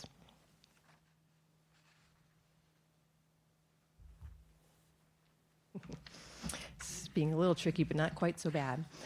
Chapter 4 is where we tie together the hazard profiles from Chapter 2 and then the asset inventory from Chapter 3, and we really estimate the potential losses or impacts from different hazards. So we took a look at a variety of maps and modeling that have been done to kind of analyze the assessments or the impacts and the assessed values of those. The FEMA flood maps, we have about $1.8 billion of total assessed value within these special flood hazard areas, about 28% of our total assessed values. We also looked at the sea level rise model, and we looked at it from 1 foot all the way up to 6 feet and looked at different building values within there. So with just a 1 foot sea level rise, it's about $734 million, up to a 6 foot sea level rise, and it's almost $1.5 billion worth of building assessment in those particular areas that would be vulnerable. We also looked at the slosh, the storm surge from hurricanes, and you start with the Category 1, which is about $1 billion, and it goes all the way up to Category 4, which is about $3 billion. Chapter 5, identifies the actions to help reduce the risks and loss of life, and includes taking a look at the progress on the action items that we made from our 2017 hazard mitigation plan. It looks at our existing town capabilities to deal with the natural hazard, identifies our goals, and then our particular actions. Right here, you're looking at our existing capabilities, and these are the 5 categories that FEMA wants you to look at. What town plans and policies do you have in place that would help you? What type of land use and building regulations might you be using, whether they're wetland regulations or stormwater regulations or building code? What kind of staffing levels do you have in departments that you have in order to address a natural hazard? Obviously, our police and our fire and our DPW, even our building department that goes out and assesses buildings after storm damage. And then takes a look at the financial capabilities that we might have with regard to paying for mitigation actions, including the capital, as well as grants. We've been able to get a variety of grants. And then just talking about the different mitigation activities that we do on an ongoing basis, something as simple as weather monitoring and snow removal and that type of thing. And we developed a list of 7 mitigation plan goals of things that we were hoping that the plan would help us address, and it's preventing loss of life and injury from natural hazards, mitigating all and minimizing that financial loss to our community, reducing impacts to our critical services as well as our public infrastructure, and ensuring that any action items that we have or solutions that we come up with are being sensitive to the natural features, historic resources, and community character. We don't just want to build a berm around our entire community. That's not something that we're looking for. We also want to be sure that we're increasing public awareness through education. And in the past, we've always wanted to encourage hazard mitigation, but we also included climate mitigation and resiliency planning in overall municipal planning and foster regional collaborations where we can, and then also really trying to position the town to seek and apply for and get different grant funds.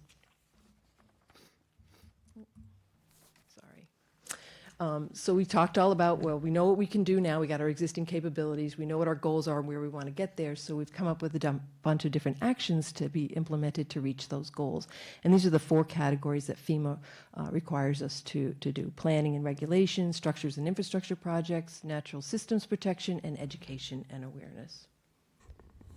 So in planning and regulation, we're working on updating our emergency management plan. We also actually have incorporated our hazard mitigation actions within our local comprehensive plan. MVP has a next 2.0 version that we want to be sure that we go through that process so we remain eligible for those grants. We want to be sure with our drought, we want to make sure that we are doing the water restrictions when we need and adding education so people are aware. We want to complete that neighborhood emergency egress study that's done south of Route 28, looking at sea level rise and flooding and evacuation areas.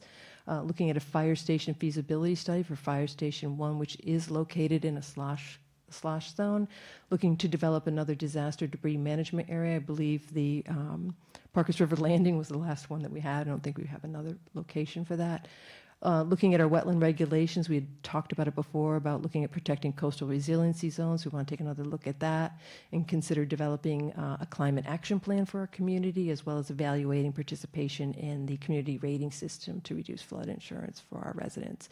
And the last one is the Kroll Pond or Run Pond tidal restoration project, which is addressing that large culvert underneath Smuggler's Beach parking lot and implementing that preferred alternative. We're working with the Friends of Bass River on that.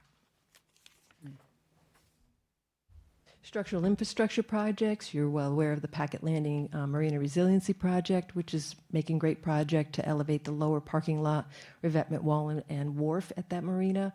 We're working at replacing the Thatcher Shore culvert, expanding a lot of things that we've been talking about, and we have a lot of great projects going on, but maybe we need to start looking at expanding some of our capabilities. There's a lot more grant management, more coastal resiliency projects, and maybe we need to evaluate whether we need new staff to work in these positions so that we can take advantage of all the grant money that's available out there.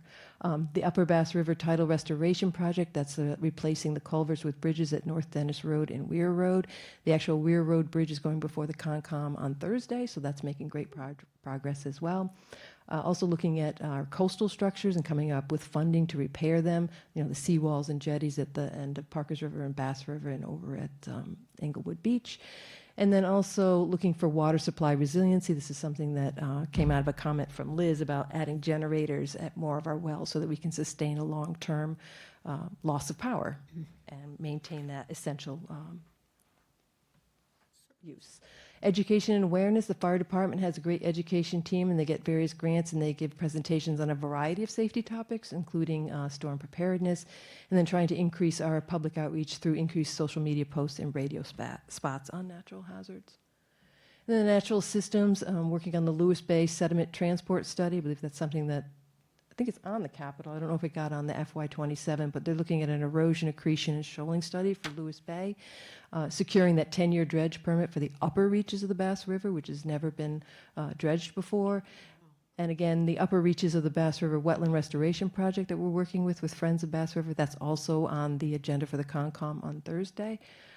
Continuing with our invasive species management, specifically on town land, and then including them in various town projects. We actually did a lot of invasive species management at the Parkers River Landing. Kind of didn't know about it at first, but as we moved into it, we did a great effort there to address the invasive species. and looking at acquisitions of different lands that are going to help protect wetlands, provide for salt marsh migration, if they happen to be flood prone, or allow for stormwater enhancements, or maybe if they happen to be location where there's a repetitive lost property where they continually have impacts. Reinstating the program on the town woodlands to reduce wildfires and improve wildlife habitat. Obviously, that's done closely with the fire department and the regional entities to make sure that we are doing it at the proper time. And then also the Bayview Bog restoration, the Cape Cod Hospital, I believe that has also gone through the Conservation Commission and is making great progress. So Chapter 6 is the plan evaluation. We're going to be looking at the plan annually by the planning team, comprised of town staff. We're going to see if there's any new data, any new hazards that have been identified. We'll take a look at what progress we're making on the various mitigation actions and see if we need to make any changes on that. And then we'll give an annual presentation to the select board. The hazard mitigation plan needs to be updated every 5 years. And then plan adoption, as Mark mentioned, what I'm looking for this evening is approval from the select board to submit the draft hazard mitigation plan to MEMA and FEMA for review.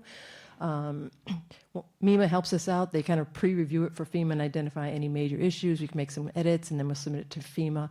Ultimately, hopefully we get an approval letter from FEMA and then you guys need to formally adopt the plan once FEMA has approved it. So I would note that the grant does end May 2nd, 2026, and we need to be through the FEMA process by that date. You said the last one was in 2017? Yeah, it's more than 5 years. Yeah. Acknowledged. Oh, okay. Does any of this have any relation to the home insurance? The community rating system does, yes. And that's a situation where you can probably get some assistance to get into the system, and it's depending on what rating you are, you can get 5% off or 10% off or 15% off. But my understanding is that there is a lot of annual backup that needs to be provided and trying to find out more information on what's involved with that. And this becomes an issue where as we're doing more initiatives and more programs, do we have the staff in order to be able to do that annual review and documentation that's necessary to remain in that program? So that's why we would be evaluating it and seeing what that involves. All right. Mark? I'd like to make a motion, Madam Chair. Yes. That we approve sending the draft HMP to MEMA and FEMA for review. Is there a second? Second. Any discussion on the motion? The only thing I'd like to say is you did a great job. You always deliver very quick, very concise presentations, and that's appreciated. So thank you, Kathy. The team did a great job. Steve, Joanne, the whole team, and I can't say enough about town staff and how helpful they were in And I preparing it, as well as the commission. I appreciate on the early slides that you gave, as there are all these disasters, you gave us 2, tsunami and landslide, that were unlikely for us. And that was the late night relief we needed. You can sleep well tonight, Joyce. And I would just add that it's an interesting plan that needs to now be brought to our Energy Committee, because last night they met and they were talking a lot about what of this they should be also tackling. Oh, So we'll interesting. make sure that connection is made. I think it's great. I also move it right along. All those in favor? Aye. Aye. Any opposed? Passed unanimously. Thank you so Kathy. much. Appreciate it. You all. Good work, Steve. All right. That was wonderful. Boards and committee actions. Okay. Thank you, Megan. Thank you, Thank you, Thank Sharon. you. Thank you, Madam Chair. I'd like to accept with thanks the resignation of David Cavertorta. He's resigning after years from the Tony Kent Arena Board, effective immediately. And I also would suggest that we keep our eyes and ears open for a potential replacement, especially somebody who is enthused about figure skating. It's not just figure skating. That's right. It's a community center, and yep. Hockey. That's right. There's that fast skating with sticks. So anyway, I move that we accept with thanks his resignation. Oh, second. Second? All in favor? Aye. Aye. Okay. My husband's an employee. I see. Okay. I propose to appoint Mr. Stephen Brewer as a regular member of the Board of Health. This appointment is for a 3-year term and will run through October 2028. So moved. Whose position is he? Who is a regular position? This is the one that was Charles Holloway. Okay, was in Which his ran term- out. In his terms up, okay, so, Yeah. because I was gonna say we didn't accept a resignation. Okay, perfect. Second. All in favor? Aye. Okay. Then I suggest the reappointment of Hillard Bosky to a 3-year term on Board of Health to run through October 2028. So moved. Second. All in favor? Aye. I suggest the appointment for 1 year to run through December 2026 of John Stewart for the alternate position on the Old Kings Highway. And that's a reappointment because he has done that before. So moved. Second. Aye. Aye. And I'd also thank John for his service. Okay. Now, we have 5 reappointments for community health. Do you want me to do them as a slate? Well, you have to just read the bottom part, because this one, but each one of them has a certain time. So if you Oh, make a okay. recommendation, just read those last 3 things and we'll be fine. Okay. I suggest reappointing Mr. Barr, Ms. Hamilton, and Ms. Sugenius as regular members of the Community Housing Committee. These terms are for 3 years and will run through January 2029. So moved. Second. All in favor? Aye. I suggest reappointing Mr. Trott and Mr. Wheeler as regular members of the Community Housing Committee. These terms are for 2 years and will run through January 2028. So moved. Second. All in favor? Aye. I suggest reappointing Ms. Perry as an alternate member of the Community Housing Committee. This appointment is for a 1-year term and will run through January of 2027. So moved. Second. Oh, thank you all. You have to vote on it. Oh, duh. All in favor? Aye. Great. Thank you all. Thank you. Perfect. Okay, upcoming agenda review. Our next meeting will be, well, I don't even know what today is. 3 weeks from today. February 24th. So our next meeting is February 24th.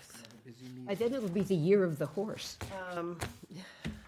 Transfer of the liquor license, new liquor license, Bass River Golf Course, Parkers River Landing policies, seasonal community designation. I'm just trying to think about what might take some time. I don't know if that we have, the communications plan and short-term rental studies, so that's a full agenda. And Energy Committee is going to be submitting a statement that they passed unanimously at their last meeting, which is a name change. And it's not their committee to make a name change, though. I don't But they're understand. submitting a request to us. Oh, okay. Yeah, but they've done it all as a nice little formal statement. And they want to also change their charge. Oh, and then there would be a reflection of that in a changed charge, which they have also drafted and are submitting. And they're up to 6 members. They're in great shape. Okay. Well, they don't need to submit, they should submit it, and then we should discuss whether or not we want to put it on the Yeah, agenda. So yeah. have them just submit it, and then at our Yeah. next Oh, meeting. they're very aware that, you know, Okay. they need our approval. Yep. And I have an agenda item that we'll want to discuss, perhaps. Earlier this evening, you heard that the Susan Gregory Davis had noted that her group, the Yarmouth for All, there's a lot of reaction on the part of myself, certainly, to the anger that was generated by the fairness resolution, something that we thought would just be straightforward. Barnstable adopted it in record time, and it's really kicked up fury here. So they're going to bring forward a ballot, or a request to the select board that this become a ballot question. So that's, we don't need to agendaize it yet No, because it because hasn't come when she to does it us. through the town clerk will bring it to us. That's what she's doing, but just so you know. We don't, And okay. there were, I noticed that on, we were going to talk about seasonal communities. It's on here. Where is it? Sorry. I believe it's on, Next meeting, Yep. 24th. I just read it. Great, thank you. Okay. Moving on from agenda review to individual items. I'm sorry, but it's late. It's getting late. Anybody have any individual items? No. Oh, I had one thing.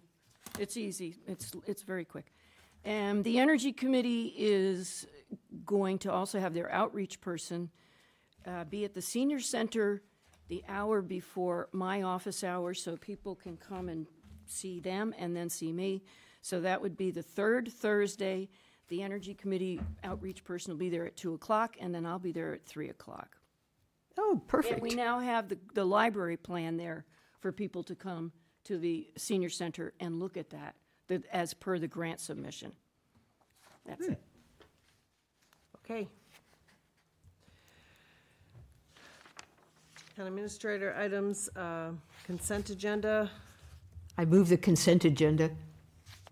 And I would just say thank you to Tom Nicanello, and I second it, for the St. Patrick's Parade. That's Desi, right? Yes. That's Desmond? There's Tom's on Desmond the Keough. committee, yeah. Yeah. Tom's all over it. Is there a second to the, I seconded it. I thought you moved it. Oh, I moved it. Okay. All those in favor? Aye. Opposed? Town administrator updates? All right, I'll just go quickly here. I wanted to let you know that we had a great seasonal communities webinar held by Housing and Livable Communities. And I learned a great deal. We've got a lot of information on that, and so there'll be a lot that can fuel the discussion. We'll forward that to board members. I did want to mention a number of us attended last week the Massachusetts Municipal Association Connect 351 meeting in Boston. It's a very worthwhile meeting, and I really need to single out Mark Forrest. Thank you, Mark. The whole Cape and Islands Municipal Leaders Association for the special session that they arranged with the Lieutenant Governor. It was amazing. That was absolutely a highlight of the meeting, and we had a whole agenda list of items that are very important to the Cape. And a lovely thank you to Maggie Downey. Beautiful. Yeah, I'm glad you mentioned that. That was something that was very special. She was very touched by that. And to see all the love expressed towards her was just amazing. It was so gratifying. And I'm glad we were able to pull it off. Just so that for your benefit, Tracy, we give the governor's office a long list of things that we're all been talking about and we need. For the last several years, we've been asking them to give us more wastewater money. And the lieutenant governor came prepared, saying how much money they've been giving us over the past years. So she's been a little bit tired of hearing from us on some of that. But the reality is we need more, you know? So Not just us. thank you, Bob. That's great. And I also wanted to mention last Friday, Chairman Post and I and our team met with the superintendent's office for their budget update. Unfortunately, we don't have any real good news to report, but there's a tremendous amount of work I think that needs to be done still on that school budget. I don't think it's really stabilized as to where exactly they're going to wind up, but They voted a tentative budget of about 86 million last night. so, you know, that could meet a 10%. It's right where we were at. Well, They haven't done the work yet. They have work to do, so. And It's a 10% assessment increase to us as it stands. I think that they will do some work. They're looking to take some one-time things out, do some E&D and maybe some between that, alternates. the But health insurance and some of the other things, I think that there's some significant we're reductions they looking, could still make. I mean, you know, we're looking at an override for sure. Yeah, We just but don't know if it's 1 million or 2 million or 3 million. well, when you look at the overrides that we've done, they've come after some substantial adjustments. My hope is that they can find substantial savings, or I think the override is going to be in trouble. I'm hoping they can do more work and more, you know, rolling up the sleeves and finding more savings, because the numbers that I'm hearing just don't, they're not going to be supported. It'll be incredible. It's very bad news. Well, as the we way I know, look at it. we also have the 30 extra students at Cape Tech that's going to, you know, Hit us bad. add to that number. It's what, 31 more, something like that? It's 30, yeah. And I would I mention also, we're continuing to work with the health insurance team, and again, I'm on that steering committee to work with those GLP drugs, and you know, I could put it in the context of the school budget for you that, you know, there's such a massive hit for the use of those drugs solely for weight loss. If they're covered by our insurance, it may wind up bankrupting the whole system, and I think I'm prepared to vote to remove that coverage only for weight loss. It's not to remove it, but it's already been removed by the health insurance companies. We would have to have a whole new rider to carry that. And if we're successful in that vote, based on what the school has set aside, they could save $500,000. That much, just for eliminating one drug? And just Wow. $500,000 for one drug, just for the school. Just for the school. So, I mean, that's how big these numbers are. So, I'm going to be following through with that, and you know, maybe some additional questions that we have with all of the labor groups and things. But I think everyone would agree we don't want to not have health insurance now because we've mismanaged it for one drug that costs millions and millions. No, So. especially. Just some key things. I'll skip a couple of other ones. I wanted to mention I'll be out of the office Wednesday through Friday this week for a brief getaway. So if anyone's looking for me, you hit me on my cell phone. And I think that's it from one night. Maybe a night. Thank you, Bob. And we need to add to the agenda, it's going on the consent agenda to ratify your, That's right. I have a note here. your agreement in public. And that'll be February 24th. So Motion to adjourn? Yes. A second? Second. All those in favor? Aye. Good evening. Did you check your text messages?